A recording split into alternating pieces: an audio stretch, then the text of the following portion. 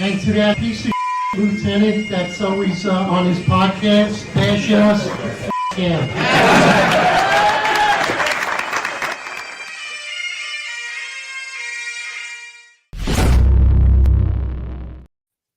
Attention to roll call. That's right, everybody.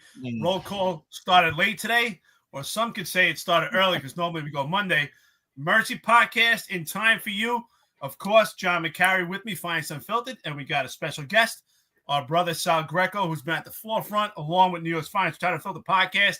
NYPD's top uniform cop, Abruptly Resigns, a.k.a. for me, I know we all got our nicknames, Jeffrey Maddrey. To me, he's the puppet master. John, what are your thoughts, brother? Saturday night, everybody. Thank you for being here. Let's do it. Well, I'm certainly not surprised, and I know you guys ain't surprised. And is it vindication?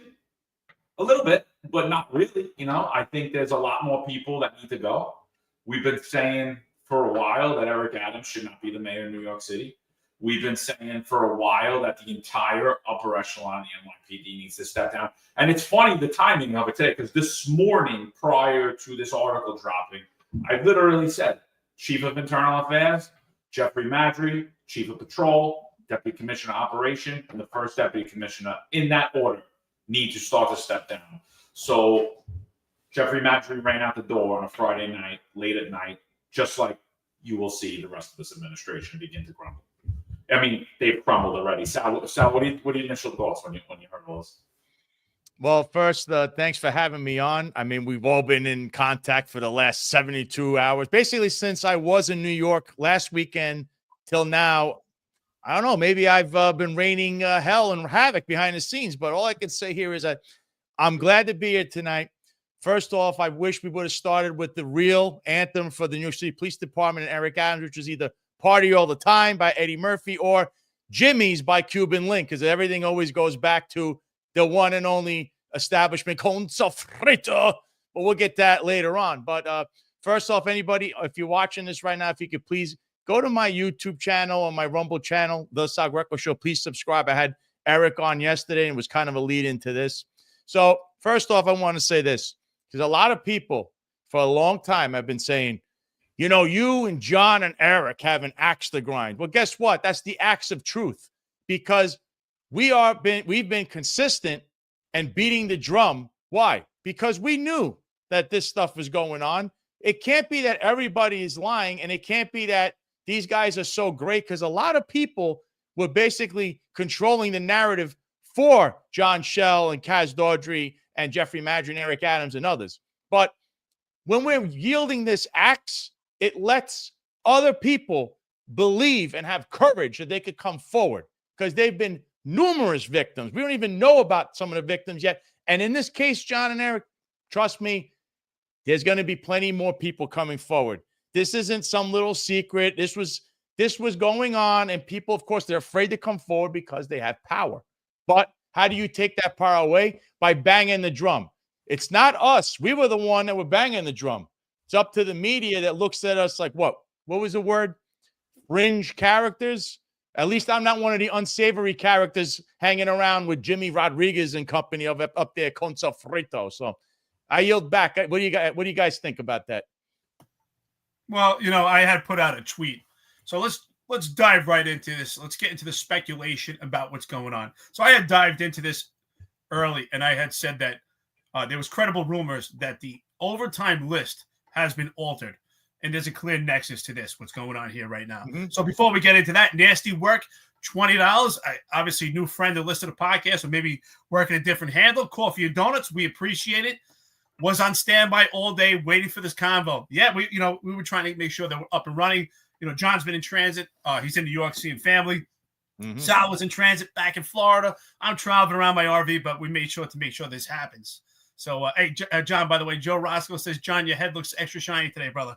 Yeah, well, it's Saturday night, and with his background, you know, you got to make sure it's squared away. It's funny. We got one guy bald, and I'm not doing too good. My hairline's going, and then, you know, we got Sal Greco with a full head of hair here. Thanks, brother. But listen, let's dive right into this. Let's talk about the speculation, right? So normally you could say if we had an incident that's isolated to just Jeffrey Maddrey and this particular lieutenant, you could isolate, take care of that problem, fix it. But what's going on right now is spread throughout the entire department. Credibility is completely lost. This iconic patch, the representation of the patch, has been completely destroyed by the upper echelon of the police department. Jeffrey Maddrey smiles at the camera, plays all nice with the community, but he's really the bad guy, and he's the evil one behind this. And it's not just this incident. Let's be honest, there's a lot of speculation out there. Lieutenant did not come forward and make these allegations until she was in a pickle herself. So there's speculation if there's any teeth to these allegations. It's rumored to believe that they've had a relationship for years. I'm hearing different things, but at this point, does it even matter? It doesn't matter. And I'll say it again. I know I get opposition from some of my friends, and that's fine. Every chief, I will say it again, I'll stand by that position, and I hope you guys stand with me. Every chief has been compromised. That includes 3 down to 1-star chief, because there is a top 400 list that is present, and it's supposed to be transparent to the entire department. And every chief gets hounded why their personnel is getting an extra hour when it comes to face-to-face relief or a fixed post in regards to a shooting. Every chief is getting hounded why their squad guys are doing so much work. And yet we have a lieutenant who supposedly is not even the top earner. Supposedly there are names being missed that are not on that list. And it's being, but we have someone, red flag, making over 400,000 in the chief department's office, and no one stands up and says, wait a minute. I can understand you don't know the entire details, but hey, I'm in Queens, I'm the chief, and you're hounding me about an hour of overtime for a particular one of my members of service, and this is an important case. And yet we have a lieutenant who made over 400,000, and no one's saying boo. That's what I'm talking about, and that's why they're all compromised. Eddie West, great friend to the podcast. Shout out to you, $50 coffee and donuts. Starting this right. Good evening, gents. I'm just getting over a shitty cold. Me too, man. I've been suffering for like 3 weeks. I can't get rid of this thing. Can't kick it. Shout out to Sal. Yes, of course, Sal. It's always a pleasure having Sal here. Welcome, brother. Subscribe to the Sal Greco Show. Yeah, Sal and I just did a show together this past Friday, actually, when I was in transit to New York. We were hoping to get everybody together, but we're trying to make it happen. Just get the content out there. So we talked on how long Kazman lasts. Yes. How long can Kazman last without Daddy? Eric, thanks for the shout out a few episodes ago. Yes, Eddie, definitely. And we got to get some, we definitely got to get some cigars together. So as far as speculation, do you agree with Sal? At this point, John, what I'm saying is, does it matter if she was legitimately raped or not? I mean, that's a huge problem. But does it matter at this point? It's not an isolated incident. The entire upper echelon is infected. The entire upper echelon needs to go. Get these bums out. Throw them out. So so here's the thing. Right? Everyone's like, oh, it's the $400,000 lieutenant. She didn't care until she got caught. To me, they're all no good, right? I don't care. But at the end of the day, regardless if she was forced, like she's alleged, or not, she was clearly allowed to do this overtime. There was clearly zero supervision going on. Everyone knew who was on the top 400 list, like you just said, right? The overtime is the biggest issue in the police department always. Oh, why you were only supposed to do 30 hours? Why do you have 31? Like, well, you assigned me to a detail, and you estimated that it would be 12 hours, but I was there for 18 hours, and then you're explaining why you're getting overtime that was ordered. Right? You have to explain away ordered overtime. Now, this is overtime that we don't even know where it was being done from. That's all coming into question. A lot of allegations around where the overtime was even happening, where the regular hours were even happening, and if the overtime was even possible, depending upon the hours in a certain week. Right? So there's a lot of different speculation around it. But to me, I don't care if it was forced or if it wasn't forced. To me, there is criminality here without a doubt. And then again, Eric, I agree when you talk about the top tier upper echelon of the NYPD. When we're talking 3 stars and above, everyone knew who was going over on that overtime list. And now we're hearing allegations that names are being removed off of these lists. To me, that's tampering with evidence. That is acting in concert and help a grand larceny. We saw Ingrid Lewis Martin being perp walked. Right? Was that 2 days ago? We saw her being perp walked. I think there's a lot of other people that need to be perp walked, and they all have about 3 stars on their chest or deputy commissioners. Sal, what do you think? Yeah, I mean, listen, I actually put out earlier if you could pull up some of my posts because it's like an unraveling step by step of what's happened today. But I believe in one of them, I mentioned that Lieutenant Epps is not the top person in his top 400 list. There's a secret list that's really, I believe it's the overtime variance list. At least 5 to 10 people on this list are ahead of her. Some of them being in the first deputy commissioner's office. They were leftovers from the Caban office. So there's a lot going on here. So before everybody rushes the judgment on her, you also have to understand Jeffrey Maddrey's history on the department. As we know, he's involved in numerous, and I mean numerous, sexual misconduct cases. Just think Thursday or Friday, it was Captain Gabby Walls, who I happen to have worked with at one time, and I know her husband very well, Kenny Walls. Shout out to you, Kenny. Great guy we work with. She was just added Eddie Caban and Jeffrey Maddrey in her sexual harassment case. So out of all these cases, John, even the Tabitha Forster case, Jeffrey Maddrey never stepped down under any allegation. He had that crazy allegation where he let this guy out of a jail and then out of the cells and CCRB, and then it was a rift between him and Sewell. He never resigned, but he abruptly resigns here. And I'll tell you why. I know you probably watching this, Jeff, and your attorney, but when you caught wind that it's my attorney, Eric Sanders, representing Lieutenant Epps, you dodged town because you know what's coming for you. Because now everything's going to come around in a full circle. So that is really the inside scoop of what happened. And the job now, Commissioner Tisch is learning exactly what, because she's oblivious to this. She just walked onto the job. So now she's hearing all these things, and kudos to her. John, you're a big, you were big on her coming in. You said she was going to clean house. She seems to be not only doing that, but she's speeding up investigations and doing what she's supposed to do. So I applaud her if she's trying to clean up this mess, because it is a mess, and there's more.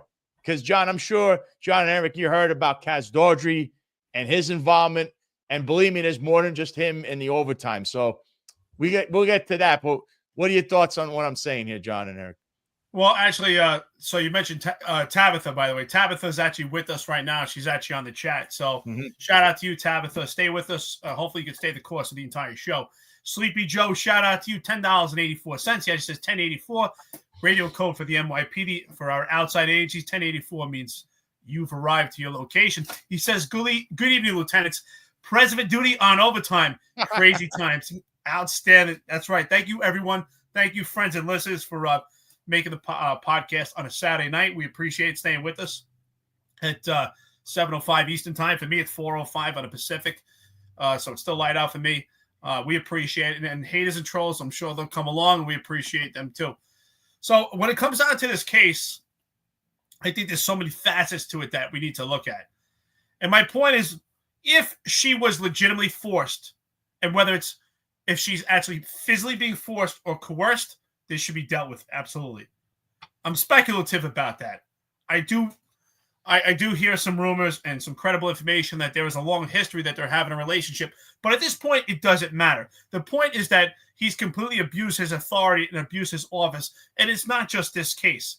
He's abused his authority as we've seen people promoted by rocket fuel, and which includes Kaz Daughtry and Tariq Shebit. So he's been the puppet master, creating all these monsters behind the scenes. He does a great job of smiling at the camera, but meanwhile, he's actually the wolf in sheep's clothing.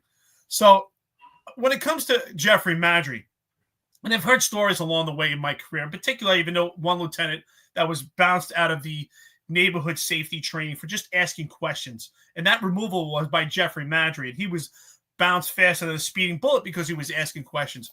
Jeffrey Maddrey's been the Teflon Don. He's managed to escape and evade all investigations. So what does this say?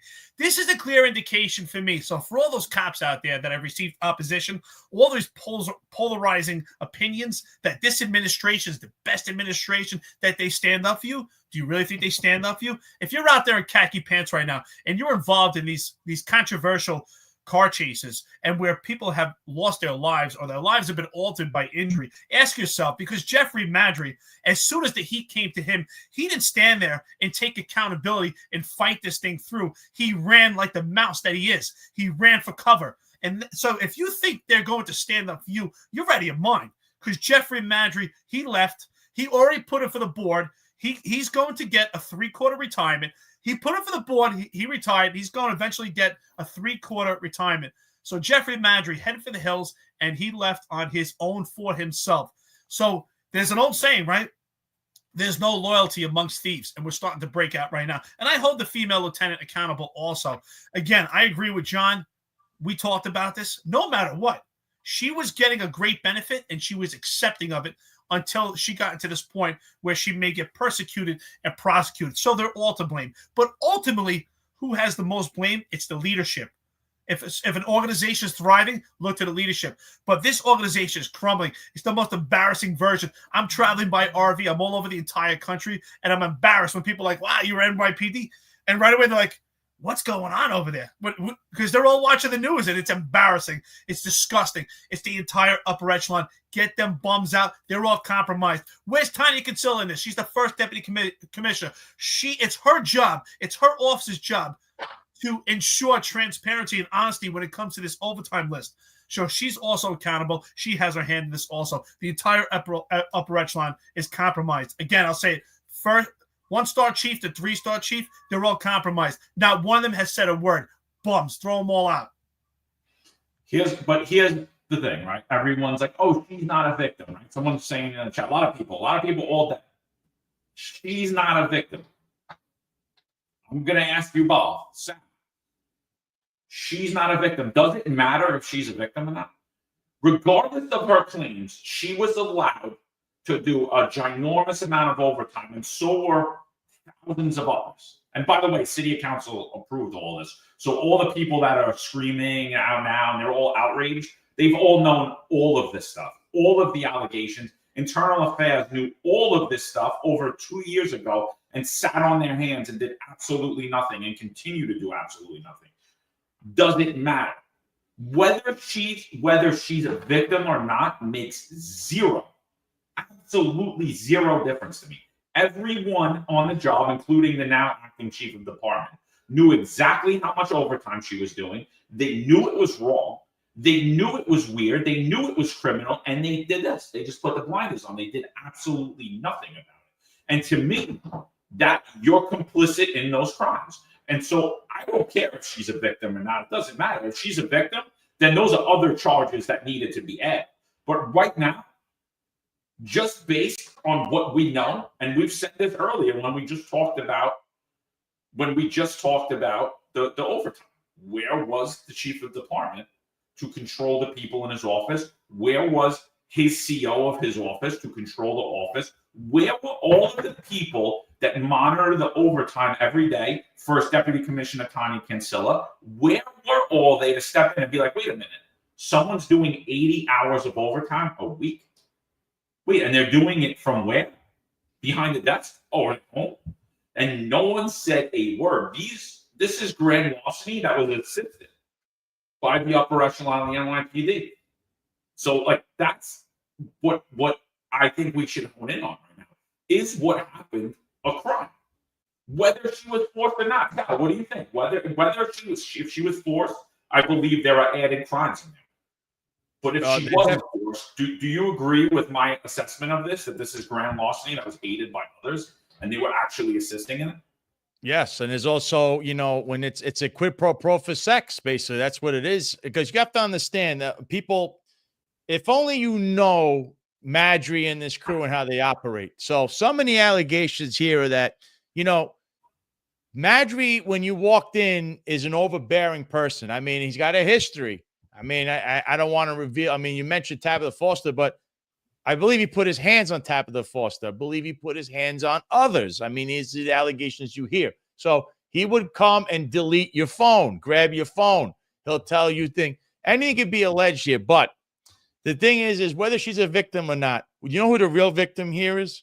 The New York City taxpayer. That is the real victim of the whole thing, because you're on the hook for all this money. And by the way this gets approved, those overtime codes, that's Tanya Kinsella, okay? Tanya Kinsella is covering this up, all right? And then you had John Schell and Kaz Daughtry who are doing the same thing. They're putting in their slips, and they're doing other things that'll come out very soon. So this is not just we're worried about who's a victim, because you know what? The number one victim is the taxpayer. And that's why you have now the Southern District of New York and the Department of Investigation through Alvin Bragg's office, which is the state, looking into this. And then I find it odd that I hear behind the scenes, the New York Attorney General, Letitia James, is worried and she's calling around because, as you know, these people that now come out and say, we're for the victims, and they're calling around and trying to find out things. John, what have we been saying on this show in my show for the last couple of years? Where were they all hanging out, John? Up on Commerce Avenue together.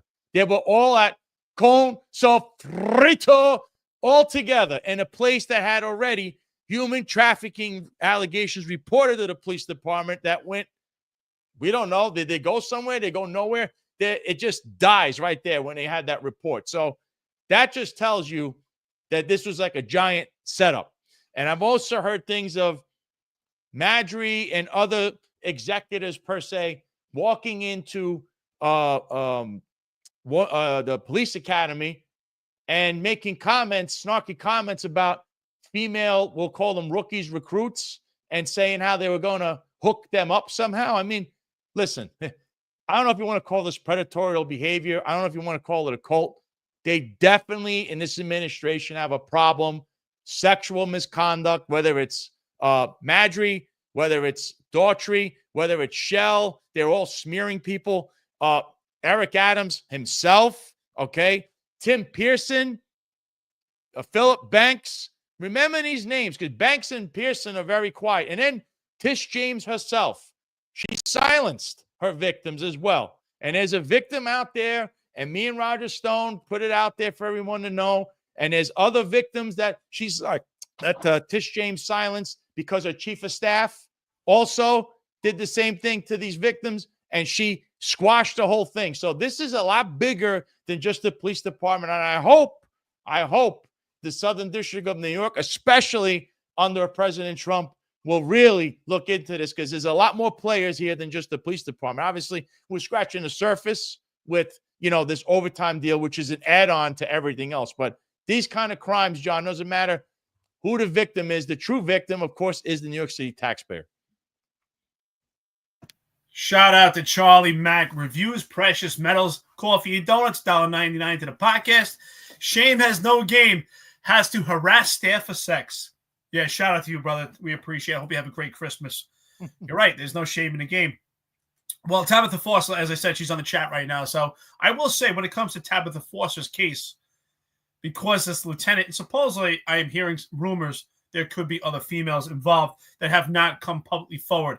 So at this point, it does solidify and validate Tabitha's claims much more, right? Prediction of the future is a reflection of the past. So they're totally independent from each other. So it does validate Tabitha's claims. This definitely shows that there's teeth to it, and gives, Tabitha has already credibility with this case, but gives her more credibility. I mean, I think John and I presented a lot of evidence that shows the credibility on numerous complaints that have been smeared, which includes Tabitha Foster, which includes myself and John and Sal, who've all been smeared for being critical of the upper echelon. John and myself have been completely smeared, slandered. We made a complaint to Internal Affairs. It's been completely disregarded and ignored. And this complaint is a very serious complaint, right? The complaint is the allegation that a member of the service used a fake moniker and actually threatened the lives of our children. It's been completely disregarded, as the NYPD has stonewalled us, refusing to provide the identity to actually keep us safe. And then we have the case of Dana Rachland, who made she made an allegation herself of a claim of rape, and she's been completely smeared. So these are people, myself and John, and all these people are independent from each other, and we're all saying the same things. So what do we see? A pattern of behavior, and it validates our claims. And when it comes to Jeffrey Maddrey and this particular case, if she's raped, all bets are off. He should be charged with rape. Now, if there's no rape involved, I still believe she's still a victim. Even if she agreed and they had a sexual relationship, aside from that, she's still a victim because she was permitted and allowed to have so much overtime that would lead her to a path that eventually she would be investigated for stealing. And that's what happened here, legitimate theft. We have a female sergeant has been completely smeared through the papers, for stealing cough syrup. Now, should she be held accountable? Absolutely. She should be held accountable for stealing. But how can we compare stealing cough syrup when someone here, potentially, she may lose her entire career, when someone else, another lieutenant, had taken over $200,000? So is she a victim in this case? Yes. She potentially could be a victim of rape, but she's also a victim of this system, the failure of this leadership, because at no point did they try to stop her, right? Because that's what you're supposed to do in a leadership, is also to protect your people. And no one tried to protect her, to make sure that someone, and hold her accountable, say, wait a minute, you've already made 100,000 overtime. We need to stop her. So I think there's some background noise here. Oh, is it me? My mic is messing up. I'm trying to figure out. Yeah, we're getting a reverb here. You're getting a reverb from me? Yeah. Okay, But that's all right. Are you able to mute it? Hold on. I'm just trying to figure out. Yeah. Keep going. But the bottom line is that whether she's a victim of rape or not, she's a victim of this system, the unprofessionalism, and they allowed it to get to this point. And if she did, in fact, it's rumored to believe that she received overtime for not actually being present at work, which I'm sure she did. I mean, there's every indication there.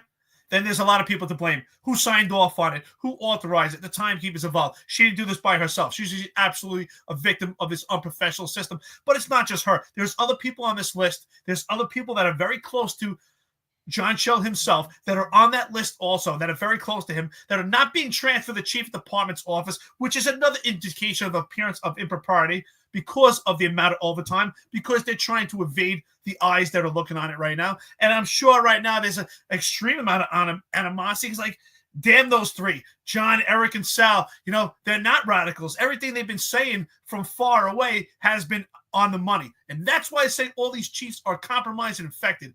I'm in California, and I can see it. John's in Florida. Sal's in Florida, and we can see it. And these chiefs are in New York, close to the hand, close to the king, and you don't see it? I got a problem with that. How do I sound now?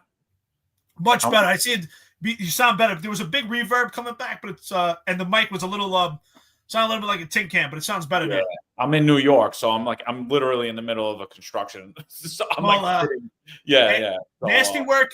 Shout out to you, Coffee and Donuts, $20. Preach, brother, preach. I really don't want it to come off as preaching, and I appreciate it.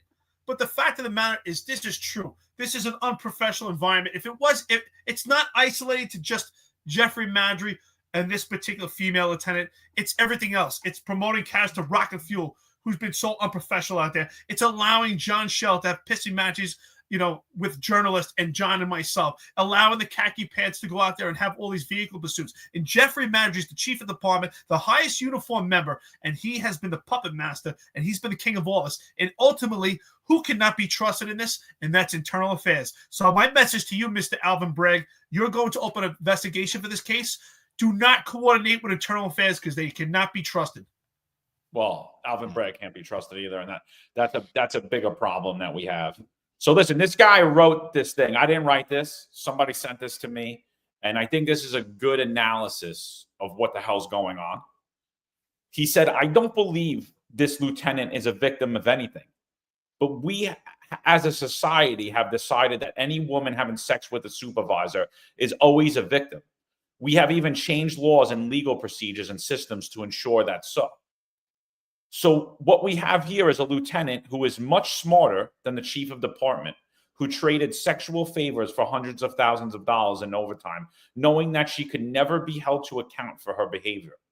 When she finally got caught stealing overtime, she had a trump card that was prepared well in advance and a patsy in the personage of Jeffrey Maddrey, a man with possibly the worst judgment of any human being in history, whom everyone in the department knew would fuck a pelican just to watch its wings flap.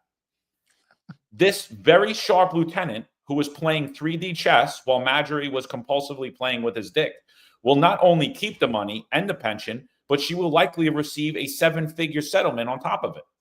Maddrey will be allowed to retire. The city will pay his part of the judgment.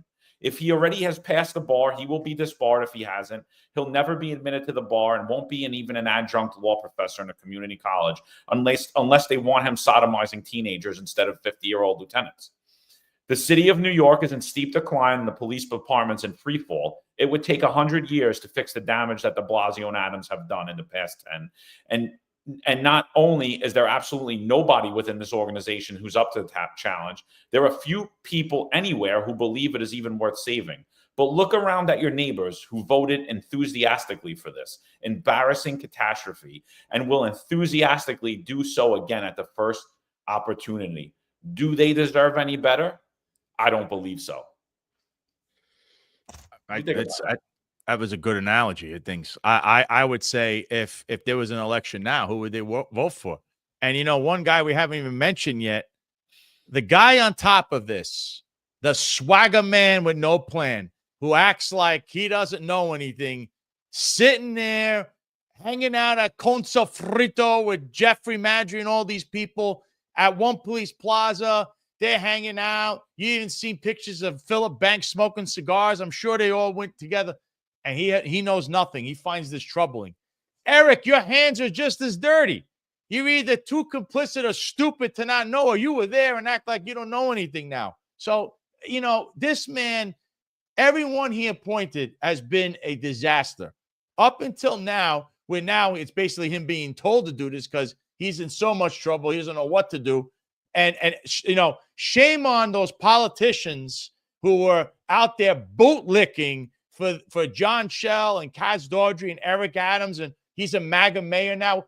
How are you looking and feeling now? How are those influences feeling now? I always said, before you go ahead and anoint Eric Adams as a MAGA person, wait till you see the Puff Daddy stuff. Is he involved with this guy? Because I know this guy knew him, knew Jimmy, hung out at Jimmy's Cafe. What don't we know? It's not what you see, it's what you don't know. But you hear the whispers, and you hear them from victims that are terrified of coming forward. And that's what we're blowing a whistle on. So when you see us yielding that axe, and you have an axe to grind, you guys, that axe that's coming, that's full of truth, has the victims behind it. And now you're seeing it one by one by one. You're right, John Eric, there are other victims, and I believe they will come forward because, these rumors that we're hearing are more than just rumors. And as far as overtime and things like that, there's other crimes that were committed here as well. So stay tuned.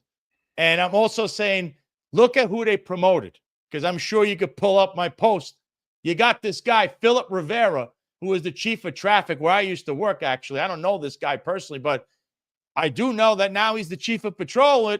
Yet he's a good friend of the mob associate and self-admitted criminal Jimmy Rodriguez. He was hanging out at Conso Frito, having the time of his life. So instead of being investigated where he should be not only investigated and terminated, if you use what they did to terminate me, saying, well, Roger Stone is a guy, we don't like him, so you need to be fired, then why isn't he fired? Why weren't all these other people attached to the Eddie Caban fired that were obviously hanging out in a place that had allegation of human trafficking, shouldn't even be open? So he didn't get fired, John. He got rewarded. He's the chief of patrol right now. How does this work? How does this happen in the world of the NYPD, Eric? Tell me how this happens. First of all, John, the synopsis that you read, I thought was outstanding. I thought it was very well written. I think it was spot on. I think it was very reflective of what's going on. I think that this lieutenant was brilliant in her response. As far as she was at the point of being prosecuted, she delayed that process through suspension. This will give her the allotment to come back and probably ride this out to the point she will probably now get a 20-year retirement in comparison to before. So her pension is going to be extremely astronomical. She'll also get the variable supplement. In addition to that, she'll get some type of settlement from this case. Now, I agree what he's saying. Are all women, and I hope our women friends and listeners that are on this podcast would agree.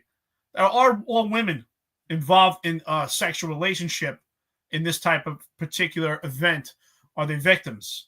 And that's why I'm saying not necessarily is she, I don't believe that she's a victim of rape if there's no actual rape. From what I hear, they do have a long history and a relationship going on. I do believe she's a victim of the system. As I said before, the system is completely unprofessional. And I would be saying the same thing about male counterparts, because this is a failed leadership that did not do the proper investigations to be transparent And that's why I hold every chief accountable, because nobody said, hey, this doesn't look right. This is a red flag. You got to pay attention to red flags. And I try not to take things personal, but I have to be honest. Right now, I'm pissed. I'm at the point where I'm actually pissed off, because how can these people throw stones when you live in a glass house? John was not allowed to utilize his reasonable accommodation for religious purposes to continue on as a good leader in the position that he was, doing an administrative role in building maintenance. He had a great context doing his job. He could not continue on. Sal was wrongfully terminated for criminal association, while we have all these people hanging around with nefarious characters, including your new chief of patrol, Rivera, who hangs along at Casa Fritos. And Marlon Bethel was terminated for asking questions about the vaccine, just because he asked questions. I myself received 8 sets of administrative charges in 6 weeks, and no one stood up for me. And when I say the job didn't stand up for me, I say the job is people. It was the chief's responsibility to say, hey, this is a red flag. We have someone that never received any discipline, now has 8 sets of administrative charges. But no one stands up, and they only look out for themselves.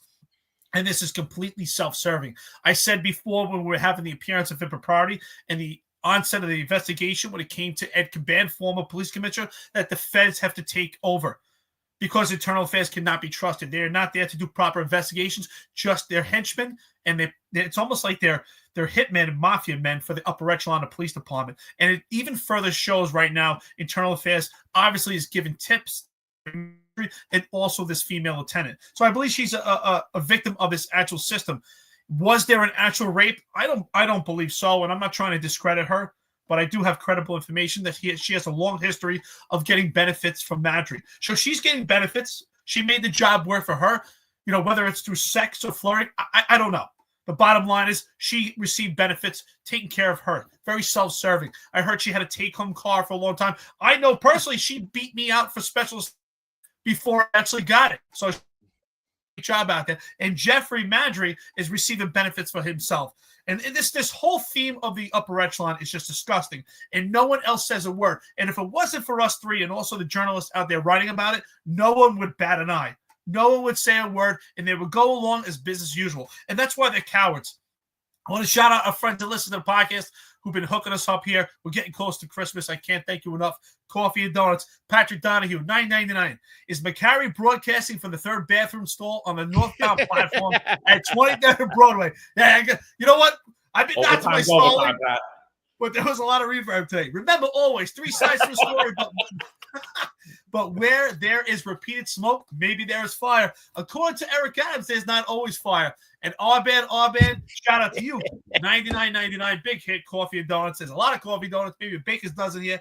Merry Christmas and happy holidays and happy New Year to the 3. Thank you so much. Top truth tellers in the realm of New York City, NYPD crime and corruption. The entire Unfiltered community. Little birdies are short chirping about the Trump admin's picks for heading up NYPD Oversight Commission 2.0. Yeah, I mean, the bottom line is it's just no one wants to see this. I don't think anyone wants to see this reflection of the NYPD. So I'm curious to Jessica Tisch, is this a strategic temporary appointments right now, or it's so bad that everyone is compromised that she literally has no one to pick from? I mean, the fact that John Schell is the chief of department, and we could point fingers and say, hey, look at his past history. We could look at Rivera, look at his history. I mean, where is the bench? Where is the bench right now that we could say, you know what, this person has not been compromised? Again, they're all compromised. We need to overhaul. The feds need to step in now. Absolutely. This is the most embarrassing. John, I want to ask you both something. I see a lot of comments here, right? I keep seeing Miguel Iglesias mentioned, the chief of internal affairs. John and Eric, did you not file a report? Or did you not notify internal affairs of this individual? Where was he hanging out at while he was the chief of internal affairs? Where was that? Chief Miguel Iglesias was criminally associating with people that were actively threatening myself, my children, and Eric and his children. So it's Chief Iglesias was hanging out with these people, knew all along. And guess what? So we called internal affairs because we gave them the opportunity to actually be police officers and do the job that they said that they were going to do. We gave him the ability to be the chief of internal affairs and weed out corruption with irrefutable evidence. And he did nothing but cover it up. I don't want to hear Miguel Iglesias is a good guy. If he was a good guy, me and Eric would know exactly the cop that threatened the lives of our children. Me and Eric would know why a nefarious underworld criminal was threatening us and where he got our name and why, right? Oh, and then, it just happened to be, Sal, it must have just been a big coincidence that he was business partners with then police commissioner's brother, Ed Caban. It must all just be a big coincidence. Oh, and you know who was hanging out with that guy? Miguel Iglesias was hanging out with that guy. And where is our investigation now, Jessica Tisch? That's my question for you. Has anyone looked at the allegations we've made? Has anyone looked over our case and what we said that the NYPD did and the misuse of police resources and the misuse of overtime and the lies that were told about us? Has anyone done that? And still till today, anytime I do major media, my name gets smeared by your now chief of department. But I'm hearing a little birdie that maybe Jessica Tisch isn't as dumb as that move that she made by making John Schell the chief of department. Maybe he's not actually, maybe that interim isn't actually going to happen. Well, we should definitely see about that. But what do you guys think about that? All Schell's guys get the boot. They all go back to patrol. Kaz's drivers are all getting the boot. They're all going back all over the place. But yet, Schell's appointed, Rivera's appointed to interim. What do you guys think about those appointments? To me, it has all signs of cover-up, right? So credible information that I received through different sources is that top 400 list of members of the service, when it comes to overtime, has been altered. And there's people at the top of that list potentially may have made more money than this female lieutenant and have been removed from that list. And supposedly they're very close to, of course, John Schell, who's now going to be the interim chief of department. So again, another appearance of impropriety. Absolutely. Article just came out. John, do you have your hands on it? NYPD's former top cop, Jeffrey Maddrey. Years-long sexual abuse was an open secret, sources say. So many more of us. And in the article, it says, just as I said before, which shows credibility to this podcast, at least 2 other department women have accused Maddrey of wrongdoing. So again, the point is, and I think it's a great title with this. John, do you have it? Yeah, I got it. And the point is, it says open secret. And I love that. I think that is great. You know, sometimes I knock the post. So shout out to you, Tina Moore, for that title, Open Secret. So that means exactly what we've been saying is everybody knows about it, but everyone they don't bat an eye until it's actually public. You know, so we're at the point right now. Is there any trust and credibility left with the upper echelon of the police department? And the answer is absolutely no. How can we say that there's any trust or credibility left? I mean, right now, John, you and I have said this numerous times, and Sal, you've also regurgitated the same thing. The job is completely running on autopilot. Mm-hmm. There is no way that they're actually able to concentrate on crime strategies and crime statistics properly while they have numerous aspects of appearance of impropriety, numerous probes of corruption, numerous levels of suspicion. It's just us. Listen, if this was any other administration, this potentially could be some isolated incident.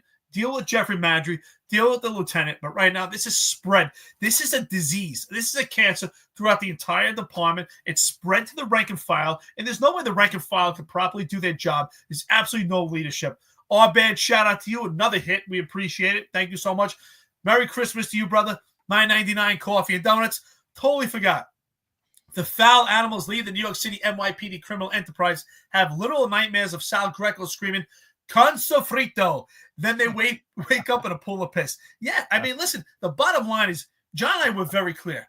You know, on the onset of our complaint to Internal Affairs Bureau, I was very hesitant making that complaint, and so was John. We were pretty tolerable of the abuse that we were getting and the hounding and the attempted suppression of this podcast. We didn't want to make a complaint with Internal Affairs. But once the threat came to our children, obviously all bets are off. And immediately, John and I were transparent with our communication with Internal Affairs, which included all documentation by email. And initially, we said we want to ensure that there are no members of the service part of this investigation or Internal Affairs that has actually participated in any event in Consofritos. And we actually have the documentation for that. In an email, we were actually told by Sergeant Galvez, who's the investigator of Internal Affairs, that no one has been to Consofritos from Internal Affairs. And of course, shout out to you, Sal, who released that photo. Sal has a Rolodex of Consafritos and just proves internal affairs. Another reason cannot be trusted. So it just validates even more the case of Steven, System Unfiltered. I know you're here today, Steven. So shout out to you of everything you had to go through. Not the squad, $10 coffee and donuts, super sticker. So super sticker to you.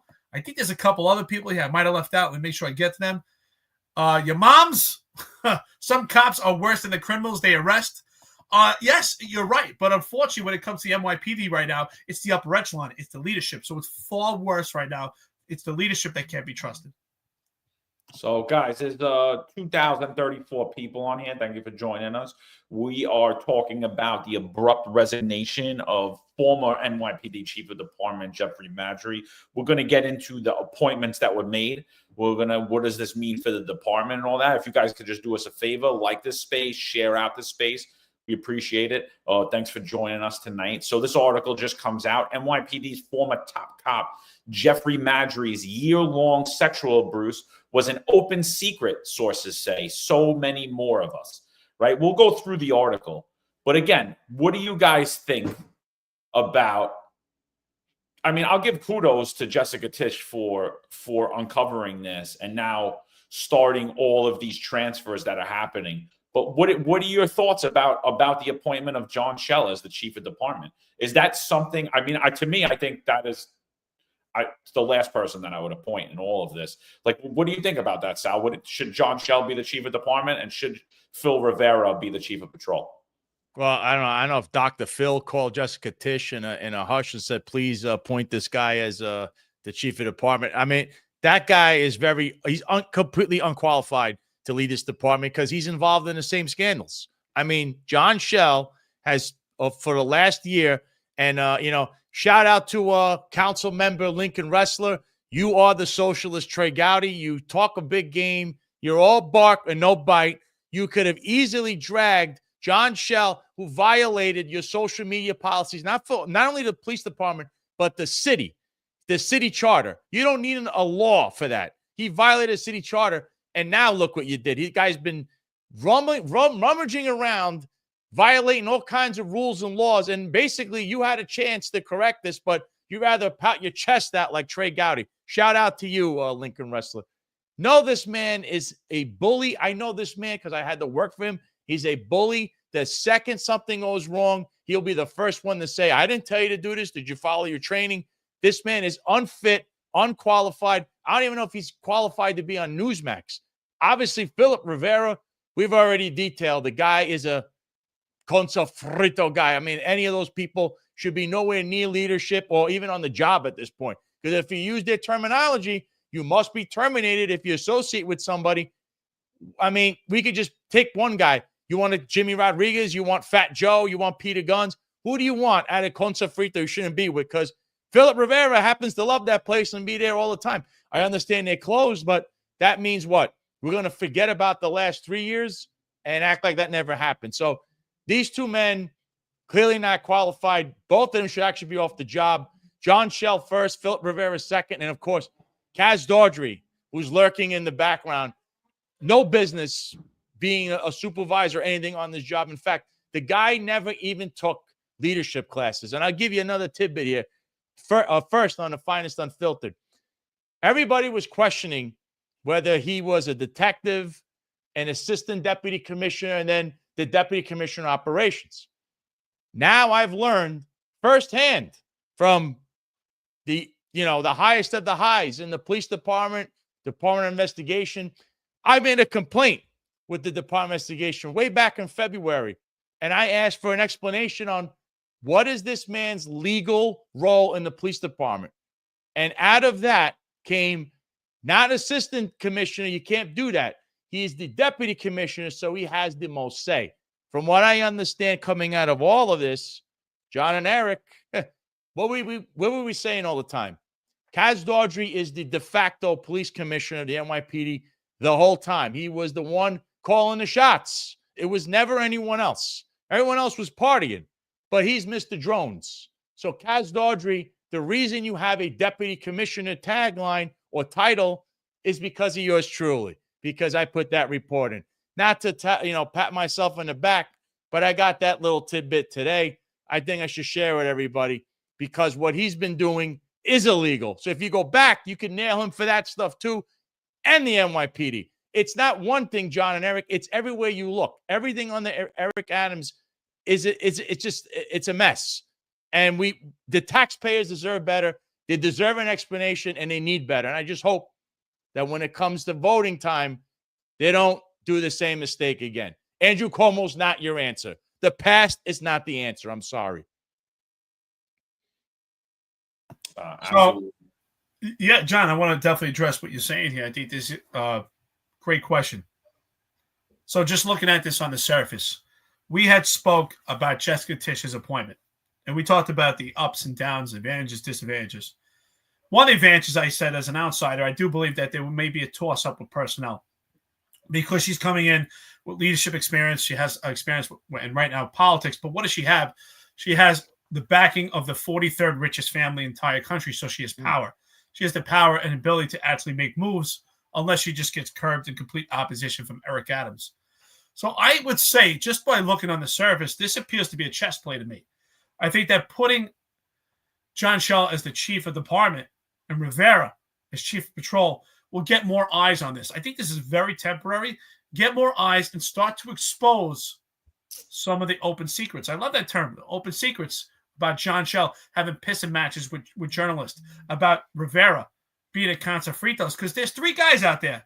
If you haven't met them before, Eric Dim, John McCarry, and Sal Greco, they're very vocal about the atrocities of the police department. And these things will probably come out in podcasts. I'm sure Jessica Tisch watches this podcast, and information will come to light as we speak about it, along with, of course, the help of a journalist out there in New York City. And I think a lot of stuff will start to come to light and will actually give Jessica Tisch a further opportunity to put some pressure on to have them resign or actually force their hand and force them out. So I would say, my opinion based on this, I believe it's a chess play. That's the only thing that makes sense to me, because if she wants to weed out the disasters of the upper echelon, John Schell and Rivera would be included, because Rivera exposed the hypocrisy of you being terminated, Sal. Knob hogging. I love you when you use that word, right? Knob hogging with nefarious characters at Fritos. And John Schell has been a complete embarrassment for the department with pissing matches, stemming from Salty Dog, having just complete acts of unprofessionalism. And he's also at the forefront of these vehicle pursuits, which is the crime strategy, which ultimately led to 13 innocent deaths this year when it comes to vehicle pursuits. So I believe it's a chess play. John, do you think that that's possible, what I'm saying? I think it's an actual chess play moving forward. Listen, I said early on, I got beat up. I think even both of you beat me up. I said that I love the appointment of Jessica Tisch. And the reason I said that was because, and I said it wasn't because I think she deserves it. And it wasn't because I think I'm going to agree with everything that she does. But I loved it because she's an outsider. She's looking at this. She's a micromanager. And to me, she appears like she wants to do what she believes is right. I believe she's setting herself up for a run for the mayor. So, I mean, you could see she's dropping the hammer on a lot of things. And I knew that she was going to shake things up. Apparently, the guys on the job are all calling her the Red Menace. So that's her new nickname, the Red Menace. So they're like the Red Menace. I put out a tweet today about it. The Red Menace is shaking things up in the NYPD. But I think Jeffrey Maddrey has to go. But there are other people named in that suit. And there are other people. And not only are they named in that suit, they're named in other suits too. And Tabitha Foster brings out a great point here. She says, Eric Adams acted like he did not see my complaint. The allegations against Maddrey been troubling, but the department continued to promote him. He had other allegations of sexual harassment, but he continued. She said, what Maddrey did was revenge porn against me, and nobody cared. What Dana Rachland say? That she was the victim of a sex crime. Only Maddrey and Kaz and Shell knew about it. And what happened? She started getting her name smeared all over the place. And only very few people even knew about that complaint. And then next thing you know, it was common knowledge for everybody. What happened to us when we started doing this podcast? John, you mentioned Dana Ratch. And what about our friend Latina Brown? Another person at the NYPD. Another person sexually harassed in the NYPD. Her name smeared. Same thing. fake accounts than some of you even on here now. I could see it trying to smear Tabitha, trying to smear us. I know who you people are, by the way. Just so I'm a lot smarter than we let on here. But the bottom line is this: it's a clear pattern of behavior. So Jessica Tish. Now, I don't believe that Shell was ever meant to be is ever meant to be where he's going to be the actual chief of department. In his head, maybe. But to me, even appointing him as the intern, that is the first thing that I'm saying is a horrible, horrible decision. Horrible. And same thing with Phil Rivera. Phil Rivera, you're watching this, you criminally associated too. You did exactly what Sal Greco got fired for. You too should be fired then. If there's one standard of justice for everybody, then the standard for justice is for you, right? And that goes for everybody, And so I'm saying I think that she did it as a chess move. I agree with you, but I think it was a terrible move. And I think it needs, before it even happens, I'm hearing that it's not happening. And people are saying that he's going to support services and he's not going to be the chief of department. I don't know how true that is. But regardless, the fact of naming him and tweeting him is the worst move that Jessica Tish has done since being the police commissioner. I think you're spot on. I think it's like I agree. I actually think it's a chess move, but I think it's a bad play.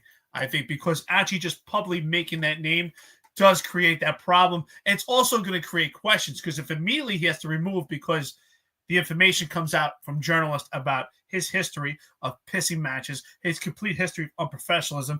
And I have further credible sources that indicate to me that not only is John Shell just completely an embarrassment on social media, but he destroys camaraderie amongst fellow executives within the police department. Because credible information that's been provided to me that he actually hums and he actually talks down to executives that are on the radio as they're actively working. I mean, this is the man that was supposed to be in a professional position. So not only is he unprofessional with the public, but he's unprofessional within. So this is going to be further damaging to the camaraderie and the morale, which is pretty much down to zero when it comes to the police department. So, I see some people here really supporting Ron Leeson. Shout out to you. They're saying, you should go back and take a position. I understand that, but I would say, you know what? You should have the last laugh and know that you retired with your dignity and professionalism and maintained integrity. And let these bums, let them work it out right themselves.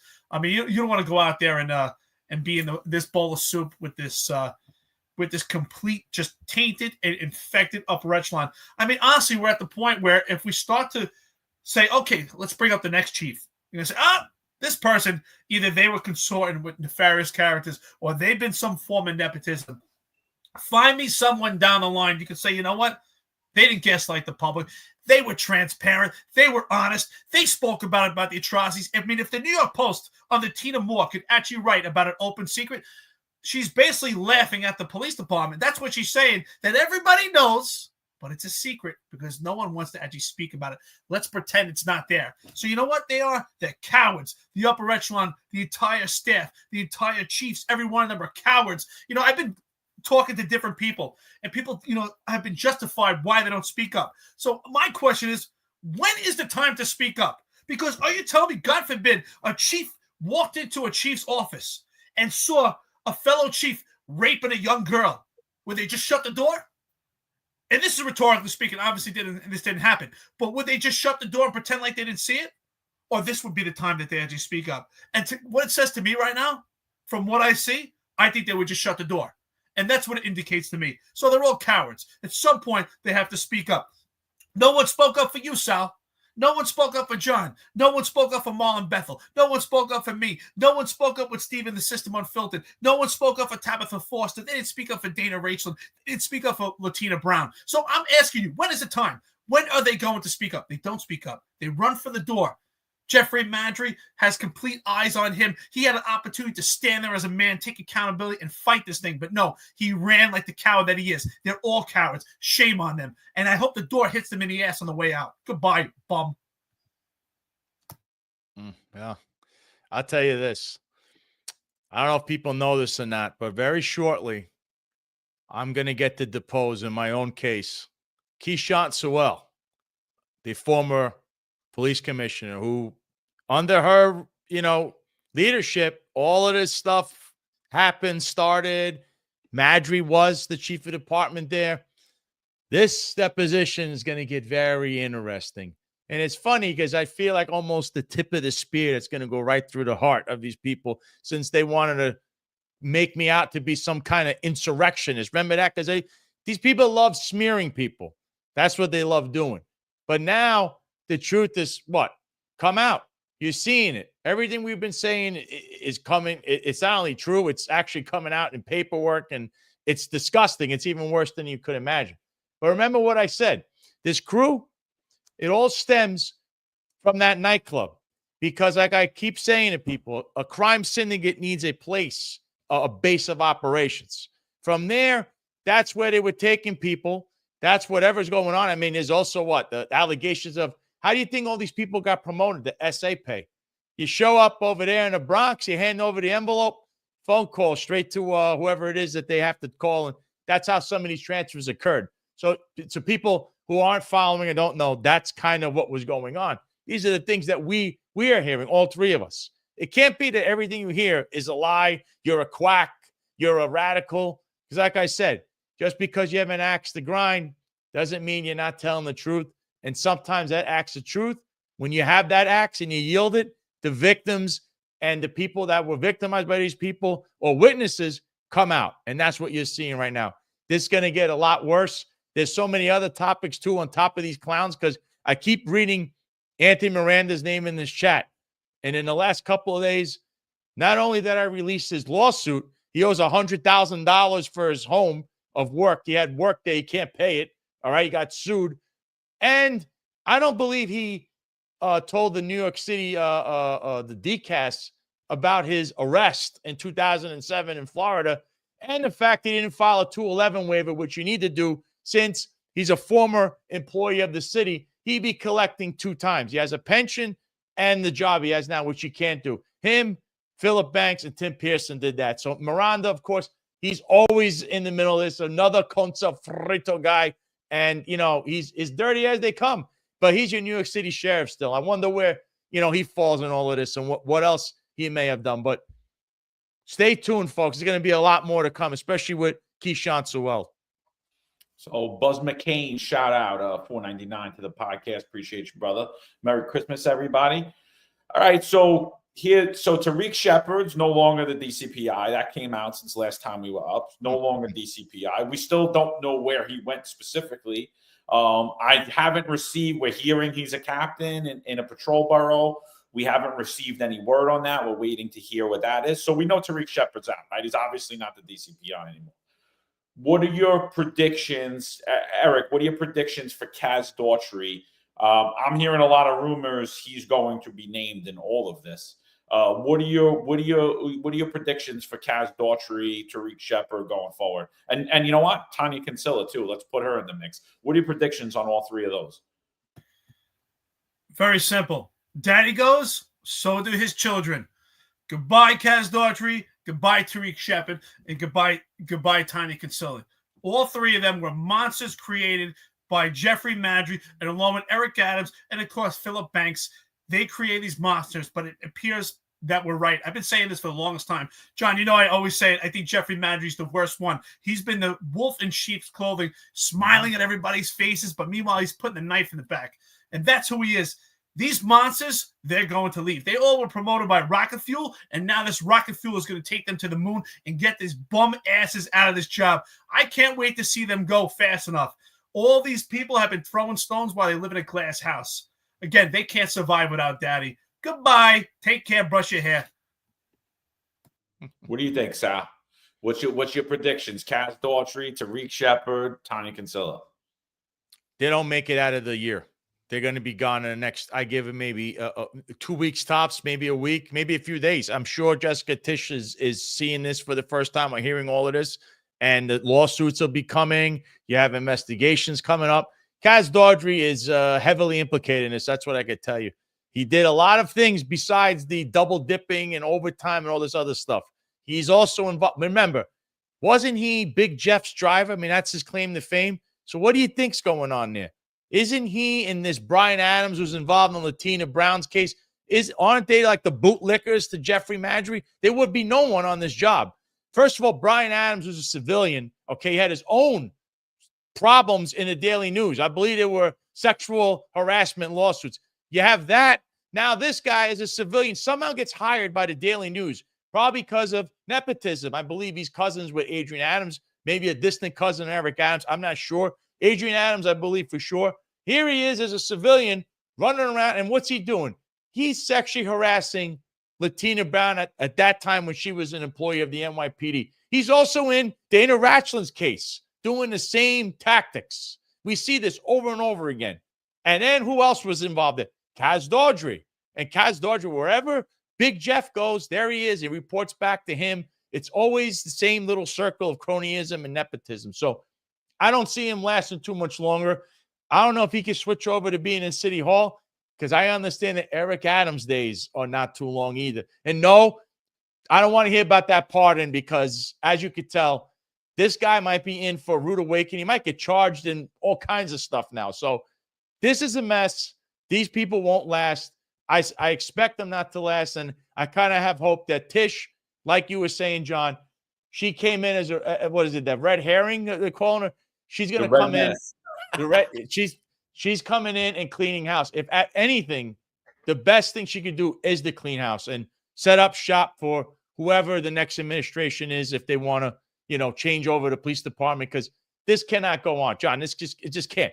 Eric, John, at this current rate, if this continues, that's why you keep seeing crime numbers go through the roof. Public safety is not the top priority for these people. It's covering up, party all the time. Where's the next place to go eat? Like, that's what these guys are doing. We've only said this for the last couple of years, and they want to call us quacks and fringe people, but yet that's the truth, whether anyone likes it or not, and it's right in front of your eyes. Yeah, absolutely. We've been calling the truth, and the papers know it, and everybody knows it, and all you journalists know it. Everybody knows it. All the mainstream TV journalists that are on air yapping, kissing Shell's butt, kissing Daughtry's butt. Oh, you guys are great. You guys have so much integrity. You guys are safe. It's like, oh yeah, no, it's good. Well, hopefully, you don't have drinks with them after, because then you're gonna see how great they really are.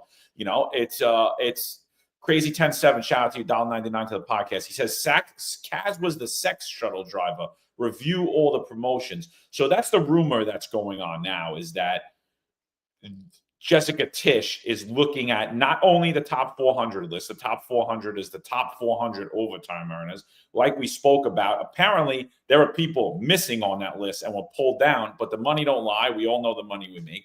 So they're going to review that earners list, but they're also going to review the promotions, because the rumors is that office was in charge of promotions, and there were gifts given to a lot of people. And that was one of the allegations about two other guys that left the Adams administration. So I agree with both of you. I think they're all not long for the NYPD any longer. I think, Kaz might even join me in investing. Welcome to the vested club, Kaz. No 12.5 a year for you, right? No Christmas bonus for you, brother.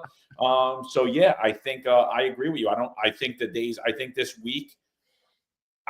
week there's going to be a lot more impromptu podcasts coming up. We're going to be down on Monday morning, but don't be shocked if you see us on Monday afternoon or Tuesday in the evening after we just did one. I think there's going to be a lot of news coming out, and I agree with you, Sal.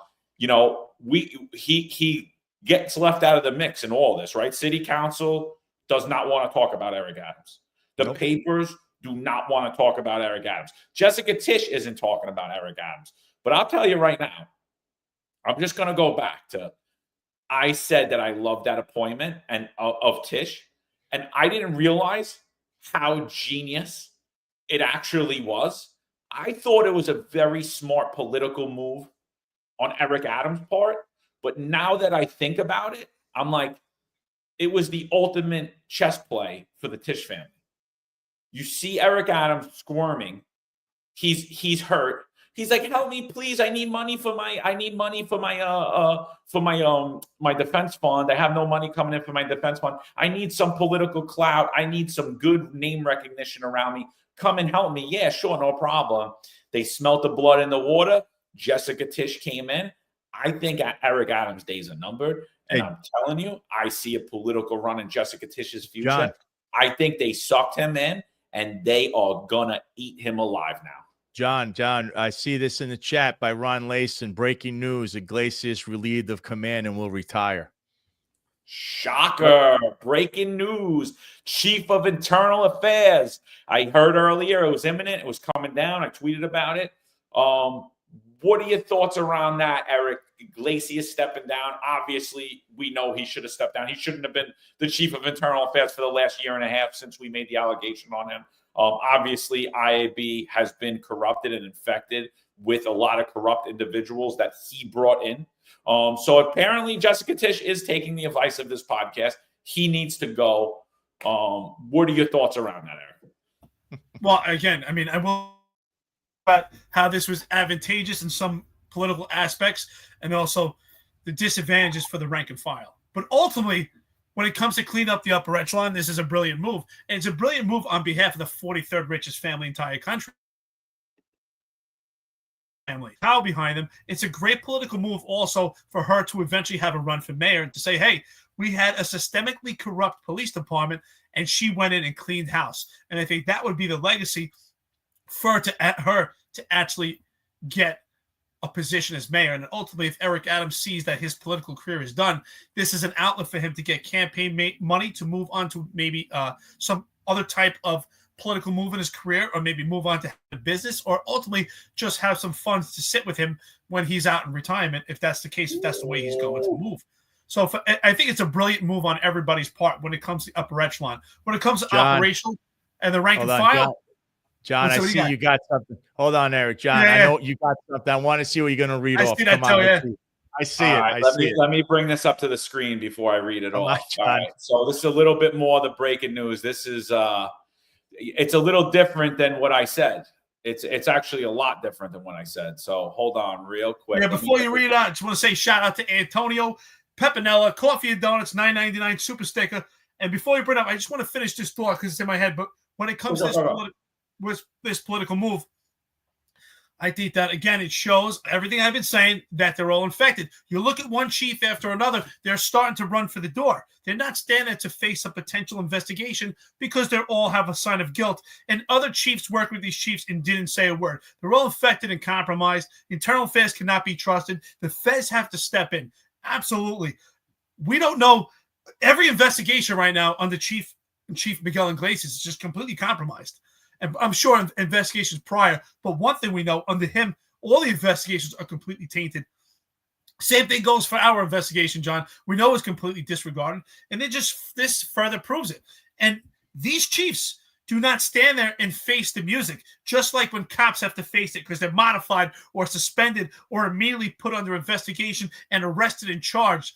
These chiefs are afforded the opportunity to run for the door. If that's not further proof that nepotism and rank at the upper echelon is a rabbit in the hat, I don't know what else is. All right, we gotta get it. We gotta get this out. This John. Come on, John. Let's go, John. All right. So I misreported. I said that he was his resignation was imminent, but that's not what Jessica Tisch just reported 8 minutes ago. Earlier today, Chief of Internal Affairs Miguel Iglesias was relieved of his command and has notified the department of his intent to retire. I have appointed Edward A. Thompson, a 38-year veteran of the department, to serve as interim Chief of Internal Affairs, effective immediately. Above all else, the NYPD Internal Affairs Bureau must always be dedicated to preserving integrity and rooting out corruption in all forms, and is an essential function that is crucial to maintaining honor and nobility in the profession and preserving public trust.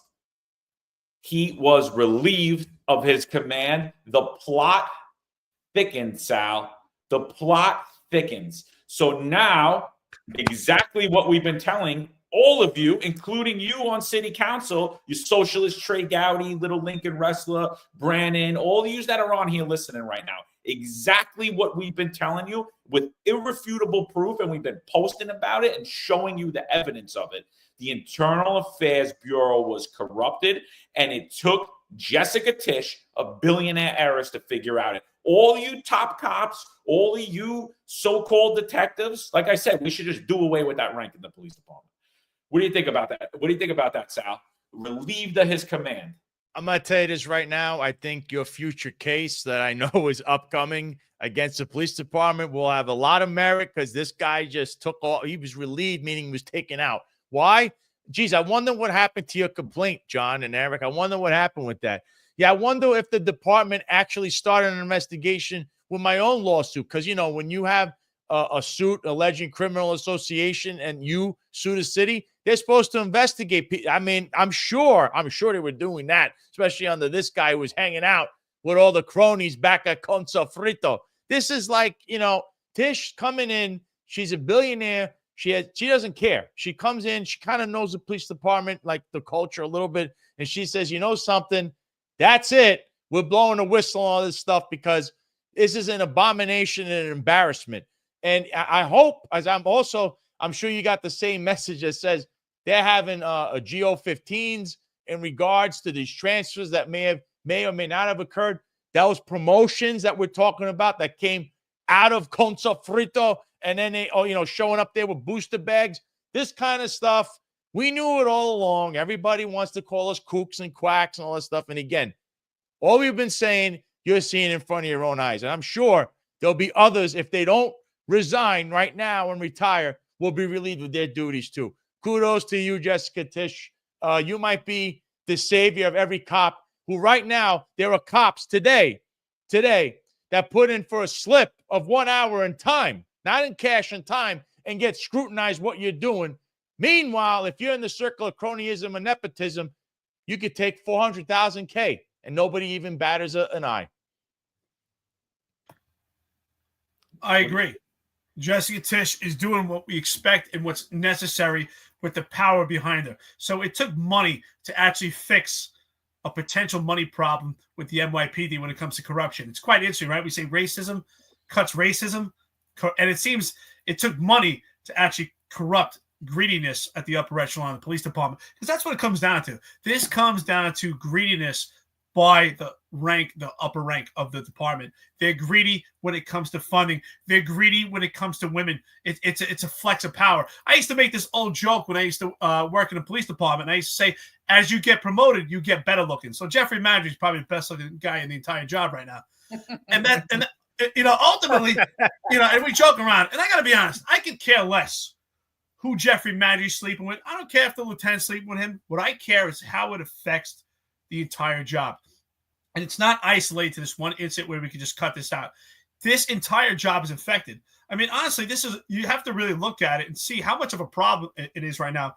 There are cases right now actively investigated by Internal Affairs, well, supposedly investigated, that are just completely tainted because Iglesias has been under fire himself, under a cloud of suspicion. We've pointed out ourselves, John and myself, and along with you, Sal Greco, put in that picture showing that he's hanging around with nefarious characters at Conso Fritos while he's in charge of Internal Affairs, while you have your active lawsuit against the police department, while John and I are claiming that Conso Fritos has a clear nexus to the threats against John and myself.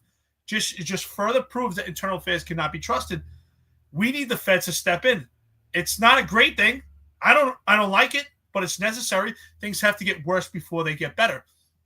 And they are getting worse. It's getting worse operationally. It's far worse for the rank and file. The boots on the ground right now, they must be just running around on air, have no idea what's the mission, where to go from there, complete distraction from actually addressing crime, puts these cops in a further predicament for their own safety as they lose trust and credibility.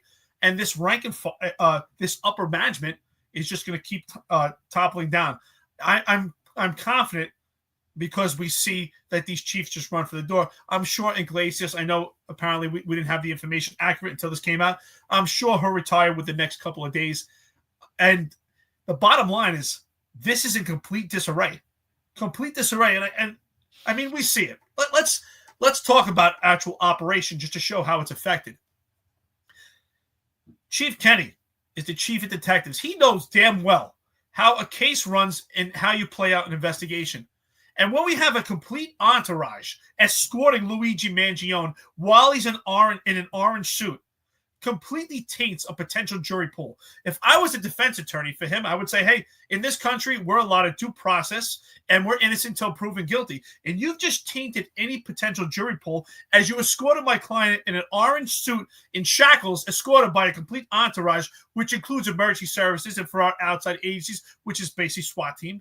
So the appearance of guilt is there right now and tainted a potential jury pool. But we don't have anyone who's technical to stand up and say, hey, Mayor Eric Adams, I understand this is what you want. You want a complete media op, but this is not good for business. And I think they completely tainted this entire case. And it just shows how this distraction of corruption actually affects the operational business of the NYPD. That was a shit show. They look completely stupid, and I'm embarrassed by it. If anybody worked in the squad before, friends and listeners on this podcast, I'm sure you could agree that media frenzy was absolutely ridiculous. The last time we had a mayor escort an entourage or have an entourage for an arrestee was 1993 for the New York City World Trade Center bombing. Now, to me, that makes sense. That's a flex to the entire world, not just to New York City and the country, the entire world, that we're not going to take this, and we're not going to accept this, and we stand strong against terrorism. But to escort Luigi Mangione in that way just shows the entire upper echelon has completely tainted the entire department, and all operations have went out the window, and they've paid the price for this upper echelon. Hey, Eric, remember on my show yesterday what you said, and you mentioned this, and I said, I came back, I mean, the clip is all over the place, but I said, you know, 2 cops could have done the same job. Just 2 cops. Go to PA, maybe another car, maybe 4, like 2 and 2, could have done the same job and take him to New York City. But Eric Adams decided to insert himself because he wants President Trump to see him. Please, pardon me, Daddy, please. That's what he's doing, trying to look like he's now a cop after he was the one, by the way. He's the one that was hiding for 22 years, a house mouse. Listen, Eric, I know you used to come to work in garbs. You want to be part of the Farrakhan Club. I know all about your history. Transit Guardians, Grand Council Guardians, 100 Blacks in Law Enforcement, everything you've done. You're a scam artist, con man. Now you're going to come out. Now you want to come out and be a cop. You're going to sit on what would be an extradition and an arraignment, which you have never done in your career. And when you were behind the desk, Eric, you were the one telling cops, bullying them, telling them what to do with their own perps when you never even patted one down yourself. Okay, Mr. I'm hiding in transit, getting my waiver to go hang out with Al Sharpton, Louis Farrakhan, and bodyguard for Mike Tyson, who's a felon, by the way. So this whole thing was a complete waste of taxpayer money and an embarrassment and a slap in the face to New York City. 2 cops, 4 cops at best could do it. And by the way, he wasn't even leg shackled. Where were his shackles, Eric? Shouldn't you know this? I mean, you were a cop. That's what the whole thing is a disgrace. More wasted taxpayer money. And Eric, your pardon, all your garbage, praying for a pardon is not going to work, buddy, because you're involved in so much stuff. Only you know what you're involved in. And should have been a man today and said, oh, I find the allegations troubling. Really, Eric? You're partying at the same places with these guys. You find the allegations troubling? I love to know what you really know and what you saw or partook in, Eric. That's the real question. Who partook in what? Because I don't think that the people that are stepping down are alone in any of this. I don't think that they're alone in any of this. So Iglesias stepped down, Maddrey stepped down. I think you're going to see 3 other people step down right away. But the main guy is still hanging on, looking for the pardon from Trump. But I got news for you people. I don't even think, first of all, I think Trump is going to completely distance himself in the next few days when more and more starts to unveil about the corruption and they show exactly what we've been saying was exactly what has been going on, right? You guys have been seeing it for over a year. It just keeps coming out and coming out and coming out. So I think he's going to start to distance himself. But let's say Eric Adams even got that federal pardon to get away from that federal case. He's got big problems because there's going to be city charges. There's going to be state charges. There's going to be other charges that he's going to face. Eric Adams should run for the hills. We said it here. If he makes it to January 1st, he's going to be the finest Unfiltered Man of the Year, right? Because the Hispanic Society, the NYPD, didn't have any problem making him Man of the Year, even after he got indicted. This is absolutely disgraceful, by the way. Who's in charge of that? Joey Ayala? Absolute disgrace. Coward. Joe and Patrice, you too. Disgusting. You guys hanging out there, taking pictures. Everyone. Who else is hanging out with him? What the hell is his name? Cardinal Dolan. Him too, hanging out with Eric Adams, making that Eric Adams is a great guy. He is the most corrupt mayor in New York City history. You people are making him the man of the year. You're giving him awards. You're selling the public that he's a good guy, and he is anything but a good guy. He might be nice to you. He might shake your hand. He might take a photo with you. He might, but he's not a good guy at all. He destroyed all three of our careers, all three of it, and we're not alone. It's not just us three. There are thousands in every one of our unique situations. There are thousands behind us. So you disgraced the rank and file by you buddying up with him. And that's my problem with the people that are still on. They're like, oh, Eric Adams is good. He gave us a contract. You deserve a contract. Eric Adams didn't give you anything. You were getting a contract. City's required to negotiate. It's not my fault that the unions are in bed with the city. It's not any of our fault. We've been telling you they're in bed with the city. Now it's the SBA's turn, and they're gonna let you all sweat it out. You're not going to get a contract for 5 years, and they're going to save the city hundreds of millions of dollars. And that's what they're doing. So, all right, Miguel Iglesias is out, but Eric Adams. When does Eric Adams step down? Does he make it to re-election? That's my question. Eric, what are your predictions? You said he was never stepping down. You said and you've been dead on till this point. I said he was stepping down when the indictment came on. What do you think now? Now it's apparent that this man is the worst fantasy manager ever. The NYPD is systemically corrupt, like we've been saying. It's all related to his appointments. What do you think?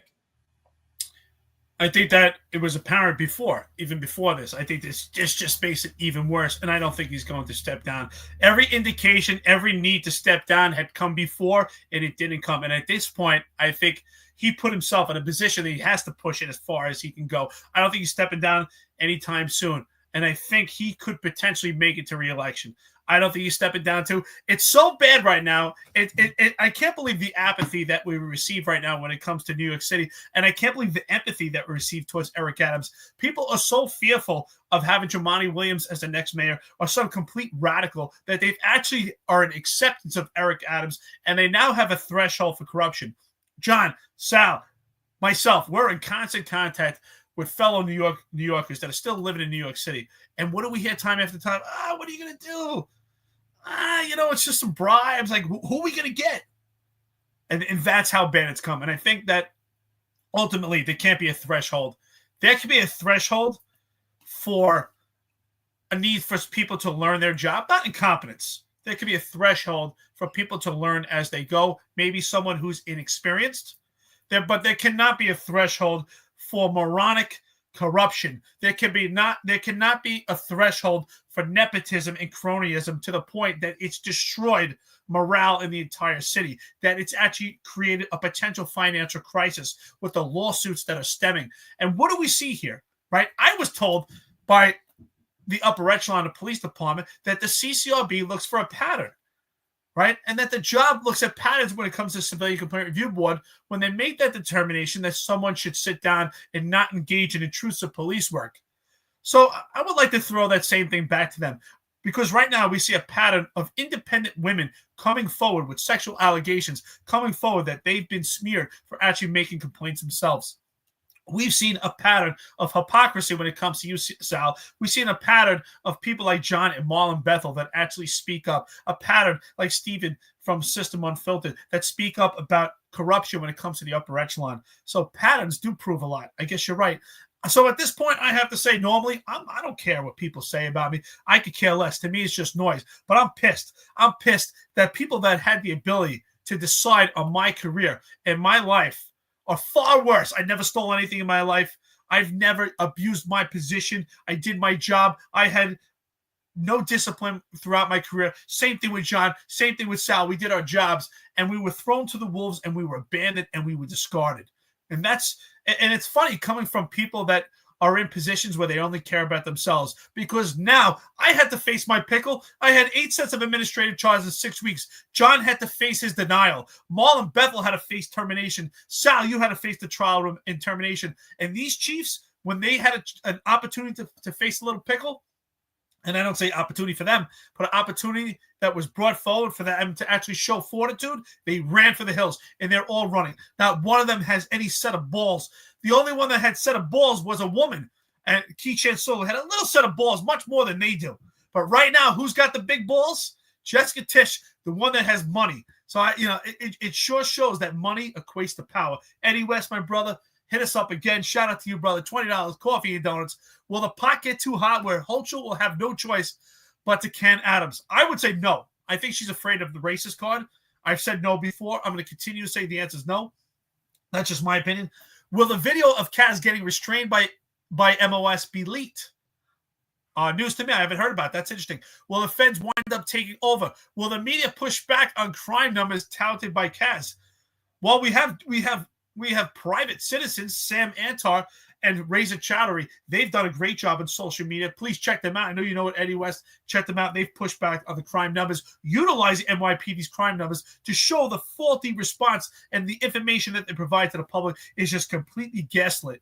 So that's my question here, is how does the police department go forward? And I think the feds have to step in. And I think Eric Adams will survive. I think he will not step down. I think Eric Adams has to be dragged out in handcuffs. I don't think so. I think he's going to have to step down. It's a political, everything's being worked out behind the scenes. Jessica Tisch's rise to prominence here is no surprise because Eric Adams has lost all his luster and his power. I don't know if he's even making the decisions day to day at this point. I mean, Adrienne Adams seems that she's more the mayor than Eric Adams. So I think he's really trolling for a pardon. That's what he's concerned about. He doesn't even have the money to pay Alex Spiro, his attorney. He only raised about $1.7 million. If you actually read his own lawsuit, Alex Spiro's doing a disservice to this guy. He's really focused on Jay-Z, but he's not that focused on Eric Adams. And the reason is the money's run thin. You know, Eric Adams, the more you look at him, the more guilty he looks. The only thing he could do is while he's in the middle, try to be like a middleman, I'd say at this point, or like a figurehead, or try to plead his innocence. But he wouldn't survive a state case at this point. I mean, if they charge him for anything right now, we also haven't mentioned this, but Ingrid Lewis Martin, who is a sorority sister, I believe, of Adrienne Adams, is best friends with Jeffrey Maddrey. She was also very close with Philip Banks and Tim Pearson. Whatever she's proffering for with that Fugazi attorney of hers, Artie Idala, whatever's going on there, that's going to be weigh heavily on this whole decision that's going to come up now between Tisch and the prosecutors in the DA's office and the feds, because she could end up becoming a witness in all of this. Maybe she knows something. I don't know, but I'm just saying, I know she's very close with Jeffrey Maddrey. So that is also going to play a factor in this. I just don't see Eric lasting. It's just, this would be the Houdini act of all time. And either way, he doesn't make it past the primary. He will not be the mayor next, come the 2026, Eric Adams will not be the mayor. That I'm for certain. As far as whether he steps down or not, I'm leaning heavily towards it's all being worked out behind the scenes, how or when he's going to do it. And it probably, if he doesn't do it by January 20th or get indicted again or whatnot, it'll probably be right after that. Yeah, I think Jessica Tisch is building herself up to be a Teddy Roosevelt figure. Comes from a wealthy family, steps into a life of service, rooting out the corruption, right? That's what Teddy Roosevelt did. I think they're going to build her up a little bit more. He's going to step down. There's going to be a special election. She's running. I think she's going to, but if she could beat Cuomo, that's the question, because Cuomo's going to come in. Curtis Lewa's got to step his game up if he's going to be the conservative or Republican thing. Got to get boots out there on the ground. He's got to come out there with a real plan. I want to know right off the bat, are you reinstating New York City workers that were wrongfully terminated under this mandate by New York City Mayor Eric Adams? Like, that's what I want to know. And so do a lot of others, thousands of people in New York that want to know that. We want to know what your plan is with this police department, who's going to be a police commissioner, who's going to be a chief of patrol, all of that, who's going to be in charge of Internal Affairs Bureau. I think you got to strike while the iron's hot, or we got to go somewhere else. Nancy Roden, shout out to Nancy Roden. Nancy's the head of the New York City Conservative Party. She said here, just to go backwards on the Luigi Mangione photo opportunity, like everything in Eric Adams is a photo opportunity. When it came to Russell Timoshenko's murderer, the piece of garbage that killed Officer Timoshenko in 2007, 2 detectives went and picked him up. Luigi Mangione, they had a helicopter, all of this crazy stuff. And it was like how much resources, and we notified the media. Eric Adams had to be there. It was absolutely disgusting. And honestly, the only people saying anything about Eric Adams are the left. Me and Eric were talking about this the other day. Like, you have this common sense caucus in New York City, and they're the ones that support a criminal syndicate running New York City. They support this mayor. They turn the blind eye to everything he does. I mean, I see it clear as day. I mean, I think a lot of people see clear as day. They're Eric Adams sycophants. Anything he does, it's like, oh yeah, oh, he's corrupt, no big deal. Oh, he fired all you guys. Oh, we feel terrible for you guys, but it's not his fault. It was Bill de Blasio's fault. It's like, no, he was actually the one that signed off on it. He was the one that's still fighting it today. And I personally think that it's disgraceful that he's in office. He should have resigned, but he had 0 class. He's a disgusting human being. He should have resigned. And now it goes to Kathy Hochul. Kathy Hochul has proven that she has no business being the governor of New York. Because I'll tell you right now, if I was the governor of New York, Eric Adams would have been removed way before he ever even got indicted.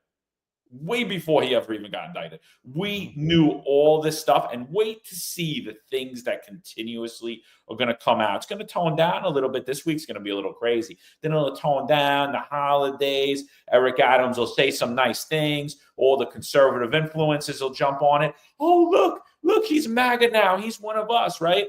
And then it'll like everyone will try to sweep it to keep it to where he gets to the election.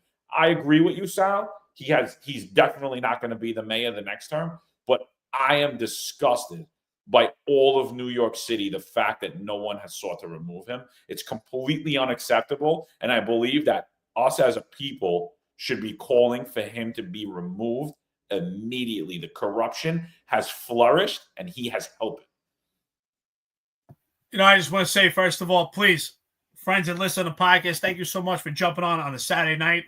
We appreciate it. I know you guys probably have a lot to do with your weekend. Very appreciative that you're with us.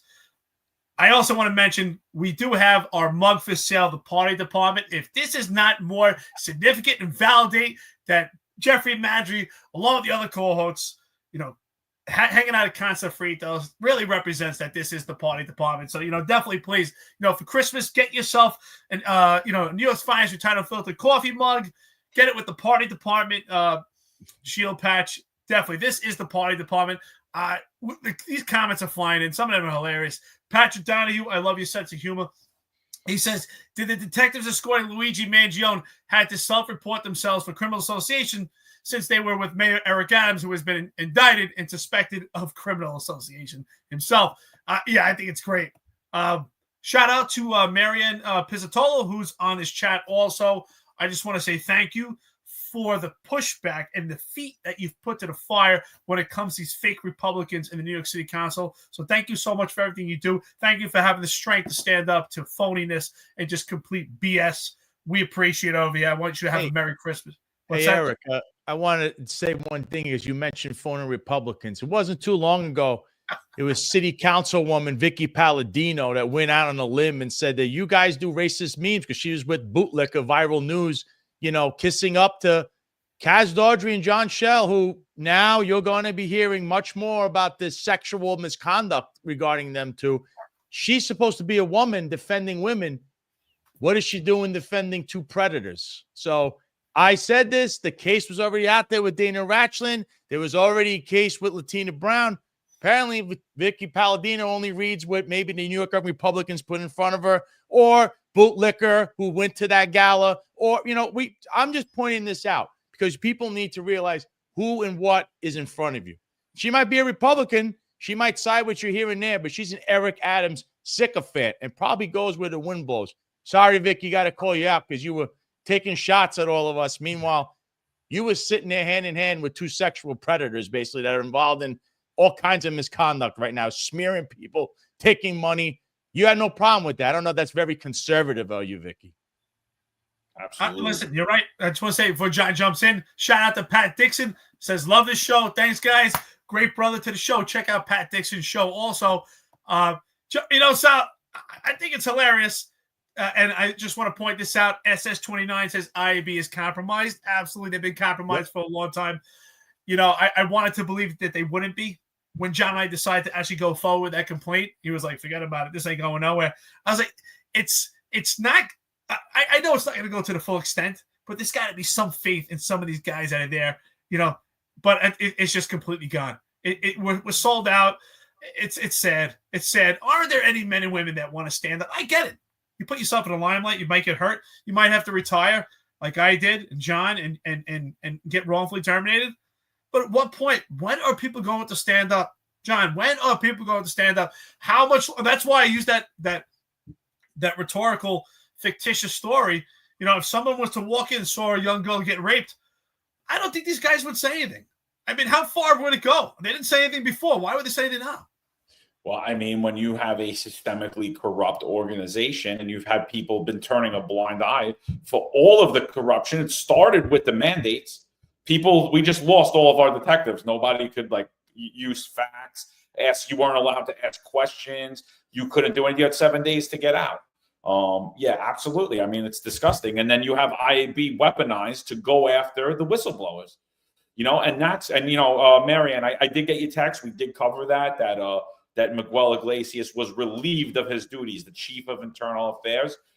Listen, people, that's one for the history books, right? We're going to write articles about this. There's going to be documentaries about this. Crumbs, look forward to our movie Crumbs that are going to come out. That's going to be an integral part of it too, the role that the Internal Affairs Bureau played in this corruption. For those of you that don't know, Marianne Pizzatola is a president of New York City Retirees.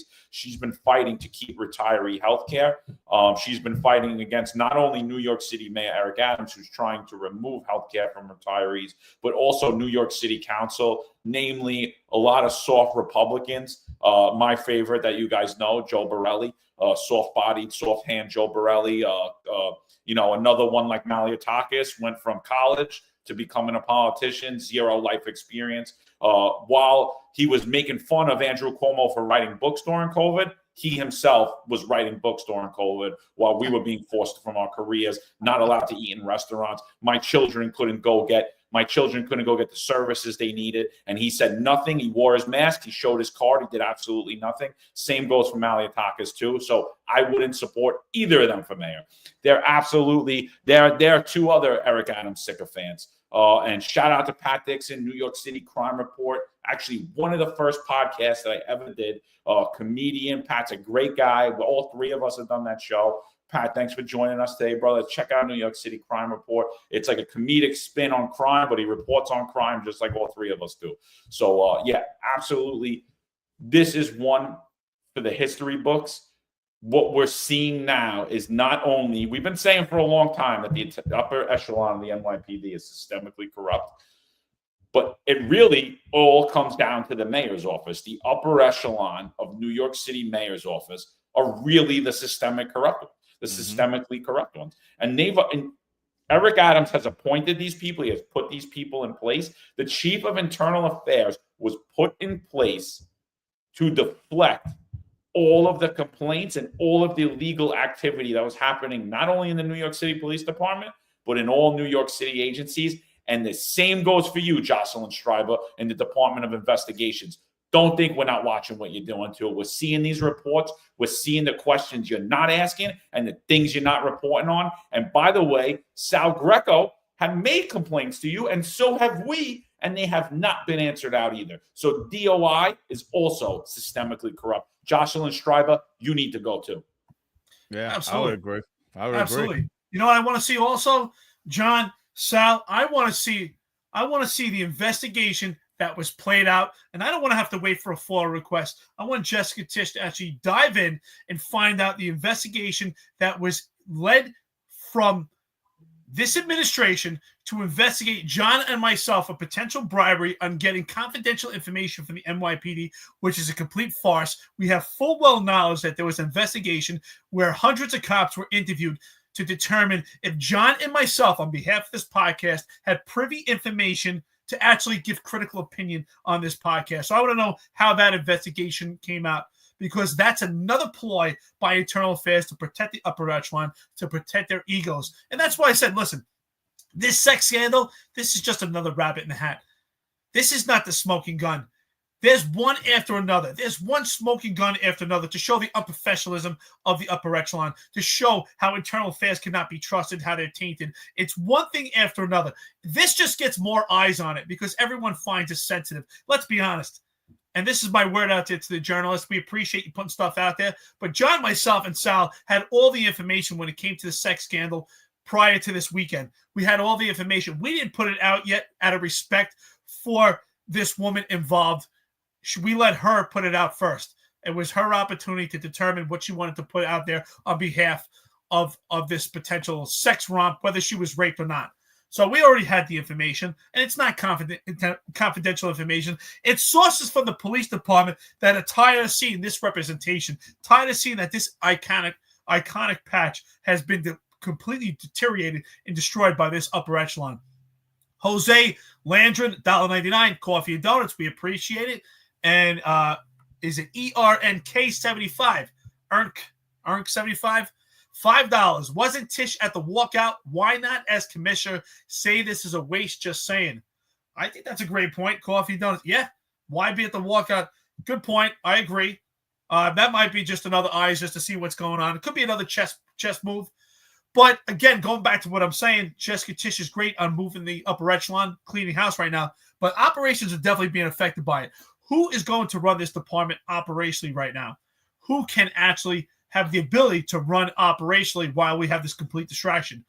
Do you have any names in your hat, Sal? Would you say, hey, there's somebody like, okay, they could run this job right now? And it doesn't have to be a chief. It could be anybody. I would say somebody probably in the lower ranks of a captain or something could probably, someone who's been a street experience, you know. But I'm just going to make a comment here. I see one person here, Sarah Connors, 1, 2, 3, 4, 5. She says this was in regards to Vicky Palladino. I guess that's ridiculous to say about Vicky. How is she supposed to know the legitimacy of an allegation, which is still just an allegation? Well, Sarah, I'm going to say, Sarah. How did she know we were racist? Why would she call me a racist? Yeah, she was calling everybody here a racist off of memes, and she's standing there. Listen, let's not like call this like, oh, she doesn't know the babe in the woods routine. She knows very well what we post online. She follows John. She follows Eric. She's even following me. She knows what's going on. If she doesn't, she has the worst chief of staff who might be partying themselves. Who knows? And she's standing there with another person, the bootlicker. Where is that guy right now, bootlicker? He's on X. Constantly coming after me and John, making all these false reports. He's a Trump supporter, apparently. Trump doesn't even know who you are, guy. So what happened with that? And she's standing there with John Schell and Kaz Dodry. Now, mind you, city council also sees lawsuits, sexual harassment, misconduct. They see all those lawsuits. So if Vicky Palladino isn't seeing the Dana Ratchling case or the Latina Brown case or any other case, then maybe she doesn't belong in city council. I'm saying she said, and she was making reference to us having racist memes and calling us all kinds of names, and she's standing there, back to blue. How's that looking now? Carrying on, holding the water for these two guys with their narrative. What's their narrative? They like to control the narrative, right? Meanwhile, look at their own activities and behavior. Bad luck for Vicky Palladino, who should actually apologize to John and Eric. I don't really care. But John and Eric, they should apologize because that was outrageous, calling about racist memes. And then they had, who was it? That guy, Patrick Gordon from the Guardians. Wonder where his overtime slips are. That guy came out, and guess what?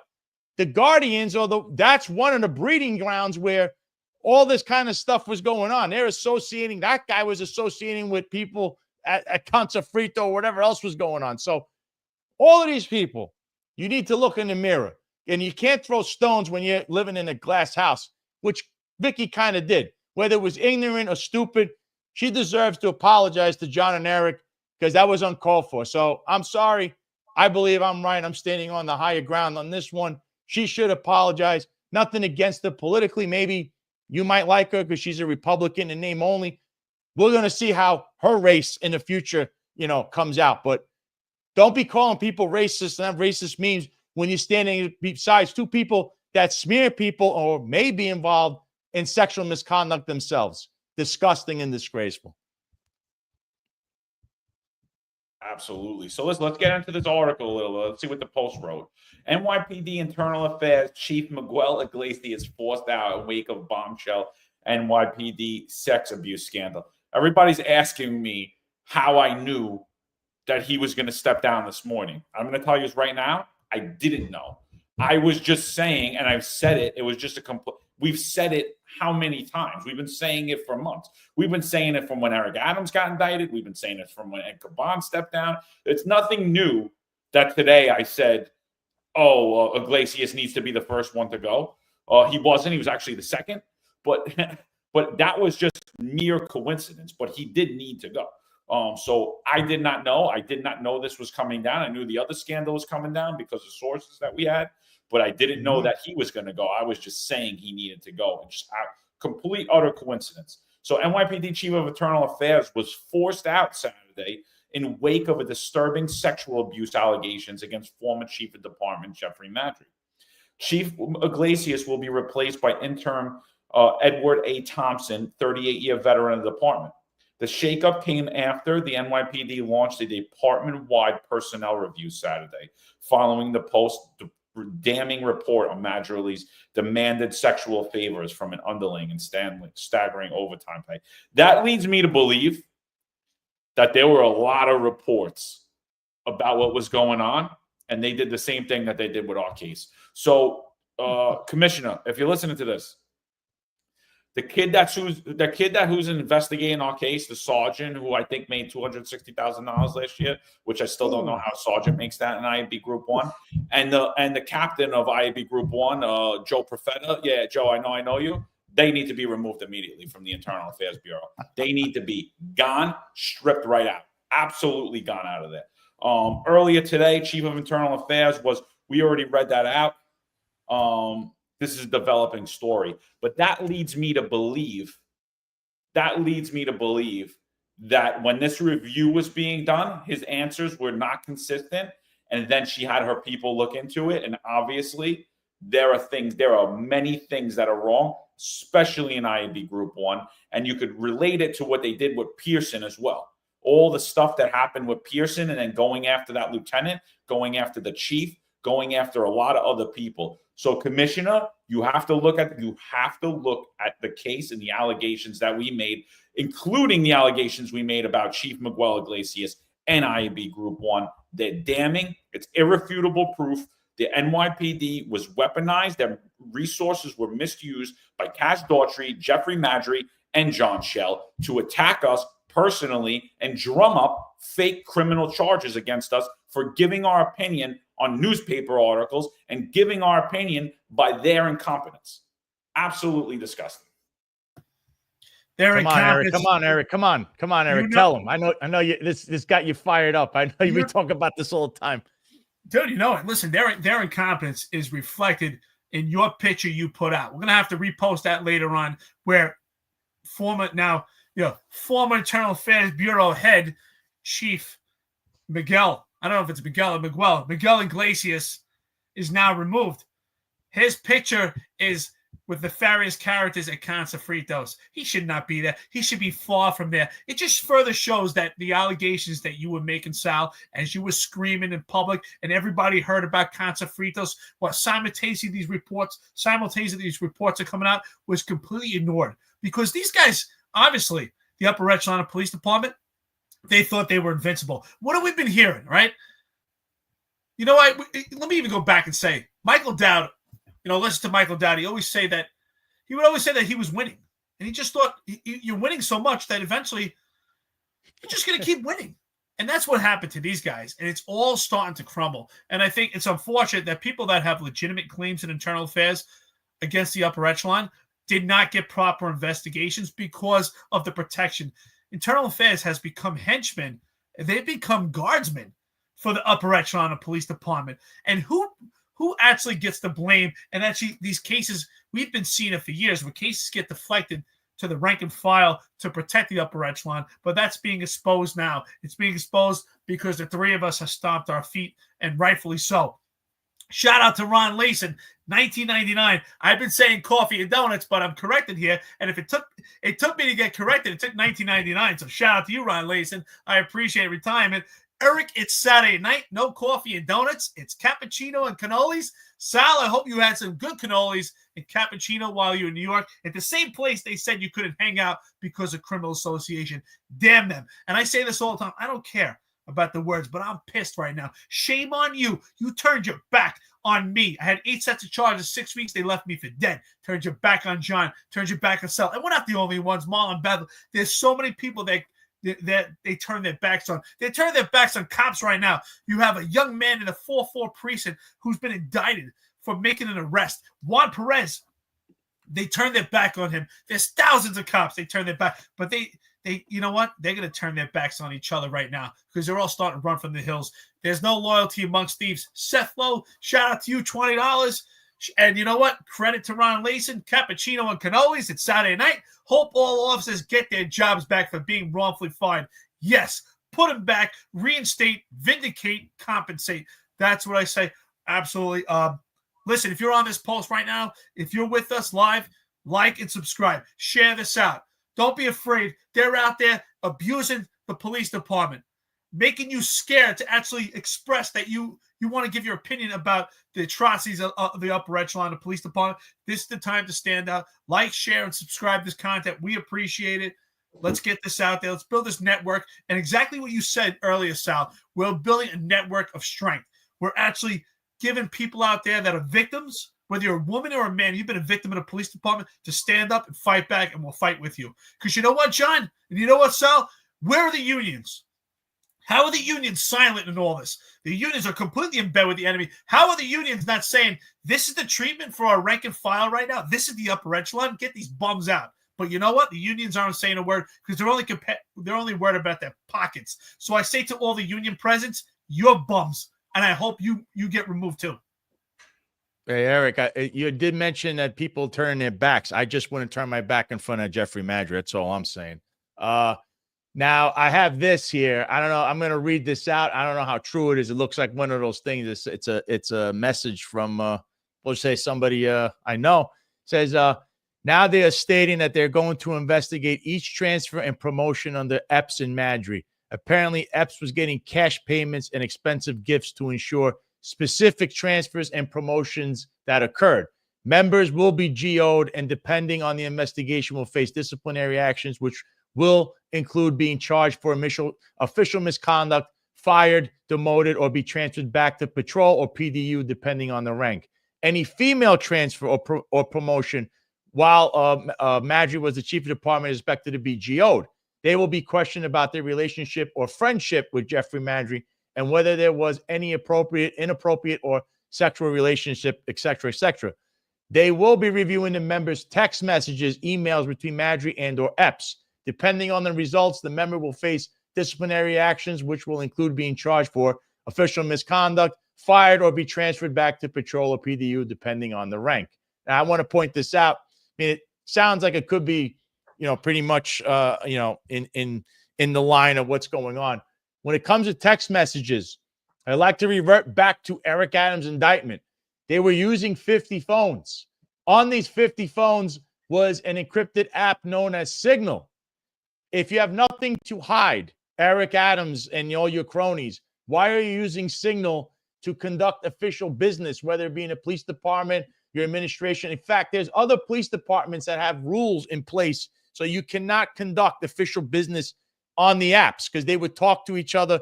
One cop who's going to arrest some guy is talking to another cop about putting their hands on this suspect, which that came into a court case very recently. And I believe it's a department in another state, not New York. But I find that this should be something that needs to be looked at. I'm not saying you can't be on an encrypted app, but to conduct official business, whether it be for the city or for the New York City Police Department, that's alarming because that's meaning that is official misconduct because technically you're trying to hide something you don't want everyone else down the road, if something goes wrong, to know about. So I think there's some credence to this. Not maybe everything I read is true, but that's one of the latest things that I just got. So what do you got to say for that, John? Yeah, absolutely. So listen, we got 3,300 people on here, a little bit over. If you guys could just do us a favor, like, subscribe, share out this space. A big part of the reason you guys don't hear us a lot is because the NYPD also employs people to just consistently file complaints on every platform we are, so that our reach gets diminished because they don't want anyone to hear what we're talking about. That's why every time I go on any mainstream media, that the head of that organization or that producer will get a call and say, don't have that guy on. That guy's a racist. Complete ridiculous things that have been going on with the NYPD, complete misuse of taxpayer funds. And yeah, just please don't forget to like, subscribe, share this out. So what I have up on the screen now is, and for those of you that are just joining us, we're talking about how Jeffrey Maddrey, the chief of NYPD's chief of department, the highest uniform member of service, has retired abruptly on a Friday night, submitted his resignation. It came out today that he is no longer the chief of department. He leaves. Everyone's like, oh, it's because of the scandal. Like we've said prior, he's been enthralled in numerous of these scandals. This is not his first rodeo. And the reason I believe that he left so abruptly is he's aware that there's criminality going to be there. But what we have up on the screen is also, following his resignation, the chief of internal affairs for the NYPD was relieved of his duty. This is his training up here. This is Miguel Iglesias, the chief of IAB's training. Shout out to my brother Marlon Bethel, member of the finest Unfiltered, for pointing this out. So he had just posted about this, and he said that Miguel Iglesias probably didn't really too familiar with his training, because one of the trainings he took on 10/3/2024, which is just 2 short months ago, is rape is rape. He also took 2024 equals opportunity in training, sexual harassment awareness and prevention. So he failed probably on that training, but it says he passed here. He also took the equal opportunity training, sexual harassment and prevention. And yeah, he's been taking it every year. So he's been technically up to date on all his trainings. We don't know if Jeffrey Maddrey did also take the rape is rape or the sexual harassment training, because his training records have already been expunged from the NYPD database. So, shout out to Marlon for pointing that out. This is exactly the problem here, is systemically from the top, the NYPD is corrupt. And the problem we have is that our politicians and our media want to play it off and pawn these people off as if they're good people when they're literally the worst of us.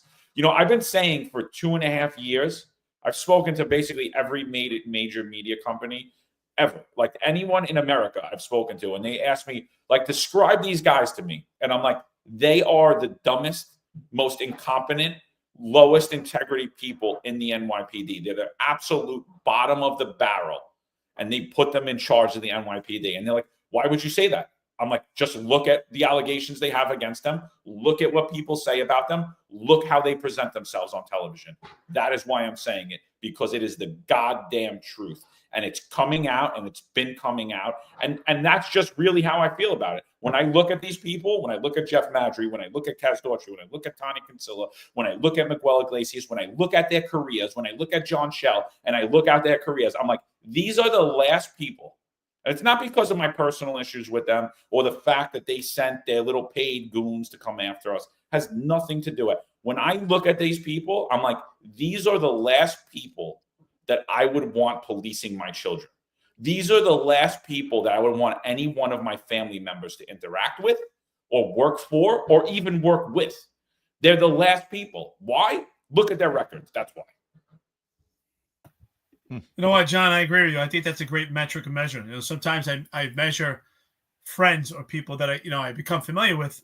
Are these people that I trust with my kids? The upper echelon are not people I would trust with my kids. I wouldn't trust them with my wife, my sister, or anyone. I mean, these are people that are not to be trusted, and yet they're in charge of the largest, most iconic police department. So how sad is that? And that's why I say, some people think that we're ranting or we have a hatred for the police department. We actually love the police department. We love the best version that it was. in comparison to now. It's a horrible version of police department, which is why we're critical. We're critical and we provide criticism because we want a better version. Josue, I think it's Josue. Landrin, again, another coffee and donuts, but Ron Layson, you're right, Saturday night, cappuccino and cannoli. So we're switching cappuccino and cannolis. And I know you love those cannolis, Sal, Italian all the way, brother. Baby IB's John. watching this podcast with some smiley faces. There's no doubt in our minds that IB personnel, I'm sure Sergeant Galvez, that has our case, probably constantly watches this podcast also. And I'm sure John will prepare for that smear letter coming soon. No, why would we think any different? Rob Luca, shout out to you, brother. We really appreciate it. Hope you're enjoying getting ready for Christmas Saturday night. Hope you're relaxing, enjoying the fine times of this podcast. He puts Monday is happy festivus. Let the disgraced Chiefs engage in the feats of strength. Great job today, John, Eric, Sal. Thank you so much. We appreciate it. We couldn't do this if it wasn't for such engagement by our friends and listeners and even the trolls. We appreciate building this network. So again, I'd like to repeat. Sure, Rob's a retired NYPD chief, by the way. Yes. By the way, I do have that knowledge. A couple people here on the chat have said great things about you. So enjoy your retirement. Thank you so much. I'm sure being a retired chief, what you know about leadership and what your expectations are, you must be disgusted by what you see right now. So thank you so much for partaking, our friends and listeners. Please like, share, and subscribe this. Let's keep getting this out. It's 2 hours and 5 minutes into it. We're not going anywhere yet, but I think it's funny, John. I'm glad you brought this up, and Marlon Bethel. We talked about this on a prior episode, but I think it's ridiculous that grown men that have wives and daughters themselves need a video, need training on rape is rape. Now, sexual harassment, I get it. There's a lot of nuances to it. You might not even know, just being kind to a woman or a man today's day, who knows what it is, right? Could be misconstrued. It could be some form of sexual harassment. But rape is rape. You need a video? You're a grown man working in an office that you have the authority to give someone over $400,000 for 1 year, that you need a video to teach you on rape is rape? Are we serious? I mean, think about it. People out there, if you're not part of the police department, you got to be looking at this saying, wow, the NYPD, the most iconic police department, you need training on to know rape is rape? This is ridiculous. We're wasting time with this. This is silly. This is stupid. This is a waste of money. But clearly, since these guys constantly fail, they need far more training than rape is rape. So maybe what they need is they need to be handcuffed themselves, and they need to face the arm of justice, because these guys have been just mistreating everybody. It's completely abusive. They're all a bunch of bullies. Patrick Donahue, shout out to you, brother. Scones with Kerry Gold Butter and Barry's Tea. I love Kerry Gold Butter. Kerry Gold Butter, Irish butter, outstanding. I actually used to put it in my coffee with MCT oil. I know people out there, if you work out and train, you know what I'm talking about. So, Sal, what do you think about rape is rape? Do we need a video to teach us on what is rape? I don't think so. I think I had to actually do that training before I left. There was a whole bunch of videos I had to do it. Actually, 2 years late, probably. I just want to correct someone who asked in the chat what a GO is. That's an official department interrogation / interview. Take that for what it is, but that's what that meant when I said people were going to get GO'd. But look, the training thing, how did they erase Maddrey's training in a couple of, less than a few hours already? His training was gone. I would love to see what he was trained on, because that would come back around in a lawsuit. I also want to tell people that behind the scenes, Jeffrey Maddrey had a lot of people try to bully and intimidate not only this victim, what you want to call her, a victim or a complainant, but others. And there's a history of this. So just you understand what you're dealing with. You're dealing with a monster. Jeffrey Maddrey has been a monster for many years, and these allegations and these rumors have been building and building and building. It's not just that he did this. He also bullies you behind the scenes and threatens you, which is, I mean, if you watch this podcast and you listen to all three of us, where have I seen that? Where have we seen this tactic before? Bullying and harassing and threatening people. Hey, even calling a mob associate they're all associated with. Some self-admitted criminal from the Bronx, some has been. So that is what you're looking at when you're dealing with these people. So before we all, rush judgment on the people that are, claiming these things, just know the guy you're dealing with or the people that you're dealing with. Absolutely. One of the things I want to point out here, I think the city has gotten such a bad rap, namely by people like John Schell, who have labeled them as anti-police, right? And labeled a lot of media as anti-police because they didn't like the actual investigative reporting that was happening against New York City mayor, his appointed officials, and every New York City agency. And I just want to go backwards because it wasn't just us blowing the whistle. We were blowing the whistle about the intricate, in-depth details of what was going on. But this is an article I want to go back to, right? Keechant Sewell's getting deposed in your case coming up, Sal. So I want to go back to this. So this is an article by Yoav Goen in the city. Eric Adams personally asked outgoing NYPD commissioner to not discipline top chief, source tells the city. Keechant Sewell resigns abruptly, right? At the time, everyone's like, oh, he wouldn't give her the authority. I said I think she did not want to be attached to this administration. I think that she knew the corruption that was going on there. I think that there were a lot of different reasons that she left. Why would you step away from being at such a young age, being the NYPD police commissioner? It's honestly the top job in law enforcement, in my opinion.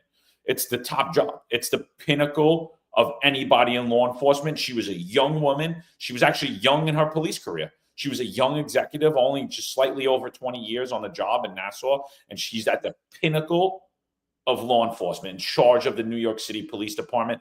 The men and women loved her. The rank and file loved her. We were critical of her, I won't lie. I was critical of her. I was critical. She signed off on the termination of Sal Greco when all the people that Eric Adams appointed under her, because she didn't appoint them, all the people that appointed under her were criminally associating, but she fired Sal Greco. She fired Marlon Bethel. She signed off on all of that. I hold her personally responsible. She's the police Latina Brown. She fired Latina Brown. She fired, right? She would not let me get reinstated. There were a lot of different things. Even at the end of the mandate, she did not push to get us back to work. I heard she did push behind the scenes, but she never did it publicly. So behind the scenes isn't good enough for me. So we were critical of her. I'm not going to lie, but she was a media darling. The rank and file that was still on loved her. She had all these things going for her. What did Keechant Sewell know about Jeffrey Maddrey that she was so hardened on disciplining Jeffrey Maddrey? If you want me to read the article before you guys go, I can do that, or if you just want to go into it. I think you should definitely read the article. I just want to say that, as far as an appearance, she really did have a professional appearance. I know we were very critical because we believed that we never got an opportunity to see the potential of her leadership. I know a lot of people saying she was brilliant, she was fantastic. And I think she never got to that point that you could actually make that assessment. I think she had a great appearance. I think she had great potential, and we never got to see that potential play out because of how she was impeded by this upper echelon. But I do think that her persistence to actually discipline Jeffrey Maddrey is indicative of the open secrets that she may have known about. So I hope that she's the one that blew the whistle on it. And again, I'm sure she got there and said, wow, this can opens from the inside. So I hope that's the case. There's every reason to believe that she's at the forefront of this. So, but I do think she made a great presentation, great appearance, and I think she appeared to be professional and had the tools to be good. We'll never know. But again, I hope she's the one that opened the can on this. Sal, do you remember this, or do you want me to read it first before you comment? I remember. If you want to read it, I do remember this though, because I know this case that I remember when they were going to discipline him, and then Eric Adams stepped in and said, "Nah, you can't discipline my conso frito buddy. We're dancing on the dance floor together. Come on." Okay, so in the days after the Civilian Complaint Review Board recommended that the department's highest-ranking uniform officer be docked up to 10 vacation days for abusing his authority, Mayor Eric Adams reached out to Police Commissioner Keechant Sewell and in a conversation put pressure on her to not impose any discipline, according to a confidant of Sewell's familiar with her thinking during last week's on the job. The source said that Adams' message was underscored by top-level administration officials who contacted Sewell in subsequent days and also bolstered the mayor's comments at 2 press conferences in which he praised Chief of Department Jeffrey Maddrey and his actions, while stating that the decision about whether to discipline him was up to Sewell.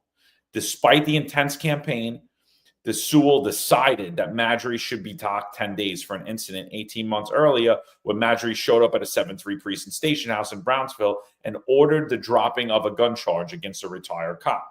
By making that decision, the Confidant said, Sewell, the department's first Black woman and third Black police commissioner, realized that the end of her tenure at the top of the department was in sight. She knew that if she bucked the mayor that hard on something that was going to be important to him, that her days were numbered, the source told the city. City Hall was putting a lot of pressure on her, no disciplinary action, to reject CCRB's finding, which she did not, the source added. She looked at the case, she looked at the evidence, and believed, as the CCRB did, she believed what Maddrey did was wrong.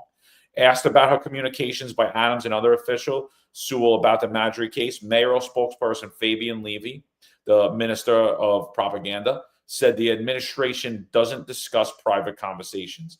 He also added, while we don't talk about private conversations, that exchange never took place. But the source, who had firsthand knowledge of Sewell's last days, provided a detailed picture of how she perceived the pressure on her as she made one of the most fateful decisions in an 18-month tenure. During that time, she won wide support from rank and file, but her authority challenged by top administrative officials, including Deputy Mayor for Public Safety, Phil Branks. A breaking point, the Confidant said, came when, after her decision was made, Mayor Adams and his aide further diminished her authority, which had already been clipped.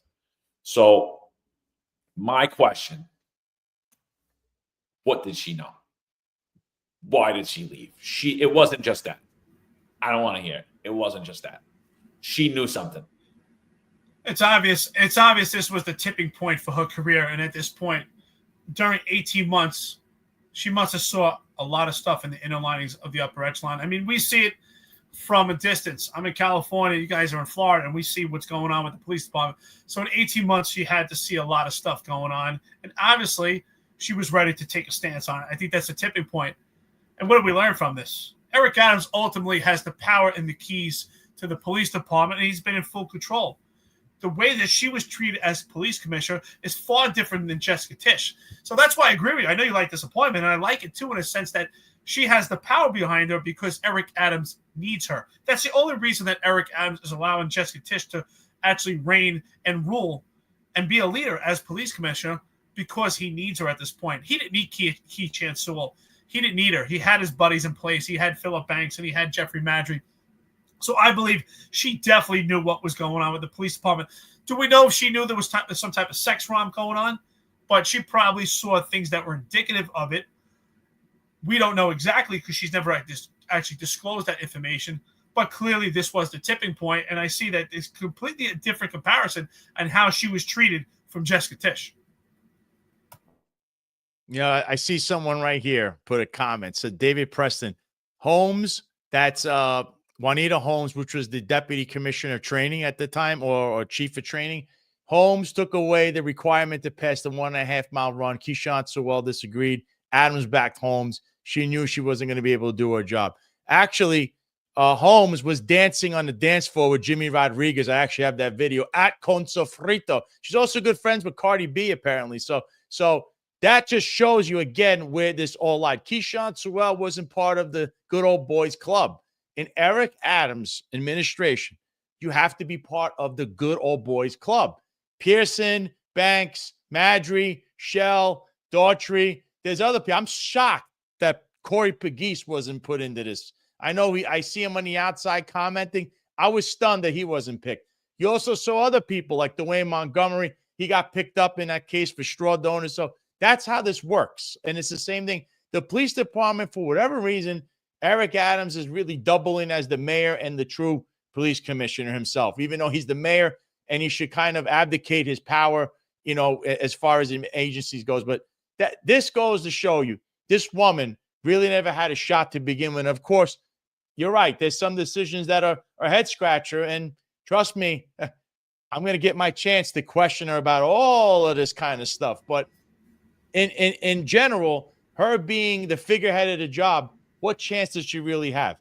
You can't get past the real guys on the job that run it, whether it be Banks, Eric, Pearson, Daughtry. It's like a committee really running this show. And we all know how this goes, because I heard another rumor where if somebody had an issue, whether it's Banks, whether it's Pearson, or Caban or any of these guys, all they're going to do is, I'm just going to call Eric, and that's it. Eric will say whatever they want to do, they do. So that's how the police department is being run or was being run. So this came as no surprise, but we're going to find out what Keyshawn Sewell knew or doesn't know, or was there something else nefarious behind all that? Because remember, guess who else Keyshawn Sewell was seen with and where she was hanging out? John, Eric, you know. I don't even have to say it. I can't say it as good as you, Sal, so I'm not going to say it. But guys, there's 3,600 people on here. If you guys could just do us a favor, like, subscribe. If you could also do me a favor, if you go over to our good friend, the Sal Greco, at the Sal Greco Show on YouTube, and at the Sal Greco on X. If you guys could give him a follow him on YouTube. We're trying to get his channel monetized. He's only a few names away.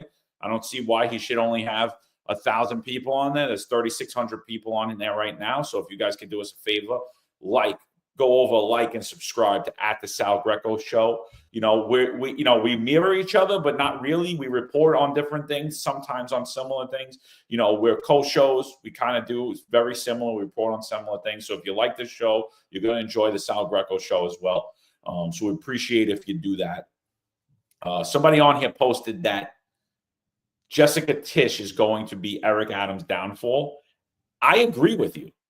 And I don't think it's going to be his downfall because she's incompetent.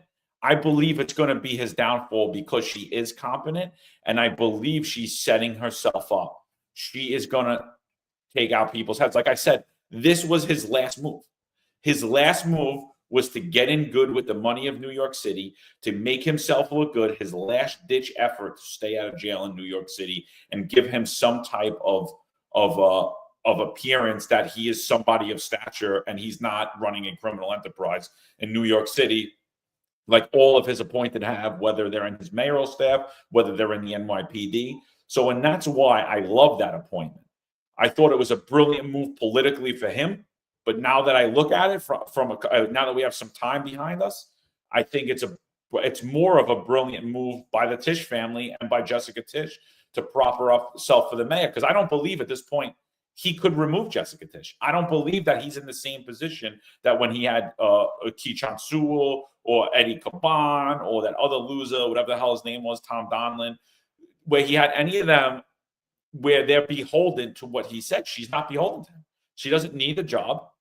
And what is he going to do? He's going to get his 5th police commissioner. So I think his hands are tied. I think that what Jessica Tisch needs to do is move forward, weed out the corruption in the NYPD. Unfortunately, the fact of the matter is the voters are to blame in New York City. And by her weeding out the corruption in the NYPD, she is going to get to the top dog because he's directly involved with it himself. And it's going to dirty him up. So I agree with you 100%. I think that that's his worst move ever. But under his appointment, I believe she is the best police commissioner that he appointed, and she has zero. Let me say it again: zero police experience, and she's his best appointment. That's how incompetent he is. I think her appointment is actually genius. But before I go into that, I just want to say there's a couple of people I didn't give a shout out to. I forgot. I'm sorry. Stephen S., you've been a real dedicated friend and listen to podcasts. Been with us every day for a while. I want to thank you so much for taking the time, and you have a lot of good comments, a lot of great input.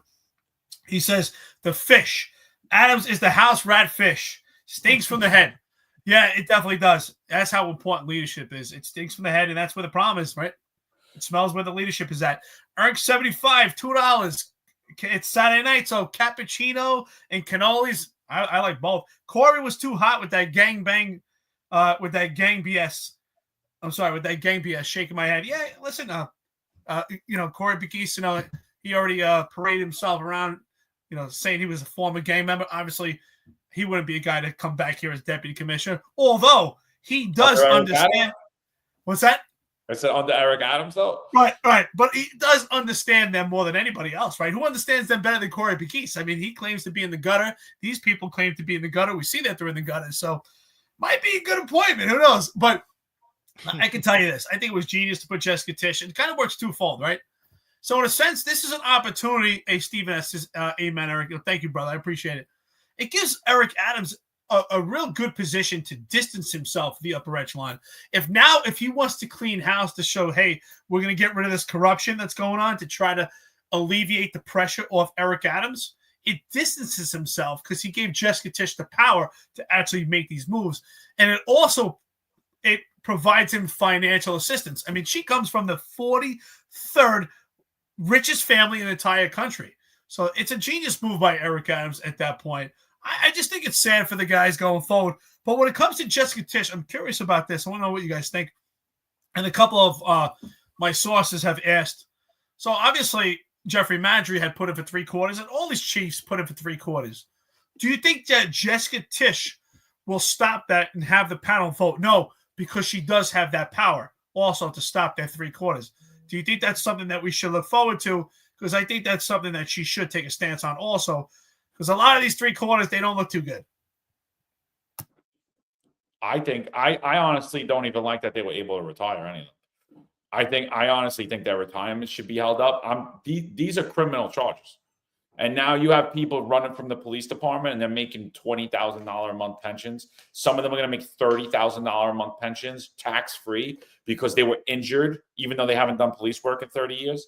You know, what were you injured from? Your pen dropped off your desk? Like, what happened here in the last? What happened to you? You looked fine yesterday, and now all of a sudden you're too injured to be a cop. Once you couldn't go on Newsmax or Fox anymore, you know you're waddling around. I mean, hey, that's not the taxpayers' fault. So I hate that they're even being allowed to retire. They should be. I know that they're eligible to retire, and they could retire without permission of the police commissioner. But that's exactly how they should retire. In disgrace, without an ID card, without a gun, without anything.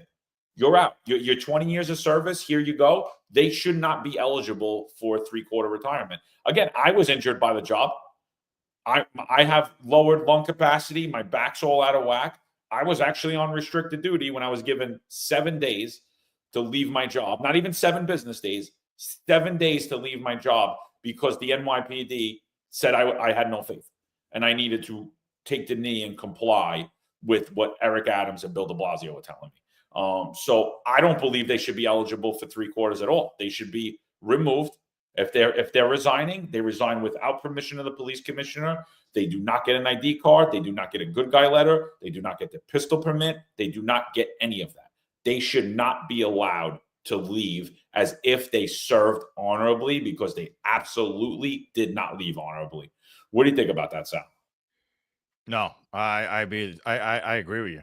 People don't leave honorably. I think that I don't know how he retired. I don't know if it could be, the police commissioner always has discretion on how they do things. So she could have said, I want you out of here. I don't care what. Take your stuff and get the hell out of here. I don't want your stench of your corruption here anymore. I don't know how this went exactly. We just know that he's gone. But I think there's still a time gap because remember, he has a lot of time on the books. So I don't know if they can still technically modify him. And, I don't know how that works because Jeffrey Maddrey has a lot of time on the books. So I don't know if they're going to carry him. We don't know. We don't know the technical aspects of it. But you're right. He shouldn't be allowed to retire in good standing at all. I mean, I don't have a good guy letter because they terminated me with that nonsense that you can't associate with Roger Stone. So Maddrey, who's clearly in line of, criminality right here, why is he allowed to retire in good standing? So you are right. Yeah, absolutely. I mean, it's ridiculous. Kevin Barry, shout out to you. What do all these scandals have in common? Eric Adams. Yeah. Damn right, because he put all these people in place. Oh, and by the way, for all you retired guys that are hating on me, Sal, and Eric and say that all we do is talk about the job and we're losers, dude, all you do is watch this podcast and watch our tweets and what we're talking about. So what are you, And so I'm laughing the last couple of days. I've been getting a lot of stuff from retired guys go away. I'm like, dude, why are you so inept? Why are you so infatuated with watching what we're doing? You don't find that weird? So yeah, shout out to you guys. I think if what we're saying is pissing you guys off, I think it's time to move on and stop watching this podcast and watching everything that Sal, Eric, and I tweet out, because if it's not doing you well mentally, dude, the world's big. Go play golf, go play basketball. I'm in New York City right now. I'll be all around. I was at the Barclays today. I watched the Syracuse Maryland game. Great time, great people. Hit up a couple of my favorite bakeries. So I'll be around for a few weeks. Hit me up. We can talk, you know. But what I got up on the screen right now is the $400,000 lieutenant's charge of discrimination. This came out and broke by way of the Sal Greco, who put this out. Sal, you want to tell us about what the allegation with the charge of discrimination is, like the in-depth, like what you wrote about here? Yeah. So what happened here? Obviously, there is the discrimination charge.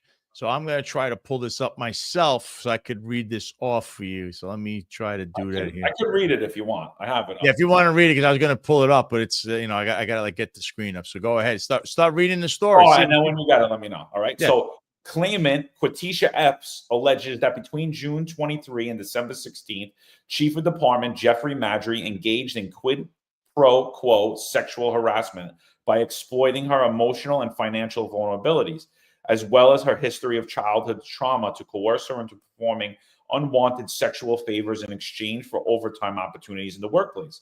Chief Maddrey also instructed her to take care of another female, a survivor of the domestic violence, to subject the officer to unwanted sexual advances and conduct, including sexual intercourse within the workplace. Additionally, Chief Maddrey maintained an inappropriate sexual relationship with another female detective in the office and subjected claimant X to further sexually offensive conduct in person and through her cell phone. Do you have the second page up yet, Sal? Yeah, I have it. Hold on. Let me look at the I have this. Hold on. Because I was just looking, I'm reading along with what you just said. So I'm pulling up the second page. Yeah, here. pull up the second screen. And All right, so in October 2024, when claimant Epps finally developed the courage to reject Jeffrey Maddrey's advances, he retaliated against her by orchestrating an intentionally manipulated monthly overtime report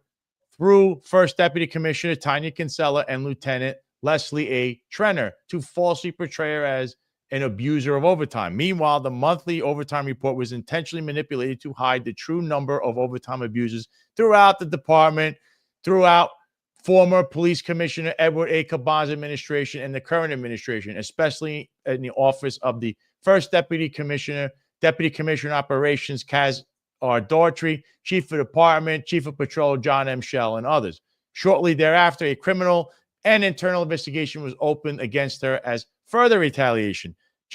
Chief Jeffrey Maddrey also burdened claimant Epps financially, granting her overtime but demanding monetary compensation in return, including requiring her to fund a trip to Miami for him and his wife. The systemic failures within the NYPD allowed Chief Maddrey's predatory behavior to continue unchecked, culminating in the promotion to the department's highest uniform position by Mayor Eric L. Adams, a swagger man himself, despite a well-documented history of misconduct and abuse of power.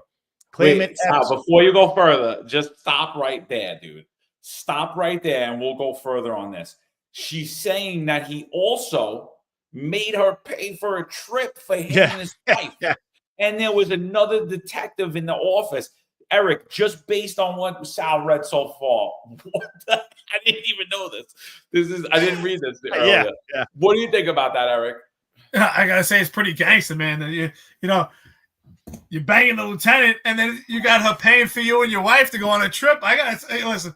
I mean, I think this is completely wrong, but you gotta laugh. It's pretty gangster. I mean, these guys, if you haven't figured out that there's a whole criminal enterprise going on, this is it.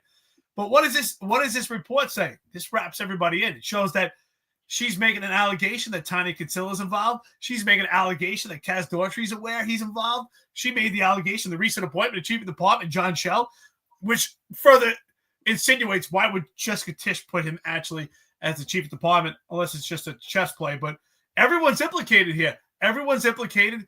This is the allegation. So her removal of Iglesias is actually the smart move, because how can this properly be investigated? But again, internal affairs can't investigate this. The feds have to step in. But this is crazy, man. Imagine that.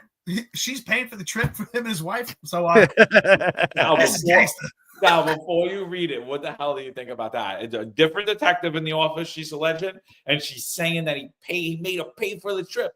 Yeah, this is like I told you, behind the scenes, there's people in the Maddrey camp that were harassing and threatening claimant Epps here about, even coming forward, which is why we never hear about other victims, because they browbeat them, bully them, threaten them. And as you know, if you've watched this podcast, what have they done to this podcast? It's the same behavior over and over again. And here, not only all of that abuse, now they're making the victim pay for their own trips with their wife. So I wonder if Jeffrey Maddrey's wife knows what this guy's doing while he's at work, when he's coming home after work, this is wild what you just heard. Okay, so his family, are they aware of all of this stuff?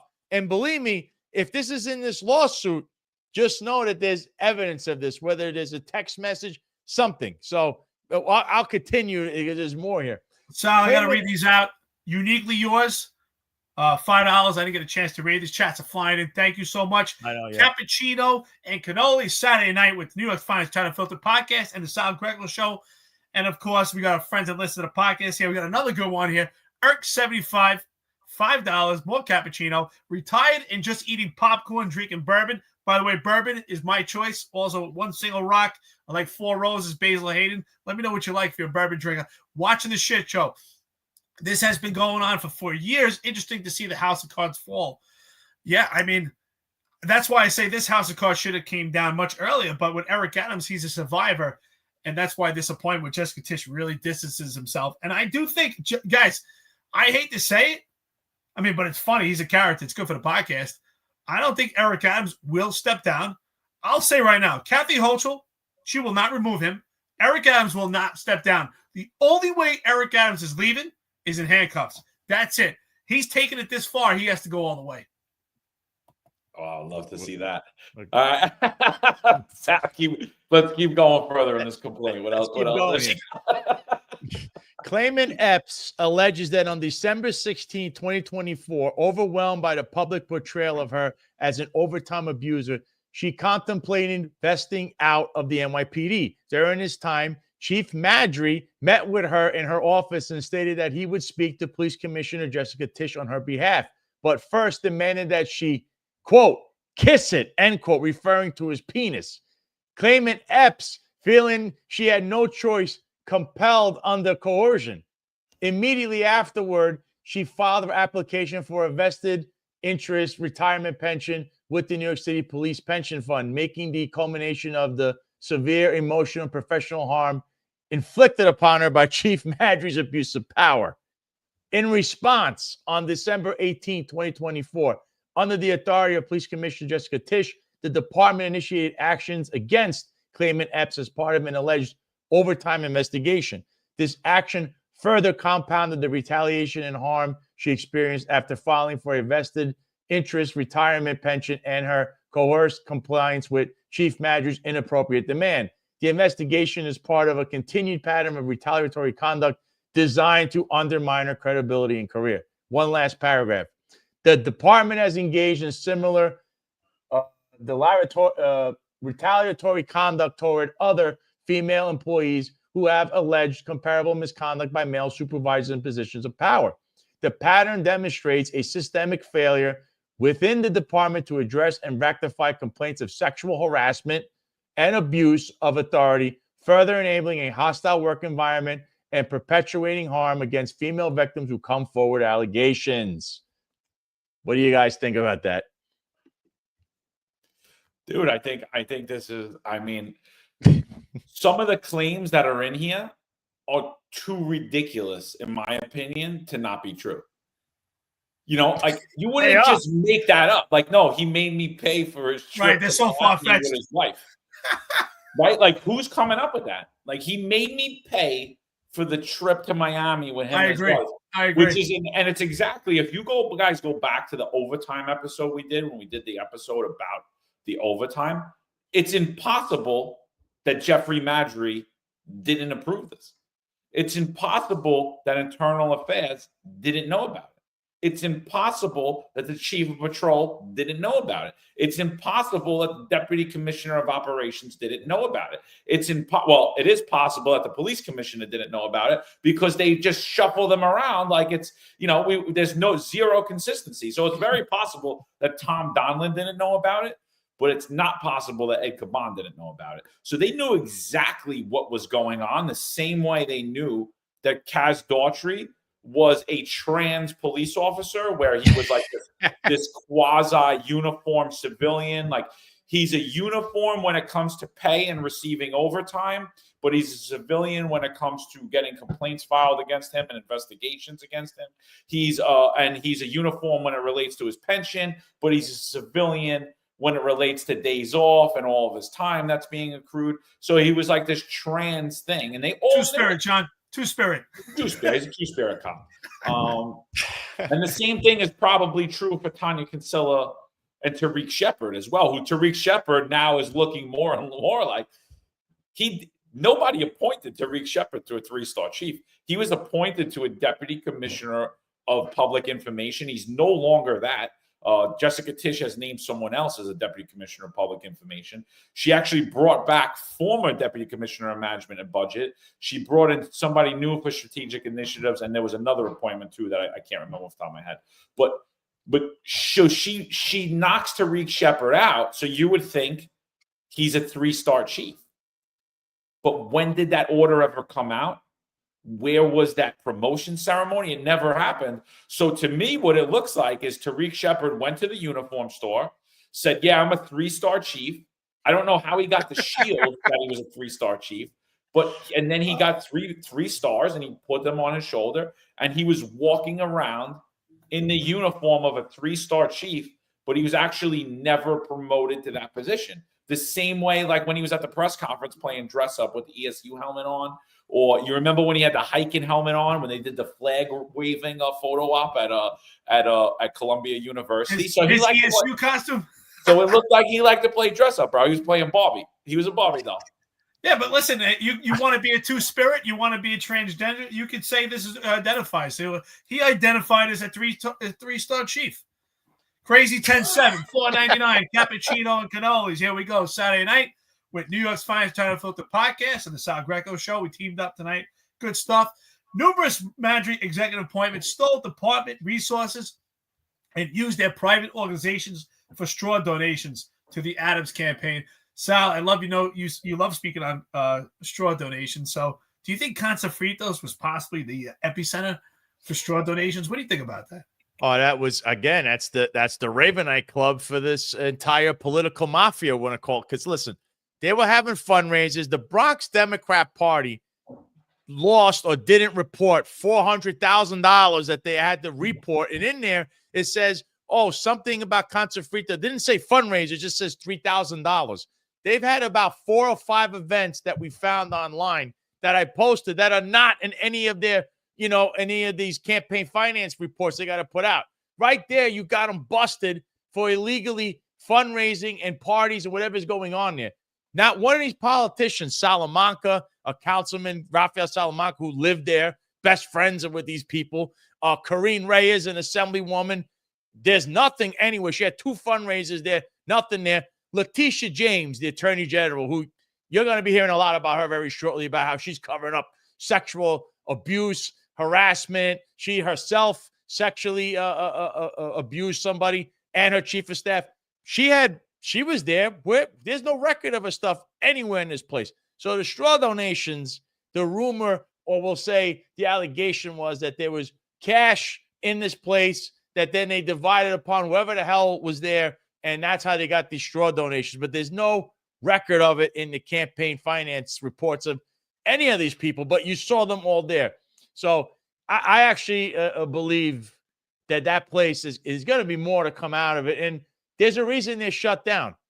And there's a reason that operation hasn't followed into Sobro Garden, the new Jimmy Rodriguez venture. So, and you don't see Richie Caban over there, any of these other, guys there. So there's a reason for all of that.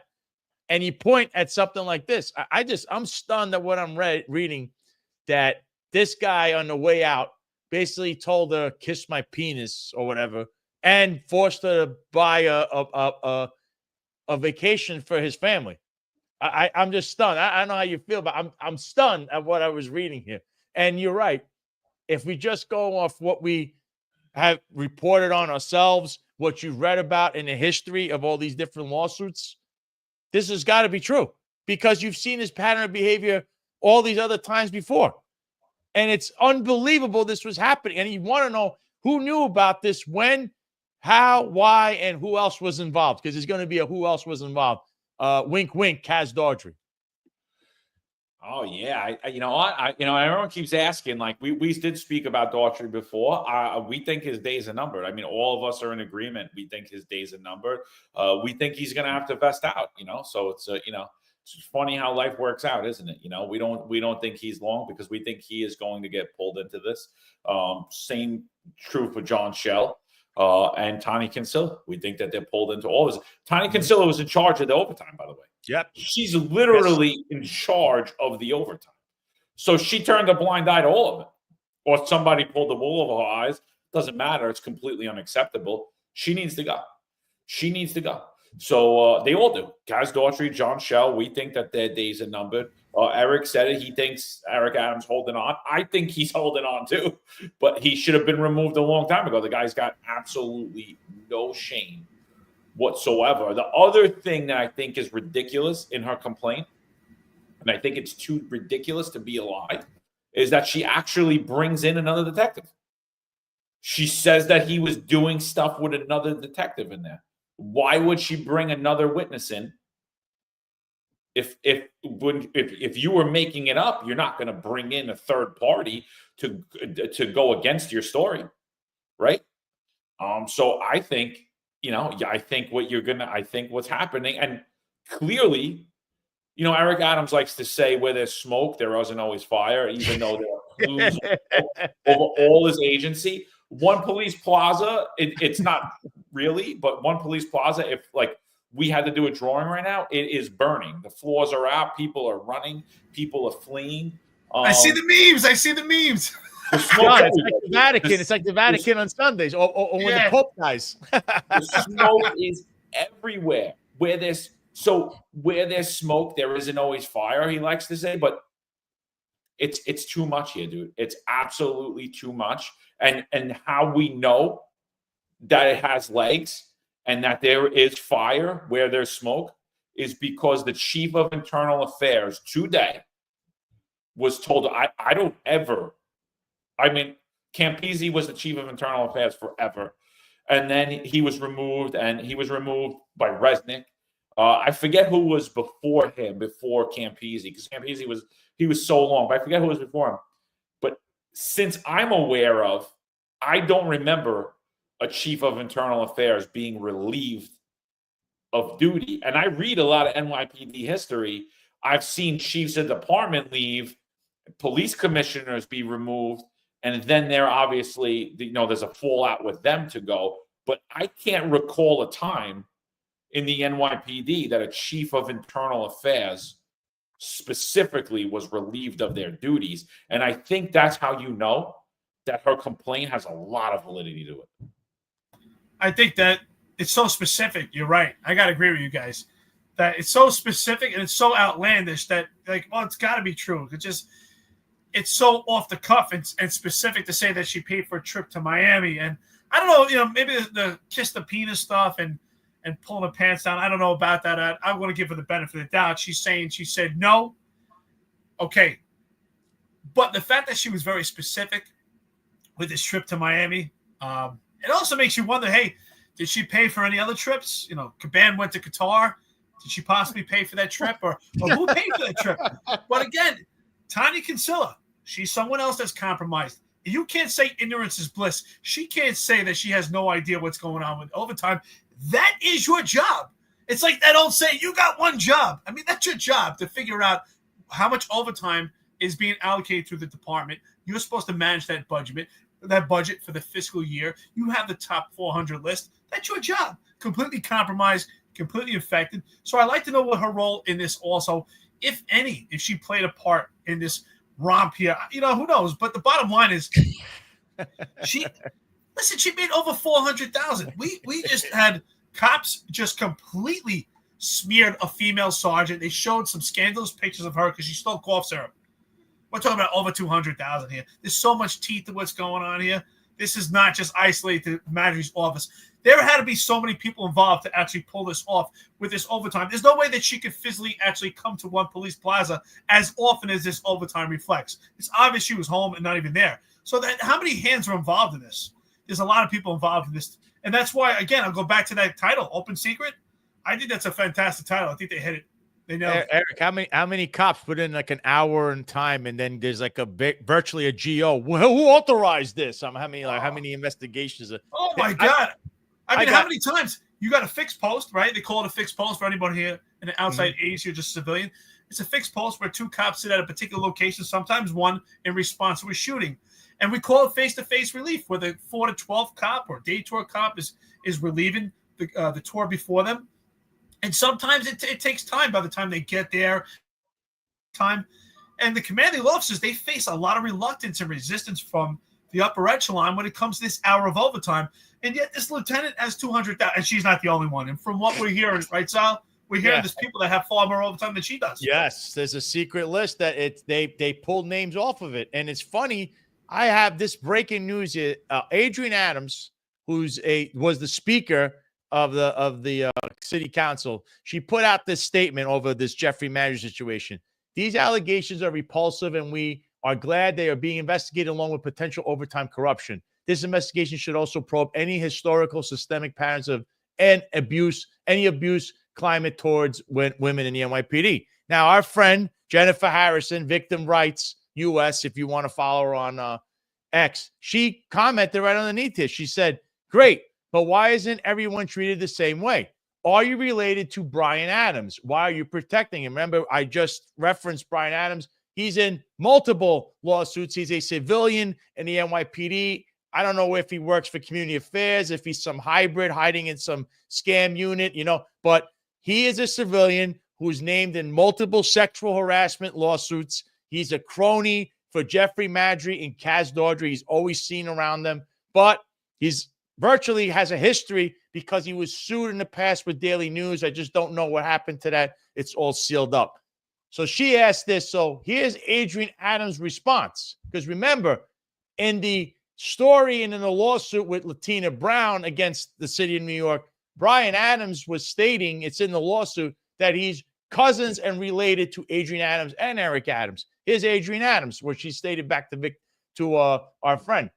You ask a question, then follow up with your own response. No relation, hard stop. So, is Adrienne Adams now finally admitting that Brian Adams is saying that he's her cousin? I guess he's not a cousin. Is that what Adrienne Adams is officially stating? Because this is fascinating stuff, especially since there's a lawsuit in the middle of this. John, what do you think about that? Well, I think she's not on the oath, and I think that New York City officials have a big problem when they are on the oath because they just continuously lie anyway. So I actually don't believe her. Yeah. And I also believe that Eric Adams is also related to him, and they're all related. I believe she's a distant cousin of Eric Adams as well. And I don't think that'll come out either. That's just my opinion. I could be wrong. But why is this guy in the NYPD? How did he get such a high-ranking job in the NYPD? I see a lot of nepotism in the NYPD, especially related around the Eric Adams administration. For her to comment right away shows me that Jennifer hit a button and that there are a lot of legs to what Jennifer said. And I would say that I don't believe her at all. I don't believe anybody in New York City Council to be, they were supposed to vote on a bill, a no-cost bill, to reinstate people who were fired and forced out of their career over the COVID mandate. They told all of us, Bravest for Choice, Teachers for Choice, Cops for Freedom, find us Unfiltered. They told all of us that they had the votes and it was going to pass. And it got pulled off the docket. I believe Eric Adams had a big hand in that.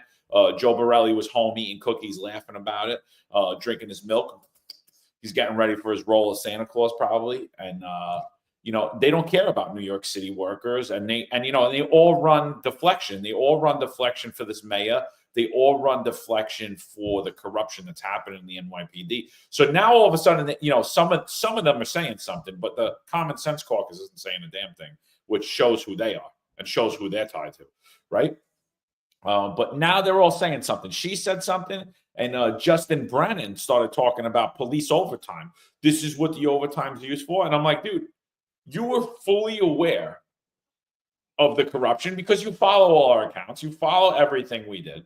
And like you were fully aware of it, and you completely turned a blind eye to it, which is why I had up on the screen, hear no evil, see no evil. I believe Deplorable One shared that out on X. I put that up. That's the NYPD training manual for the Internal Affairs Bureau, obviously. Hear no evil, see no evil, and to become a 3-star chief and a 2-star and above, you had to hear no evil and see no evil. So that was the training manual for the NYPD, but it's apparently the training manual for city council. And now that the corruption's all coming to mainstream and to the forefront, now they have something to say.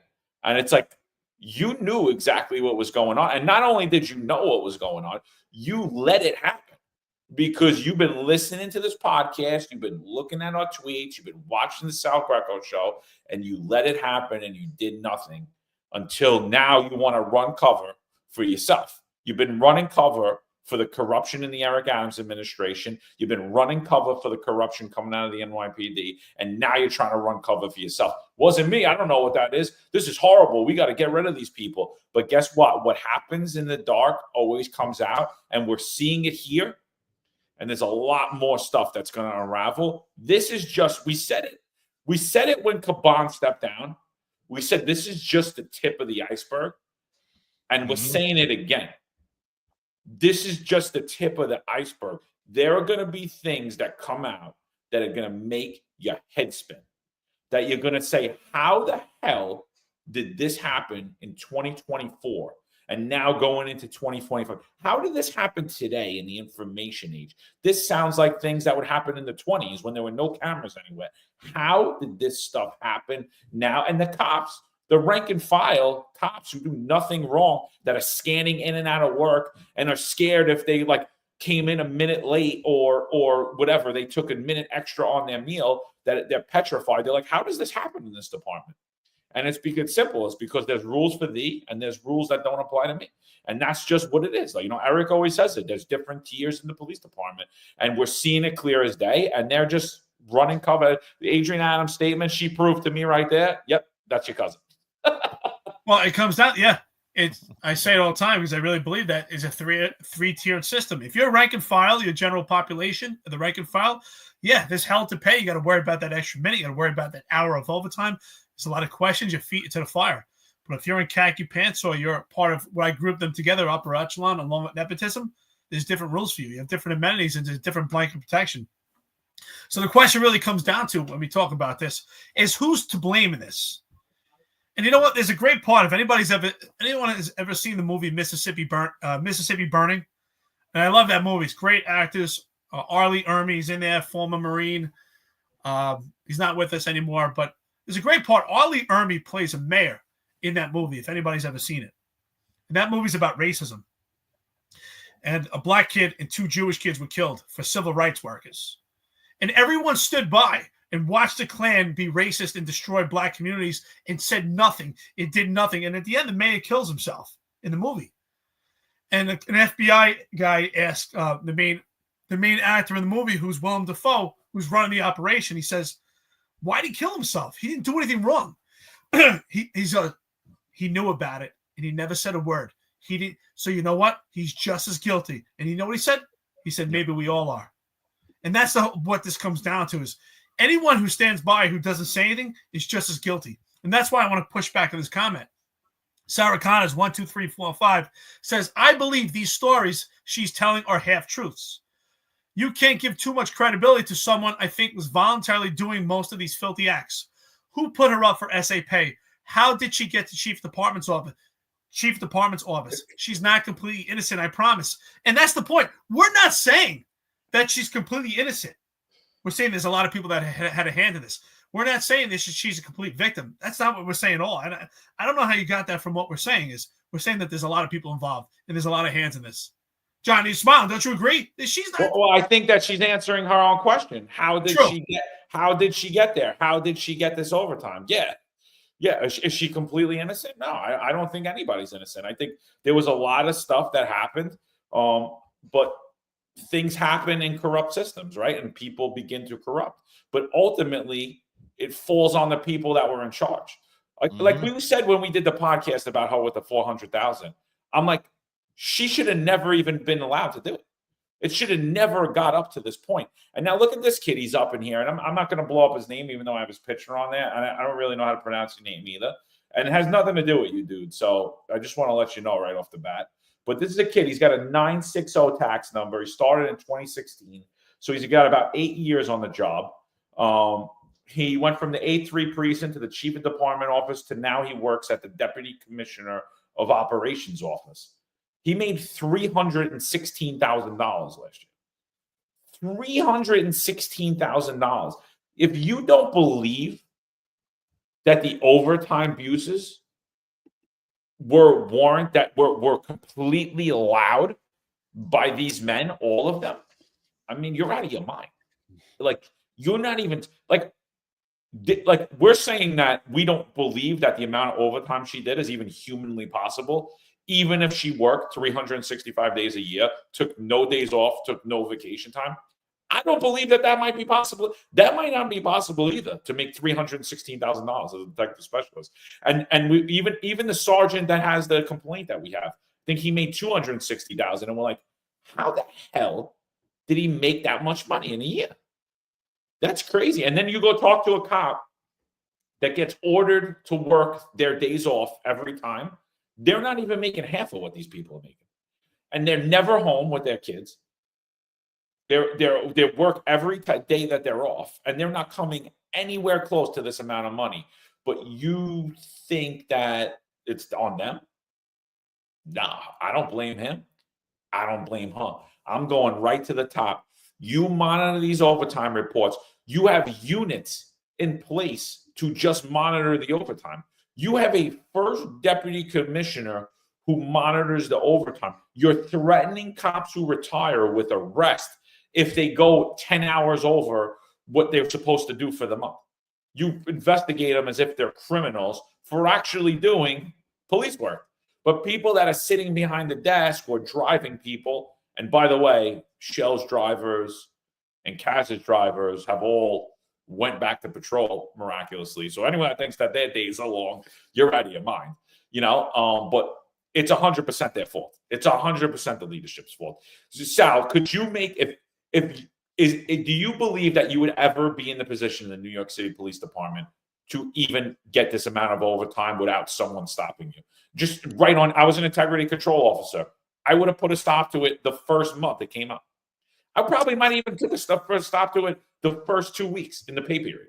I'm gonna even tell you it's a short story, but when I worked at Citywide Traffic Task Force, which Phil Rivera was in charge of while he was partying with Jimmy Rodriguez, apparently. But when I was there, he wasn't there. But when I was there, I was in the DWI unit. As you know, that was one of my things. I was the top guy in DWI arrest for a couple of years.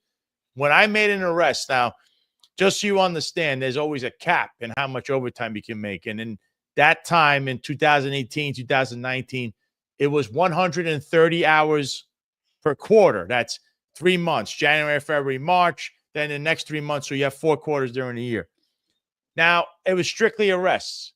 That's what we were doing. That's what I did. I mean, I made like 12 DWIs in 1 quarter arrests, and I ended up equating to like 130 hours on the dot. When you made an arrest, John and Eric, every hour that you were sitting there, now mind you, I was a IDTU technician for all that don't know that. When you get arrested for DWI, you would call highway and it performed those tests on you. I did that because I was trained in that. So you go back to the precinct, put yourself in what we call the telephone message log. It says, I have this arrest. I sent the paperwork in, yada, yada, yada, arrest number, the person, and I'm awaiting to speak to the district attorney's office. Every hour, they've told us, you better call the district attorney's office and find out what's going on and put this in your telephone message log. So if you made 5 hours, 6 hours. That's 5 times they want to put you in the book. If you don't do it at least after the second hour, the integrity control officer will come after you. So this is officers like me that work on an arrest, having no choice but to sit there and wait for attorneys who have 6 billion cases on their hands. And I'm pushing them because they want to know what's going on with the arrest, because you might be going over a certain number. You can't reach 130, right? Here you go. I think these guys made 130 in the first month, let alone probably in the first couple of weeks. And it's not even physically impossible.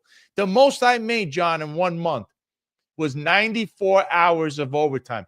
I think I made about 8 to 10 DWIs in 1 month.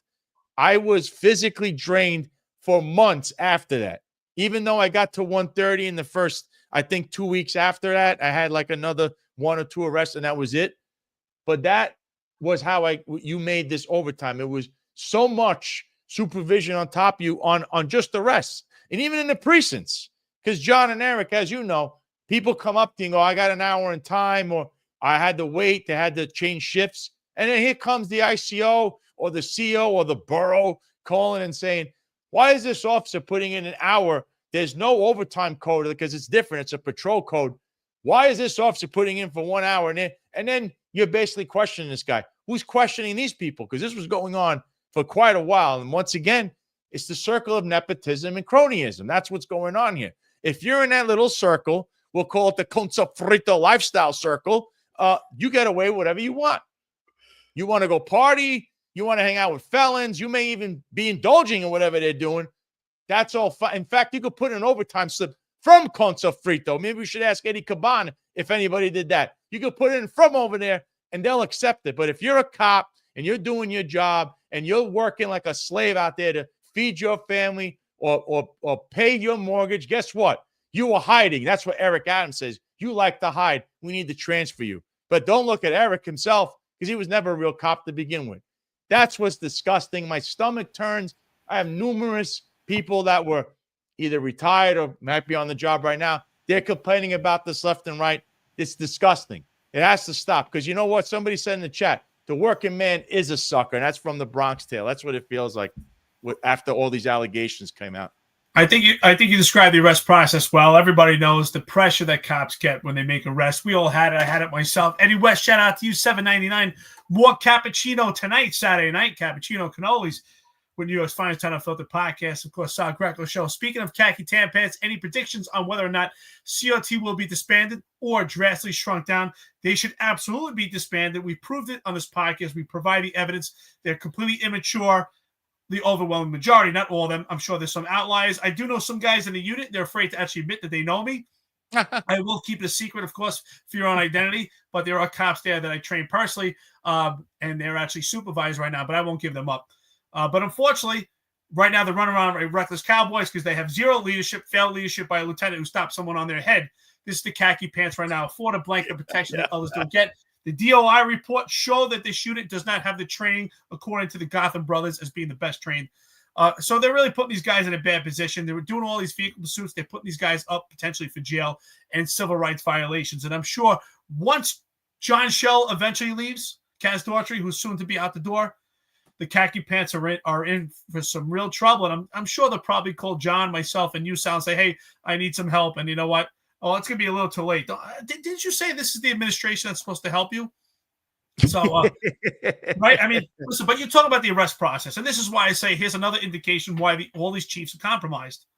So we know the pressure. I know the pressure as a lieutenant. John, you know as a lieutenant. The pressure that the integrity control officers get in the rank of lieutenant in precincts to control overtime. The conversations that they have with cops about their overtime puts these ICOs, integrity control officers, in real predicament. Some of them get a lot of OEO complaints because they pressure cops about their overtime. And yet we have someone make it over 400,000, not just her, in other units. And the chiefs that sit at these meetings are not speaking about, hey, look at the pressure my guys are getting in a precinct, in a busy precinct like PSA 7 or the 4-4, the pressure they're getting. And someone is sitting in 1PP getting a vast amount of overtime, and they're sitting pretty.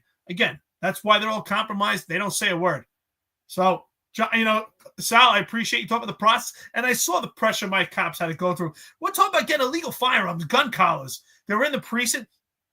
working on a crime scene, maybe a shooting. They got the gun, all this work that we had to do. And then, the minutia. Oh, why did this cop get an extra 2 hours? I mean, I had this idiot, Lieutenant White, years ago, when some of the people are asking little minutia about some of these arrests. Meanwhile, someone out there is banging away, kissing someone's penis and making as much as they want.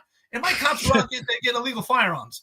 Well, but this is the reality. I really don't care whose penis she kisses. I don't care. That's her business. But what I care is that my cops had to fight so hard, go out there working so hard, disarming people, getting illegal firearms, and questioned about every minute of overtime. Yeah, I mean, I honestly think that, again, I've been saying it, like, we see the car pursuits. I said I don't believe that the people that were in charge of these units initially, when it was founded, have exhibited low integrity throughout their careers, have numerous issues like the upper echelon of the NYPD. So I believe they took a lot of these kids that had like some ties to the job at very young age and molded them when they were very young on the career. I don't believe that they were trained properly. I don't believe they were groomed in the way that anti-crime teams were groomed and the way that anti-crime teams recruited. Traditionally, you would go to a patrol precinct and you would perform regular patrol functions. You would first go through some type of training, whether it would be impact or field training. Then you would become a patrol officer. And then when you exhibited characteristics that not only did you have the ability to effectively handle a patrol car, but that you had an eye to see crimes before they happened or while they were happening, and you were able to observe criminality and stop it from happening, and you had a want to police, then you would be groomed to go onto an anti-crime team. These kids were just plucked out of precincts where they never really had the experiences of other cops, and they never really got the chance to prove themselves, and they were molded by these low integrity individuals. And so I don't know that they'll be disbanded. I know that there's a rumor out. Sal posted about it. But I've said it time and time again. If I was the police commissioner, I would remove the entire upper echelon of the job, and I would put an end to the CRT unit, remove the khaki pants. I would put everybody back in uniform, and I would start a plainclothes unit in the NYPD that was related to the precincts so that they have control instead of these citywide units or these borough-wide units. I believe the effective way to police is policing at a precinct level, not a borough level or a citywide level. I think that's how you would begin to restore public safety. But yeah, I would completely dismantle it. And I don't like the two uniforms. I think it's a vast, stark contrast and difference. And Eric talks about it because there isn't one standard of investigation for them. There's a different standard of discipline. There's a different standard of how they perform overtime. So yeah, I agree. Sal, before we go further, like, what do you think about the CRT? I've already stated my opinion on what I know to be, it's a good source told me that they're technically being disbanded as we speak, maybe by pieces. You'll probably hear more. In fact, their leaders are not going to remain too much longer in their positions as it is. So that'll be the disbandment right there. But I was always a big proponent of the anti-crime team, the SNOO team, and the conditions team. Why? They worked fine up until, some incident happened in Minnesota. So I guess that affected the public safety in New York City, I guess. That was a politically dumb move. They pandered to all these people. And what did that get us? Because then there was riots. There were cops that got hospitalized. All for what? The unit had no issue. And then they brought it back, and they're bringing it back in the wrong way because they brought it back with these khaki pants guys. The majority of them have 9.7, 9.8 tax numbers. They don't even have that much time in the street. Once again, cronyism, nepotism gets you in. And then what do we have? They're running wild. We have one lieutenant in particular kick someone's head in, and he somehow has a job, and he hasn't been put in prison for that. But other cops, like our friend that got, he was indicted over there in the 4-4. That kind of stuff, that's okay. But this was, we got to do whatever we can to cover that up. Right, John Shell? So CRT team, I think that whole thing should be disbanded. Like I said, it's going to be. And they reintroduce the crime team. And again, you need to pick your biggest and brightest people on there. People that have some time in the street, people who know what's going on. We don't want this cowboy stuff that you're seeing, these car chases, stuff like that. Because I know John Shell gets in your ears with the rah-rah speech, and then something goes wrong, he'll be the first one to tell you, did I tell you to do that? I didn't tell you to do that. I didn't tell you to do that. Are you coming to Southie Dog tonight? Oh, you know what? What did patrol guy tell you to do? That's what he's going to tell you. I'm just, people, hopefully we go kind of back to the way things were in that retrospect with a new, like a new beginning and a new belief in how that should be done. Because, we can't go to the mistakes of the past where maybe to stop questioning first thing went out of control. Kind of use it the way it should be used in a new street crime and anti-crime. And I don't know if they want to do borough crime too, because then the borough had their own unit, and keep it the way it was versus having this untrained bunch of people running around in khaki pants. I'm sorry. I don't even know what they're doing, but I believe that's the way to go. Sometimes, like a rerun of something isn't a bad idea, or going retro, so to speak. I would immediately bring back anti-crime. Anti-crime is the cream of the crop. The best cops I've seen on the job, they work for me doing anti-crime. I saw in other commands anti-crimes, veteran cops, great supervisors, real keen eye for doing police work, for leadership, for camaraderie. That's what you need. That's the most effective tool for any anti-crime team, is camaraderie amongst each other. Building relationships, what makes these guys good. But khaki pants right now, I fear for these guys, honestly. And I don't wish this on them, but this is the reality. And when this administration runs, they better hope those khaki pants don't turn to orange pants. Because with these vehicle pursuits and some of the reckless police work they've done, not all of them, overwhelming majority, could land them in jail. And I read these articles throughout the entire country. And there's police officers in far more conservative parts of this country that are facing lifetime sentences. So what could happen in New York City once this administration leaves and they don't have that blanket of protection? Shout out to Corn Pop. I love it. She definitely keeps the humor up here. Talking about First Amendment stuff when it comes to us breaking my chops. I love it. Outstanding. Shout out to you. Always a great friend to listen on this podcast. But really, these kids they're in some trouble. We tried to warn them. And that was the reason why we received attacks on social media, is because we tried to warn them and tried to help them, because we foresaw this coming. And this was about a year ago, maybe a little bit more. And we foresaw the outcome and what could yield out of the work that they're doing and the inept leadership that they're actually being guided by. So I don't wish any harm on anyone, but at the same time, you make your own bed. Yeah. So Captain Derby St. Ford, I believe I don't know if he's friendly with Dana Rachlin, but his name came up recently in an article about Dana Rachlin, about how his name was also smeared by the NYPD. Captain Derby St. Ford, in my opinion, is a more progressive police officer. I don't think that he would necessarily, our opinions would align with our visions for public safety. However, I think we share a lot of the similar things. I was like reading what had happened to Dana Rachlin and reading what had happened to Captain Derby St. Ford and the attacks against him and the smears. And it was, we read it out on this podcast a couple episodes ago, and it was so similar. If I had hair, it would make it stand up. Like the hair on the back of my neck was like staring up. Not that I have any, but I was like, oh my God. I'm like, this is exactly like what has been said and smeared and written about us time and time again. So Captain Derby St. Ford, he had just posted this on Instagram, and he said, he has promoted changes to police practices. He said that the allegations against Mr. Maddrey showed that officers mistrusted the internal resources meant to protect them. Specifically, the Internal Affairs Bureau and the Office of Equity and Inclusion, which is responsible for investigating and preventing harassment and abuse. This is the reason why officers are expressing their voices through media and lawsuits, Captain St. Ford said. They feel like they don't have a choice.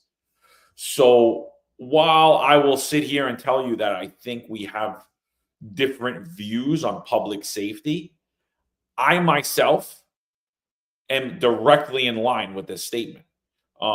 Because again, the other thing that I'll see is Women are afraid to report to EEO or to IAB because they know everyone will know about what happened, including their abusers, especially if they're in the upper echelon of the NYPD. And then when you look at the equity and inclusion office, when you look at this, I was forced out of my career for not doing something. Marlon Bethel, who immigrated to this country, a 16-year intel detective, was fired for not putting something in his body. And in my opinion, not even in my opinion, from credible sources, none of these people that we're talking about had to make the same decision that me and Marlon had to make. None of them. So while I completely align with what Captain Derby St. Fort said. Sal, what do you think about what Derby St. Fort said? I agree with what he's saying here, but of course, I mean, he's mired in his own controversies, and I don't know what he, there's actions that he could have took with the Dana Ratchin case that maybe would have, made that situation a little better than it did go. So I don't know exactly. His statement here, he's right, because the officers, the problem is there's nowhere to go on that job. As you know, I mean, we just had a situation with Tariq Shepard's boy, some unhinged a kid that was a total mess, and you'll be hearing about what happened there, that shot somebody in New Jersey and just went home like nothing ever happened and went to work and said, I don't remember any of this stuff. There's no outlet even on the job. The job even fails you. I mean, someone like that shouldn't even have a gun and shield. And Tariq Shepard instead rewarded this kid because he knew him from the 2-8, and there's also ties to other cronies in the police department. But that kid should have never been a cop, should have gotten help. He was crying for help. And what did Tariq Shepard do? Oh, here's a job in this unit that has 80 cops doing nothing, by the way. That's another scam, that social media unit that basically was bootlicking for Kaz Daughtry and company. So that in itself shows you that on the job, where are you to go? They fail you as well. Tariq Shepard failed that kid. The job failed that kid. And now somebody's sitting in a hospital bed for the rest of their life as a quadriplegic due to the mistakes of the NYPD. And shout out to the attorney, Joe Marone, who's got that case. And he's asking for $300 million, boy. If that case ever gets to discovery or depositions, man, woof. What do you say? You know what, Sal, what you're saying is why I always say, and I'm glad that you said that, right? So I would hear this for years. People say, the job sucks, the job this, the job that. Who is the job? The job is people.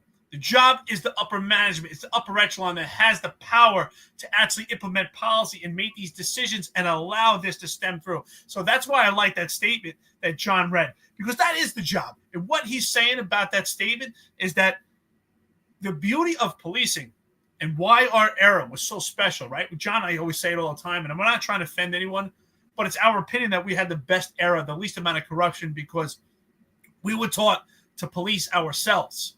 So that's really what I think was coming down to that statement, is no longer could the NYPD be trusted to police themselves, which is why we need an outside entity like the feds. And I don't like the feds stooping in and taking part. But right now, unfortunately, it's necessary. And things are going to get worse before they get better. And we see it right now. And ultimately, I want a better police department for the rank and file. The cops that I care about that were out there under me, they're facing this. Go ahead, Sal. I want to hear it. Well, there's one thing, Eric, because you said the guys of our era. The problem is Tariq Shepard is part of our era. So are we'll put other people that have the kind of the same time. Well, no longer. He's with them. He's part of that nepotism, cronyism.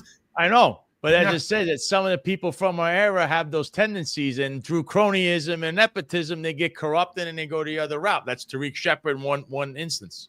That's a great point. You're right. It shows, right? We do police ourselves, but when these people are sucked in by this nepotism, they fall into that different tier, right? Because the general population is policing themselves, but we see how it's completely infected amongst themselves with this nepotism upper echelon. KB, 1013. That's right. We do need help. This police department needs help. $10.13. Cappuccino. Here we go. Cannolis on Saturday night. What happened to this once great department? Dude, I have no idea. It is crazy. I'm traveling by RV throughout the country, and people are like, and I don't really tell people often, but if I meet people, it comes up, what are you doing? I'm in retirement. Wow, you retire young. So obviously, what you a cop or fireman? Yeah, NYPD. What is going on in that city? That's what I hear. I'm like, I don't know, man. Watch my podcast. So maybe that's how I get some subscribers. We will neither lie nor cheat nor steal nor tolerate among us those who do. Adams and his cronies have destroyed this great department. 1PP needs an enema. Yes, it sure does. It needs an enema. It needs an overhaul. It needs a match. We need to start over. Really, it does. John. Yeah, absolutely. No, he's dead on. What happened? We will neither lie nor cheat nor steal nor tolerate anyone among us who do. But unfortunately, if that's you, you're not going to be in the police department.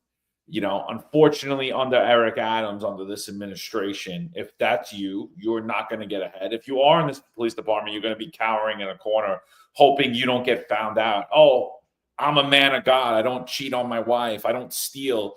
I'm not looking for the money. I'm actually here because I believe in being a good person and doing the right thing. You're going to have a problem. I've been saying for 3 years, integrity is not welcome in New York City. Honesty is not welcome in New York City. It's damn sure not welcome in the New York City Police Department. And yet, like I said, I think Derby St. Fort absolutely nailed it. That's why cops don't come forward. They're afraid. They know they will be outed. They know they will be removed. They will be targeted from the New York City Police Department. They will have unethical men who are in charge of the New York City Police Department coming after them, smearing their name illegally, coming to fire them for their jobs for things that they never even did. So this post came out. It's actually from one of my favorite handles on X, which is Crime in New York City. This is parroting a New York Post article. Welcome to the Ringling Brothers and Barnum and Bailey Circus. It's the greatest show on earth. And damn sure it is. The Manhattan District Attorney's Office is investigating sex for overtime allegations made against NYPD's top uniformed cop.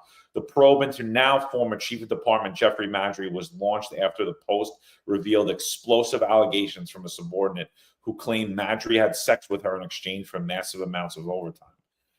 Maddrey resigned Friday night after inquiries from the Post about claims from Lieutenant LaQuisha Epps. They are extremely serious and disturbing claims that occurred at the NYPD headquarters in Manhattan. The spokesperson for District Attorney Alvin Bragg said, "We are investigating." Should also be noted that Eric Adams completely removed himself from Jeffrey Maddrey. He didn't make a stand for him. He didn't say he wasn't involved. He wasn't involved in any quid pro quo like he said about Ingrid. He completely distanced himself. And that's another reason why I believe that this case has legs. I don't believe that Alvin Bragg is properly suited to investigate this case. We've seen that there is a tie between Alvin Bragg and the upper echelon of the NYPD. Yes, we've seen cops like Juan Perez get indicted for defending himself after he was choked while responding to a 911 call, or was choked by an emotionally disturbed person, and which was on video, and he still got indicted by DA Alvin Bragg. So we've seen those instances, but we've also seen instances where, listen, we tell the truth, where cops were like, nah, that was absolutely wrong. That the person was defenseless. They stepped on his head. That should be investigated. That person should be suspended. That should be an inquiry by the DA's office, and it wasn't. And the reason I believe it wasn't is I believe that there was a tie to Alvin Bragg's office. Do you trust Alvin Bragg to properly investigate this? I think, Sal, you're up next. So if you want to answer it. No, I don't really trust him, but I think when it comes to, if he has a public corruption case as far as politicians go, he's actually a white-collar crime specialist. That's what he did in the Southern District of New York. He doesn't know anything else. So something like this, he's not adapted into the NYPD culture. He doesn't know what's going on. If he doesn't kick this down to someone else in that DA's office, he's going to mess this up. Now, the Southern District of New York, on the other hand, is a different story. Obviously, there's a Division of Human Rights and all of that. So there, and I would trust more, especially with Trump coming in. I would look more for a federal case to be, going forward versus Alvin Bragg, who this is not his wheelhouse. He's a public corruption guy in regards to politicians and white collar crimes. How is he going to justify this? Somebody actually wrote about prostitution. He made that legal in New York City. So this kind of is a prostitution case because basically you're getting overtime. It's money being exchanged for sexual favors. That's prostitution. So is he even going to look at it that way? I doubt it because he doesn't know how to prosecute this case. So it's good that they're looking at it. I don't have much faith behind Alvin Bragg, but the FBI, yes, if the feds are there, especially with the turnover going to Trump, there's going to be some teeth to this case. And believe me, I think there's going to be even more to come out. I don't trust Alvin Bragg as far as I can throw him. He's another triple fat neck. I can't trust that dude at all. He's in bed with Eric Adams. They're both progressive. They both are on the same path. They cherry-pick the cases that they're going after. They cherry-pick the cases that they just completely neglect to actually take into the office. We've seen it. It's more apparent than with the Daniel Penny case. That was a case that should have never met the courtroom, but that was a case that was cherry-picked by Alvin Bragg. We see numerous cases that are cherry-picked, including the first case that was cherry-picked in Alvin Bragg's office, which is Donald Trump. So I don't trust them at all. Absolutely not. Also, we see a lieutenant who stomped someone's head in the khaki pants unit who didn't face the arm of justice. And I'm not saying I want him to get arrested. That's not what I'm saying. But if we make standards, we have to have comparisons. Juan Perez was convicted for a misdemeanor assault who overcame an emotionally disturbed perpetrator that was choking him. And the only thing Juan Perez did that day wrong was actually show up to work and have some balls and actually fight back to the perpetrator that tried to take him down. That was the only thing he did wrong. And now Kenny Victoria in the 4-4 precinct, he's a cop who needs support. He's fighting indictment right now for getting a gun collar in the 4-4 precinct in the heart of the South Bronx. And he's facing the arm of justice. These cases are completely cherry-picked. And that's what we see. So I don't trust this office at all. And I don't trust the other DA's office as well. Alvin Bragg's not the only one. Of course, he's at the center of it. I don't trust any of them. John, I know you don't. Oh, absolutely. I mean, I have zero faith in the criminal justice system in New York City at all. And that includes the judges, too. JF.99 to the podcast. Good evening, gentlemen. Great work. Merry Christmas. Thank you, brother. Merry Christmas to you. We appreciate you. So getting back to the numerous transfers that we're seeing, I got two questions, actually. What does it tell you? What does it tell you that key personnel of John Shells and key personnel of Kaz Daughtry's were sent back to patrol? What is that about? What do you believe that's about? What does it tell you about their future in the police department? As well as my other question is, we know that there was a massive amount of overtime given out to the New York City Police Department, right? To the rank and file, to everyone. Massive amounts, and it was due to mismanagement by these people because they were too busy doing everything else, but actually their jobs, obviously. And it's going to cause a lot of people that are above 20 to leave. Like, so they actually added to the exodus. We know that, so I don't even think we need to explore that. But what do you think the overtime restrictions are going to be in the future for all of these guys that are out there doing police work now? I honestly think, again, like I think it's as much as like they destroyed the morale of this department and they were just giving out way too much overtime and forcing way too much overtime. I think now it's going to be the opposite effect, and now they're going to. I believe that she's going to clamp down on the overtime, and it's actually going to harm public safety. And it's going to be a knee-jerk reaction to these idiots. Like, what do you guys think about the overtime, and what do you think about those key appointments getting sent out?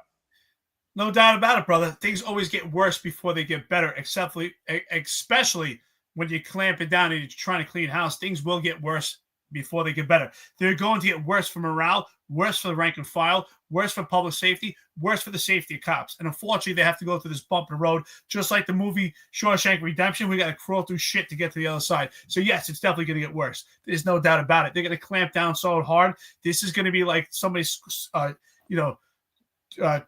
down on their butt cheeks right now when it comes to overtime. Everyone is going to have their eyes. This is going to be the theme for a while until another issue comes up in the police department.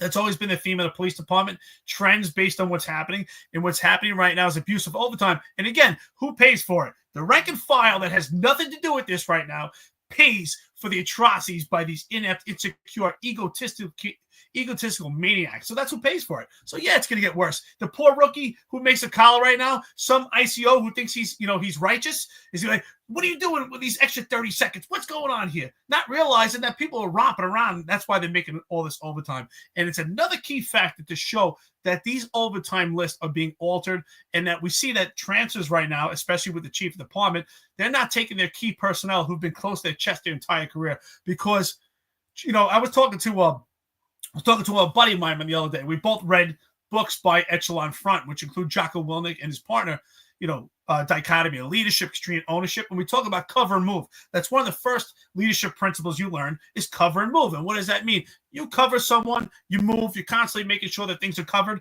And for them, when it's cover and move, it's cover and conceal. They're moving around right now, and they're trying to figure out how to cover all the atrocities that they did. So shame on them. You know what? If there is going to be a perp walk, and give you my word right now, I'm flying in. I'm flying in for that perp walk. I don't wish harm on anybody, but they made the bed, and they made the job worse for everybody else, and they made the embarrassment for the city. So yeah, if there's a perp walk, I'm flying in. I love Marlon Bethel, what he's saying in the chat. I see him say there's a knee-jerk reaction as usual, like the 250 number game, then to the diaphragm law. Ron Layson says, #dichotomy. I say this. Overtime, you don't want public safety to take a hit because they have enough problems there with crime going through the roof, and, of course, their perception management game with that. What they should do is the administrative overtime, 0. Everybody now, you're on a job, Officer Joe messes up, and even though, Officer John was RDO that day, they all have to pay the price for whatever Officer Joe did. Well, because of all this mishigas, all the administrative positions can't have one stitch of overtime. It only leaves operational for people that have to be out there in the street, and also arrests. Everything else should not be. So you have that 8-hour, whatever. I'm not saying also those 8-hour RDO trainings and stuff. I'm saying if you drive the chief, you shouldn't be putting in for a stitch of overtime unless you're out on the street doing real police work. See, that's what the real problem is. The scheming is what the problem is. Not the person, not the cop who's out there breaking his ass, doing what he's supposed to do, and then he has his ass handed to him. That's what's got to stop. I know that's the knee-jerk reaction, but that's what Tish, or we're going to call the red herring, I guess her name is, that she needs to do that. Administrative overtime needs to be cut to almost 0. And everything else, whether it's the training or operational or arrest overtime, that needs to where the budget goes. If you stick with that, there'll be no problems. And I think that list that came out, I believe Jeffrey Maddrey's driver was on there. Her name is, I believe, Ingrid Sanders. She made $350,000 last year. How does that even happen? I can't even I don't know what could you possibly be doing as the driver of the chief of department to earn $350,000? Oh, wait, I know. I think I know because I think I saw something in a recent lawsuit. So, I mean, what do you guys think about that? She made $350,000 as the driver, and now she got transferred. But how did she even get to that point as a second or third grade detective driving a chief of department making $350,000 a year? How does that even happen? It should never happen. And again, whether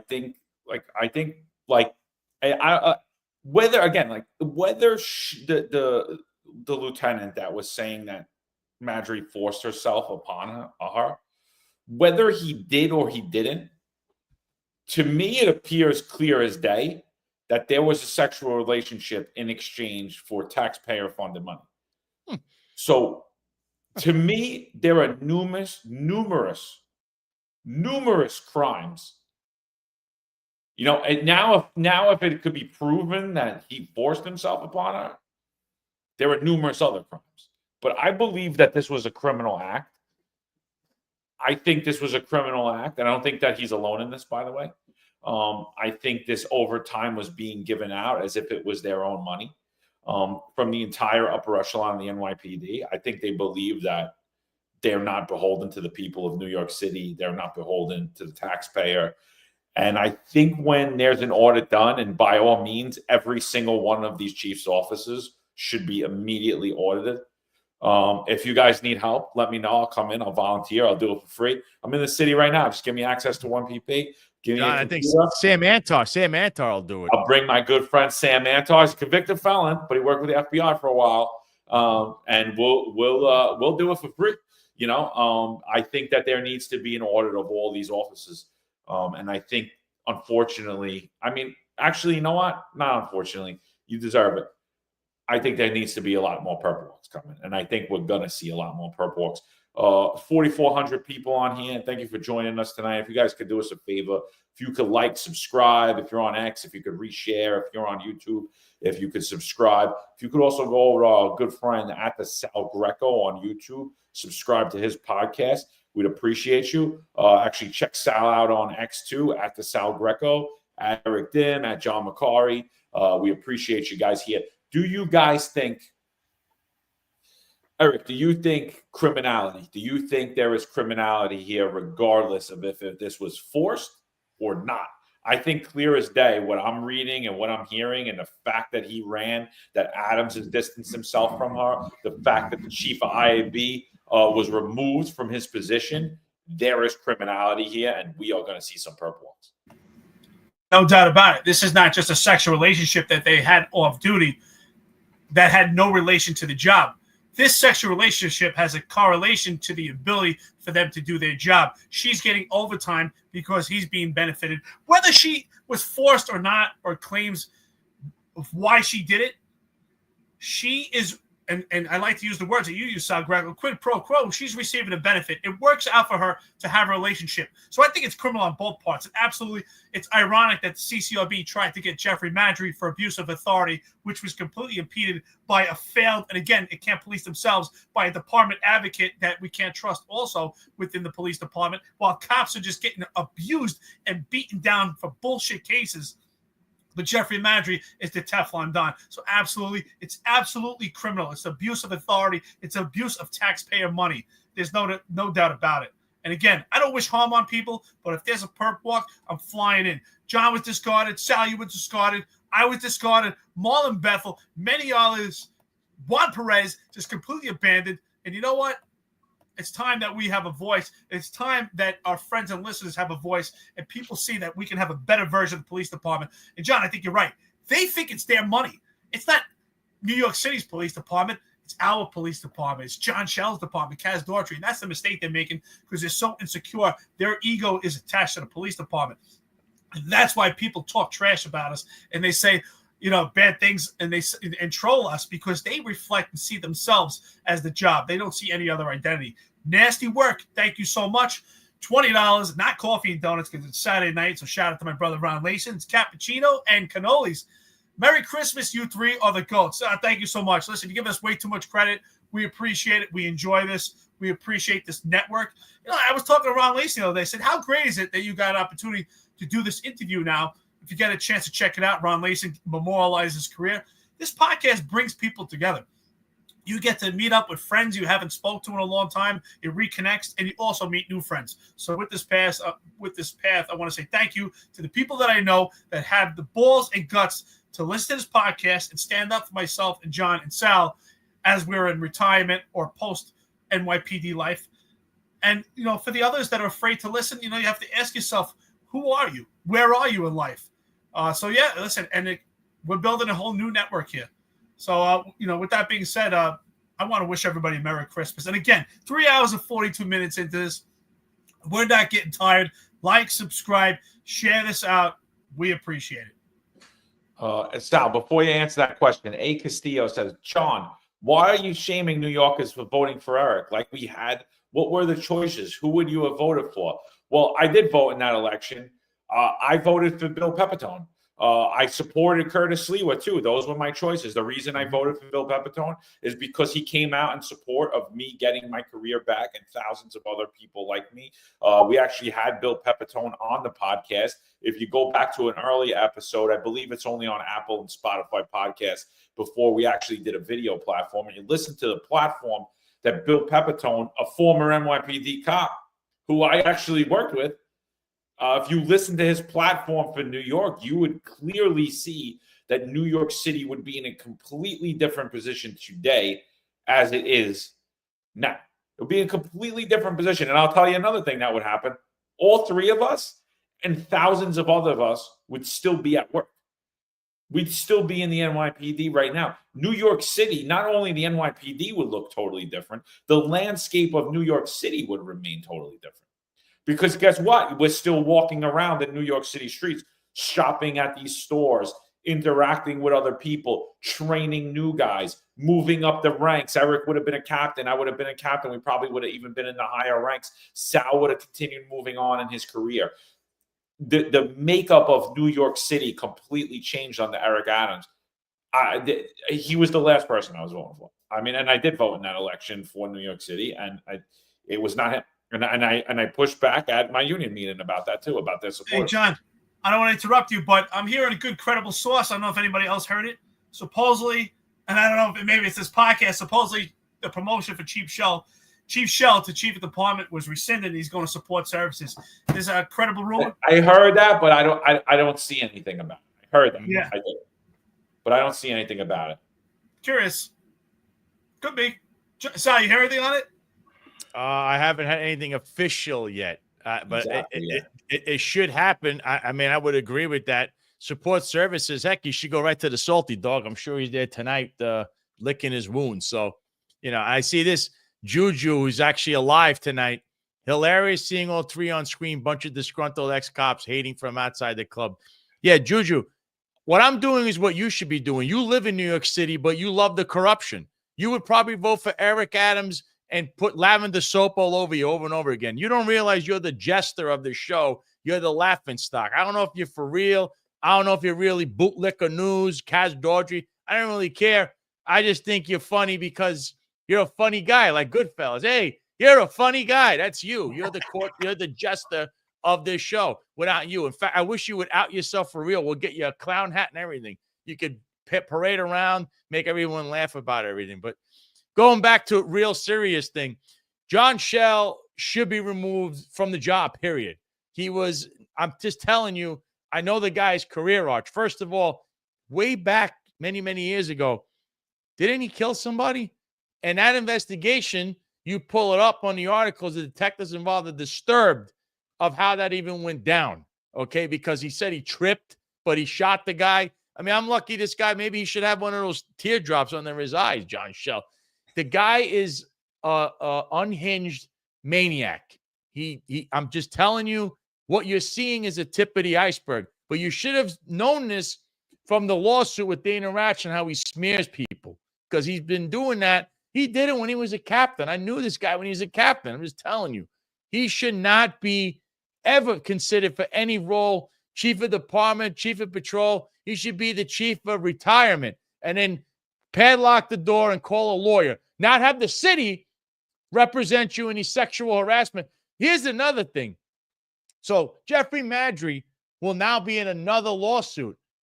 Is the city council and Eric Adams going to allow the law department to represent him illegally? Because under 50K2, you cannot represent somebody in a city job because this, unless their actions fall into the scope of their employment, which I believe sexual assault, rape does not fall under that. And trust me, Eric Sanders as the attorney, he's going to bring that one up if someone in the city law department is representing Jeffrey Maddrey, just so you know that. He needs his own counsel on this one.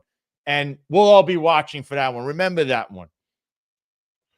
Yeah, absolutely. So Tina Moore she must be typing away here. And I'm sure all of you guys that are sending us stuff are sending Tina stuff. So here comes another article out of Tina Moore. NYPD in disarray amid staff changes. So let's go through this article real quick. The burgeoning sex scandal at one police plaza adding to the turmoil of a year that has seen 3 different commissioners, federal probes of top-ranking officials, and other shakeups. It is in shambles, said a retired chief with dozens of years on the job, who is too cowardly to say a damn thing because he had his balls snipped by the NYPD. There's no chain of command. It's very sad. It's really sad for the department. Joe, is that you? Is that you, Joe? Just come out and say it. Which Need Bender is that? Which Need Bender? Police Commissioner Eddie Caban resigned in September amid a federal investigation into whether police were warning nightclubs connected to his ex-cop brother about inspections. He was replaced by retired FBI official Tom Donlin, a Mayor Adams crony who exited a month later after a well-publicized run-in of the brass. Deputy Mayor of Public Safety, the unindicted co-conspirator, Phil Banks, another close pal of Eric Adams, who previously served as the NYPD chief of department, also stepped down in October amid yet another federal probe. More of the police leadership vanished Friday night when the force's highest-ranking uniform officer, chief of department Jeffrey Maddrey, abruptly resigned when faced with post-revelations he was being accused of sexually harassing a female underling. Police Commissioner Tisch, now at the helm, is trying to clean up the mess. She recently pulled 500 officers who had been improperly transferred from permanent job posts back to regular assignments, as internal memos show. The telephone message transfers are favors done by bosses to move cops to precincts they desire. Last week, Deputy Commissioner of Public Information Tariq Shepard was transferred out of his post. Since then, Tisch has moved more than a dozen people out of Public Information Office police sources. The retired chief believes Tisch, a Harvard alum and former sanitation commissioner, will right the ship. This is pre-Jessica, the former said. She's going to turn it around, but it will take time. And that retired chief is vying for a deputy commissioner job. Is that you, Joe? What do you so just on the heels of this article, like, what are you thinking? I mean, obviously the NYPD is in complete turmoil. Obviously the leadership is not changing, but again, I hope that rumor is actually fact. I hope, like I said, if Jessica Tisch actually appoints John Schell as the chief of department, that will be her worst move as a police commissioner to date, and a move she will regret, because that will come back to bite her in the ass, because I believe we're going to see a lot more scandal coming. Oh, absolutely. I think it's so unscrupulous right now of what else may come out. And I think that this is just a tip of the spear. I think that this is not the smoking gun. I know a lot of people are like, this is the pinnacle case to take down the entire House of Cards. The House of Cards should have already been taken down, but there hasn't been any transparency and anyone to actually penetrate. So she's doing that right now. I hope that this credible rumor from various sources that John Schell's actually going to support services is true. I think the only place he should be going to is not 233 Broadway, but rather 500 Pearl Street. And if anybody actually knows what 500 Pearl Street is, you should Google it. But that's where John Schell should be going, along with Jeffrey Maddrey and the rest of the upper echelon that has utilized the police department as their own weapon to have a boys' club. It's absolutely ridiculous. It's shameful what's going on to the city. So I hopefully, Tisch could do it. And again, Adams, I was under the impression, I have to admit, when Tom Donlin was put in, I thought, okay, here's the guy that's going to clean it up. But apparently, we were completely bamboozled. He was Adams' crony. He had no idea what was going on. This just continued. But the fact that Tisch, has a finger on everything, she's starting to penetrate. I hope, and I do believe that she has the right people behind her, right? She has Bratton, she has Kelly. She has Shea, which is a complete loser, sold out the job. But she has people in her corner to tell her where to look, because they know where to look. I mean, at least Shea wasn't corrupt. But he gave the job away. He gave anti-crime away, the best tool and asset we had for the police department. He gave away. Oh, wait a minute. Hold on. Time out before you say anything else. Uh-oh, here we go. Shea. Hold on. Dermot Shea. You said he's not corrupt. But Dermot Shea was pictured with Jimmy Rodriguez at Con Sofrito. So, again, was that when he was on the job? He was on the job? Yep, he was the police commissioner. Okay. There you go. Scratch him off. Yeah, don't scratch him off. Well, hey, listen, he violated criminal association. We're still on the Bucks.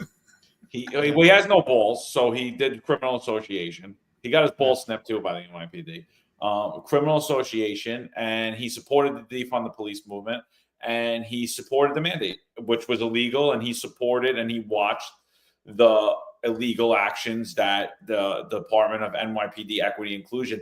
Not only did he watch it, I'm sure he helped come up with what they were going to do. And he said that I think he literally said that the department could operate with like 20% less cops, like, which is completely not reality. He made New York City less safe. So I wouldn't say he's not corrupt. I would just say he didn't have the testicular fortitude to not be corrupt. So he was corrupted by the corruption in New York City. And again, it's a shame because I said it here before. I think that Dermot Shea was one of the smartest police officers on the job. And I do think that he loved the job. I just don't think he had the balls enough to be the police commissioner. Shame, but it just is what it is. I mean, I guess, it's a damn shame. So, yeah, I mean, I just can't forget a lot of the things he said. And we played an interview here on Hot 97 we played an interview here on Hot 97 where he basically got Ebro, could basically bitched him around the police and threatened him, the police commissioner in New York City. And I'm like, this is crazy. It's absolutely they went nuts. So Logic's Finest says Tish can't turn the ship around. She can only clean house. She's never been a cop. You can't supervise if you've never done the job. Okay. I'm going to disagree with you because Tish is 100% being advised by former police commissioners. Probably the ball is Dermot Shea, but definitely Bratton. I'm pretty sure Ray Kelly as well, too. I'm pretty sure Keechant Sewell, too. You saw her. They were all at Chief Terry Tobin's retirement.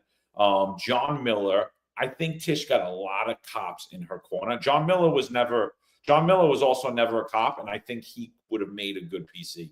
If he was a little younger, I think he would have made a good PC. And he was never a cop. He was a great DCPI, and he was a great deputy commissioner of counterterrorism intelligence. And he was never a cop. I think that Tish could turn the ship around. I'm not saying she's going to, but I think she's in a good position enough too. And I think she's liked enough by a lot of people that are still in the department as well, that if she takes some critiques and she's willing to understand what cops do and what works and what doesn't, I think that she could right the ship. But I think first and foremost, you got to settle all family business. You got to get all the rats off the ship. You got to get all the corruption out. You got to weed it all out. And I think, I'm not saying that she is or not either way, but like I said, originally, when she was originally appointed, I love it. I love what she's doing. She has to redo John Shell as chief of department. That man should not be anywhere around controlling the police department, nor should he even be the chief of patrol. So, in my opinion, I definitely think that she's the right person at the right time. She's got the right backing, 43rd richest family in the entire country. I think John Miller is extremely smart. I do respect him. I was critical of some things he said when it came to the Tyree Nichols case that was in Memphis, Tennessee. But overall, I did see him at a lot of jobs. He was very dedicated, motivated. He did have the cop mentality, even though he wasn't a cop. Excuse me. He's put himself in harm's way numerous times in his career, especially as a journalist. I do think that he would be a good commissioner, but I do not think he would have the power and the backing to turn the ship in the manner that Jessica Tish has. He doesn't have the money behind him and the power. I think that Eric Adams would overstep him. So this is just impeccable timing. I think Jessica Tish is the right person with this. It could be Jessica Tish or some member of her family. And she's getting the right advice. I know she says she's, data driven and she knows the politics in New York State. That may be true. She did do some gaslighting in the beginning. I don't know if she could turn the ship when it comes to operations, but she could get this department much cleaner than it was before. And we could at least get on the right track. And because right now we're way off base. We're way off track. What do you think, Sal? I think she can, like I said, I think she could root out the upper echelon easily. I mean, she's the police commissioner and she's getting some help from, hopefully some people that, can make sense and have a grip on this and know who the bad actors are here. But as far as changing the whole department, that would take a long time. That would really probably fall under the next mayoral administration that comes in.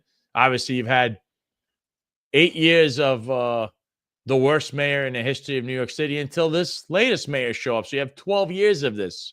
So you had 20 years of Giuliani and Bloomberg. And now you have 12 years of a disaster. So you have like an 8-year gap left. So you'll need probably another 8. You need about 8 years to try to correct this mess to get it back in the middle. Because as you know, New York City's default position is corruption. And the same could be said for these people running the police department. So she could kind of right the ship. It's way too much. You would need many years to try to fix the damage these guys were doing. Obviously, there's still some cronies left on this job sprinkled in somewhere. Some people that we don't know were eating the the food from Concha Frito that had rat droppings in it that were hanging out with Jeffrey Maddrey that are unnamed right now. They're still on the job and they're lurking and they'll get promoted and then it'll return. So again, it's going to take a few years to root it all out and then push forward and change the department. John, before you go ahead, there's a question for you from Logic's Finest. I have thoughts in my head, but I think you should answer this one. I think it's a good question. John, fair question. Why have Tish follow advice from Kelly and Bratton when I can have a person who could do the job properly? Before you answer, Phil Malone, thank you so much for being here. Friend, listen to podcast, $5. That's right, coffee and donuts, but Saturday night. So it's cappuccino and cannoli. John, answer it. I think that's a good question. What do you think? Wait, say it again. Sorry, you threw me off with the film line thing. John, fair question. Why have Tish follow advice from Kelly and Bratton when I can have a person who could do the job properly? Yeah, so I don't believe that there is anybody currently on the job or ever on the job at any time that understands every aspect of the NYPD. I don't believe anyone like that ever existed. It's such a large agency, both administratively and operationally. There are thousands of different things that happen in the NYPD every day. So I don't think that, I mean, like if you named me anybody right now, you could name me literally anybody. And I'm going to say like where they would lack, and you would do that based upon their experience. I don't think that anybody in particular could be the perfect police commissioner. I don't think there's I don't think there's a character that you could even draw or a resume that you could draw that could be the perfect police commissioner. Because like, let's say you were a sergeant in the squad, and then you were a lieutenant in the Internal Affairs Bureau, and you were a captain in narcotics, and then you were an inspector in ESU. You're not going to be able to touch every single thing on this job. I think the biggest aspect and trait you could have as a manager or as anything, including the police commissioner, is your ability to appoint people that are better than you in certain situations. Like I myself have never been in the squad, right? So what would I do if I was the police commissioner? I would go to people whose entire career has been investigating cases, who have dedicated their life to investigating cases, and I would lean on them. I would put those people in charge of all of the investigative spots. I only did 2 years, 8 months in internal affairs. I know some aspects of it. Am I an expert in it? No. I would go to people that understand that, put them in there. I did most of my time doing special operations in the NYPD. Those units don't even exist anymore. So I would go to people who were in patrol, on patrol, who understand the patrol functionality, put them in charge of patrol. Right? I mean, I think the greatest thing that you could have in as a manager is the ability to be able to see who's better than you and who you should have in place to advise you on the decisions that you're going to make. And I think we've seen that Eric Adams has failed miserably at that. We've seen Ed Caban fail miserably at that. We saw Tom Donilon fail miserably at that. We saw Keechant Sewell fail miserably at that. Now, ultimately, those decisions were all made by Eric Adams, but I don't care. You're the boss. You didn't make the moves that needed to be made, so you kind of screwed yourself. But yeah, I would lean on the people that have more knowledge than me. And I think that if she has that ability, and I don't know that she does or doesn't, but if she has that ability, she'll do fine. We're starting to get a little bit deep into this, and we're just going to start losing some platforms because we're going over 4 hours. So I think we should start to begin to wrap this up. But what do you guys think about that? You know, I just want to say, I I live by Colin Powell's leadership style. I read his book. I got a great information. And I used to utilize this in my career that would help me. And it was called the 70-40 rule. So if I'm in real time and I need to make a decision, if I had less than 40% of the information, I was not ready to make a decision. And if I waited till I had more than 70%, I waited too late. So the sweet spot was between 40 to 70%. That's what's happening in real time. And I would live by that leadership principle to make real-time decisions so I'm not indecisive. Obviously, when we get back to the precinct, I can work things out later. But that's where you have to have people in and around you. So a good leader use tools and resources to make themselves better, right? You know yourself to seek self-improvement. So I think that if I was police commissioner, with the knowledge that I have, I would still have advisors around me. I would have John and Sal say, hey, John, Sal, I have this issue, but not something in real time that needs an immediate decision. But I have this issue I'd like to work on. We have this, need to clean house, this probe. What do you recommend how I face it? And now I get different perspectives. And it's kind of like how we do this podcast, right? I mean, a lot of times we all talk and we come up with decisions, what we're going to talk about. And it's the same thing. We advise each other. And that's how you come up with decisions. I think there's a difference, yes, in real-time decisions, but ultimately what's going to play out, you do need people around you. And it kind of keeps you level-headed, like the devil on one side and the angel on the other. And you're like, you get different aspects, and then you take them, you put them together, and you put your own spin on it. So that's my firm belief on leadership. And I hope if anybody here is in a leadership position that you have to make real-time decisions, get Colin Powell's book and look up the 70-40 rule. And I think it might help you. It would help me. I think every chief on this job right now should be forced to leave. I think you need to really clean house. Anyone from inspector, deputy inspector, obviously those are 2 ranks above captain, also discretionary ranks. So they should be all placed on hold. I think there should be a hold on any promotion beyond captain for a long time until we figure out what the hell is going on, like who did what where. A freeze on all those kind of promotions. Obviously, we know some promotions were done by booster bags. So you got all of that going on as well. So that's why you need to basically get to the root of this issue, what happened here, and reset. And it's going to be a while. And I mean, there's plenty of leaders, but I think sometimes in a situation like this, it's the guy or the girl that you don't expect to be the leader that comes out of the rubble and just leads the department or whatever, or the group of people in advance. I mean, God always picks all these crazy people. Moses was a nut job. Jesus was what? A carpenter? Look at history. Who gets picked to lead? Donald Trump. People say he's a maniac or whatever. He's a president.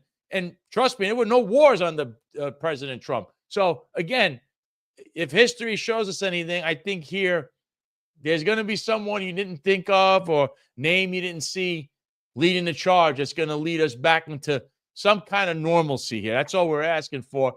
Because, again, who's the real victim here? The taxpayer. Taxpayers in New York City are once again the victims, and they'll be paying through the nose. Hopefully not paying for Jeffrey Maddrey or whoever else is in these lawsuits, lawyers. It should be them. That's what really matters. Our concern here was always the taxpayers and the cops that are getting, I hate to say the word, shit on by these people, okay? That's the main concern, because we were once there, and we don't want what was going on with us and what we're seeing happen to you. So whether you like to troll us or not, you could thank us later. Absolutely. Shout out to Tabitha Foster, $9.99 to the podcast. We appreciate you, Tabitha. Sorry for everything that happened to you. Yeah. And hopefully this will put an end to things like this from happening in the future as well.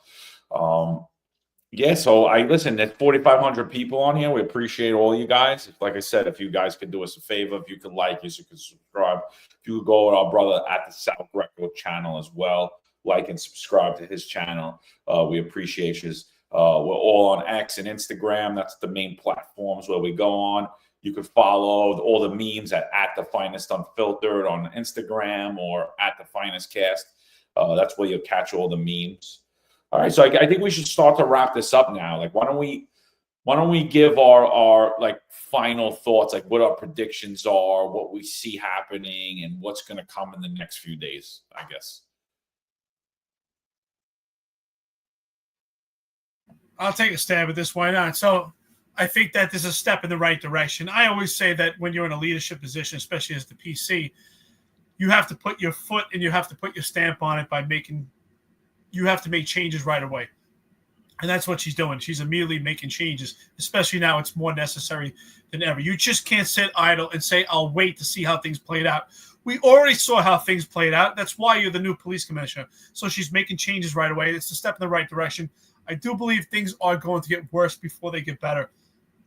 And especially right now during the holidays, this is a time where things are always worse for those that are hurting out there and potentially, opportunities for crime. So I do want to, thank our friends and listeners on this podcast. And ultimately, I think the message is that we want a better version of the police department. That's why we give our opinion. And that's why we have to keep our finger on the pulse and be critical. Logic's Finest says, I always follow General Patton-style leadership. Let me read it out here. These comments are flying in here. I think I lost it. Oh, here we go. Always hard charge. Only put very best in positions under you and let them command, but lead from the front as always. Yes. Thank you so much. It's always been my moniker, lead from the front. That doesn't mean that you lead from the middle and not see what's going on, but you lead from the front and not lead from the rear and be the example. Let people follow your example. So again, thank you so much. I know we're 4 hours and 10 minutes into it. I appreciate our friends and listeners being so patient. It's a lot of information to go over. We want a better version. I think we'll get to that. But one thing is true. We've got a lot of content for this podcast, and we're building a network together. So a lot of stuff covered here. Thank you, everyone. I'm sorry to Tabitha Foster what's happened to you, and I hope that this podcast gives you the strength and helps you talk about your story and, not to be shy from it. Anyone coming forward, sometimes people get a little hairy and shy to talk about it because it's sex involved, but we're all adults. Let's be honest. You can talk about it, and we're here to help you. So with that being said, let's get a better version. Thank you, John. Thank you, Sal, for doing this. We're getting close to Christmas. I'm ready for a Jewish Christmas. I even got a small tree ready for it in my RV. I think Monday we're probably going to be down. We might be up early morning for Christmas Eve. I hope you'll have coffee and donuts with us. And as Ron Layson said, cappuccino and cannoli. So take care, everybody. This is going to be it. And thank you, everyone. Shout out to you. Be safe out there. Sal, what do you got, Sal? I want to thank you guys for having the emergency broadcast, we'll call it tonight. Thank you for everybody who's a new follower. Thank you for everyone who was following me on X, at the Sal Greco. Same thing on Instagram. Also, Truth Social, at Head of the Table. If you subscribe to my channel on YouTube and Rumble, also any major podcast streaming platform, The Sal Greco Show, I basically have detailed everything you're hearing just this year alone on every show, almost whatever's breaking around that time and stuff that people don't even look at. And, I'm not making $1 million doing this. I'm not sitting there pouting my chest. I'm not at this Amp Fest or whatever it is in Phoenix, Arizona, where everybody's bowing to Donald Trump in this weekend. I'm not even there. Look what I'm doing. I'm here with my two friends discussing what I may or may not have had any inkling of in regards to what's going on in the police department. Why? This directly affects New York City taxpayers.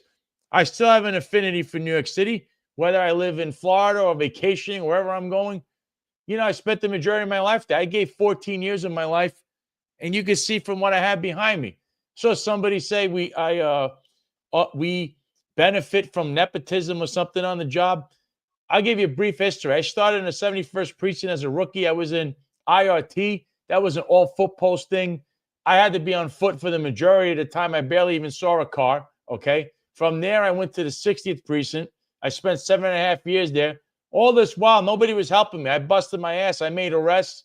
I had what you could see, perfect attendance records, which matter in an interview for Citywide Traffic Task Force, which had a DWI unit. In between this, of course, I was being punished for a witch hunt because I have a friend named Roger Stone, and I might have voted for a presidential candidate that other people on this job disagreed with. So they sent me for a brief period in the 4-4 precinct. Unlike others, I didn't go there because I was a friend of Jimmy Rodriguez or Eddie Caban, or I partied at Con Sofrito, but I went there as a punishment to be on an all-out foot post, okay? I returned back to Citywide Traffic Task Force, where that was where I ended my career, unfortunately, short. There was no nepotism. I didn't know anyone. Everything I've done, I earned, and you can see behind me, I earned it. So there was no nepotism. I didn't know anyone. And heck, I didn't even hang out with other cops. I wasn't at Con Sofrito. That's the difference between me, which is why some people out there don't like me, because you didn't consider me one of the boys. Maybe I don't like to drink alcohol with people. That's me. I like to sit at the cafe. Shout out to my buddy, too, in the chat in the room. I saw him. His name is Louis. He used to be a barista at a cafe on Avenue U that I used to have my espressos at. First when I was a civilian, and then as an officer, coming by to make sure we don't have anybody trying to break windows or other things. You know, what cops are supposed to do, neighborhood policing. So shout out to you, Louis. I haven't spoken to you in a few years, but I just want to wish everybody a Merry Christmas. It's going to be a good New Year. I think, again, this is going to be a big week of news, and then it'll probably slow down up until the new year and then start up again in January. I don't expect to see John Schell in that role as chief of department for long. I don't know what they're going to do with Philip Rivera. Maybe he's hanging out at Sobro Garden tonight. Who knows? But that man shouldn't be fired immediately for his criminal associations, because if you do that to me and others, how is it okay that he gets away with it? Or that whole pack of crew, that the whole crew that hung out with the Con Sofrito lifestyle crew. So that being said, guys, thank you for having me. It's been an honor. Hope everybody will follow my own show. We'll see what I'm going to do in the next week or two, if I'm going to have any guests or what other news I may know. And, of course, I may always come back on here if something pops up, because basically it's us three that have the news in our hand. But, again, I don't know if the mainstream media or legacy media is going to say, you guys aren't radicals, you aren't fringe, you're actually telling the truth. And we've been telling the truth for years. Too bad we haven't listened to you. You do or may have an axe to grind, but that's the axe of truth, because now we have victims and witnesses coming forward. They weren't coming forward thanks to the New York Post, I'll tell you that. Yeah, absolutely. So, guys, thanks for joining us. 4,500 people with us about the whole time. Have a Merry Christmas, everybody. God bless. We'll be back up Christmas Eve. If anything breaks, we'll come back up. Not tonight, obviously, but if anything breaks, over what any key executive appointments going to have, we'll jump back up. We'll work around that. Appreciate you guys being on. And to the upper echelon of the NYPD, you keep telling lies about us. We're going to just keep telling the truth about you. New York's finest, Retired and Unfiltered podcast. We will be back at you. Thanks, everybody, for joining. And that's it, guys. Take it easy. God bless. God bless. Take care. There's a handful of retired officers that don't live in the state that have a lot to say about the dream team, as I like to call it. All of a sudden, they retire and have a master plan on how to fight crime, but nothing to contribute when they were here. They want to come back and be part of the dream team. What can I say? Law enforcement professionals dedicate their lives to serving and protecting our community. But who's protecting their financial futures? That's where Laidlaw Blue comes in. Our wealth management platform is specifically designed for the law enforcement community. Laidlaw Blue is a division within Laidlaw Wealth Management, run by retired New York City detective John McDermott. His status as a retired detective uniquely positions him to establish a deep connection between Laidlaw Blue and the law enforcement community. Our platform is easy to use and provides a range of financial services, including investment management, retirement planning, and insurance solutions. With Laidlaw Blue, you can secure your financial future and provide for your loved ones. Our team of experienced financial advisors understands the unique challenges and opportunities that law enforcement professionals face. We're here to help you navigate the complexities of financial planning and achieve your goals. Laidlaw Blue. Secure your financial future today. Book a meeting using the QR code displayed or call us directly on 888 901 Blue. That's 888 901 Blue.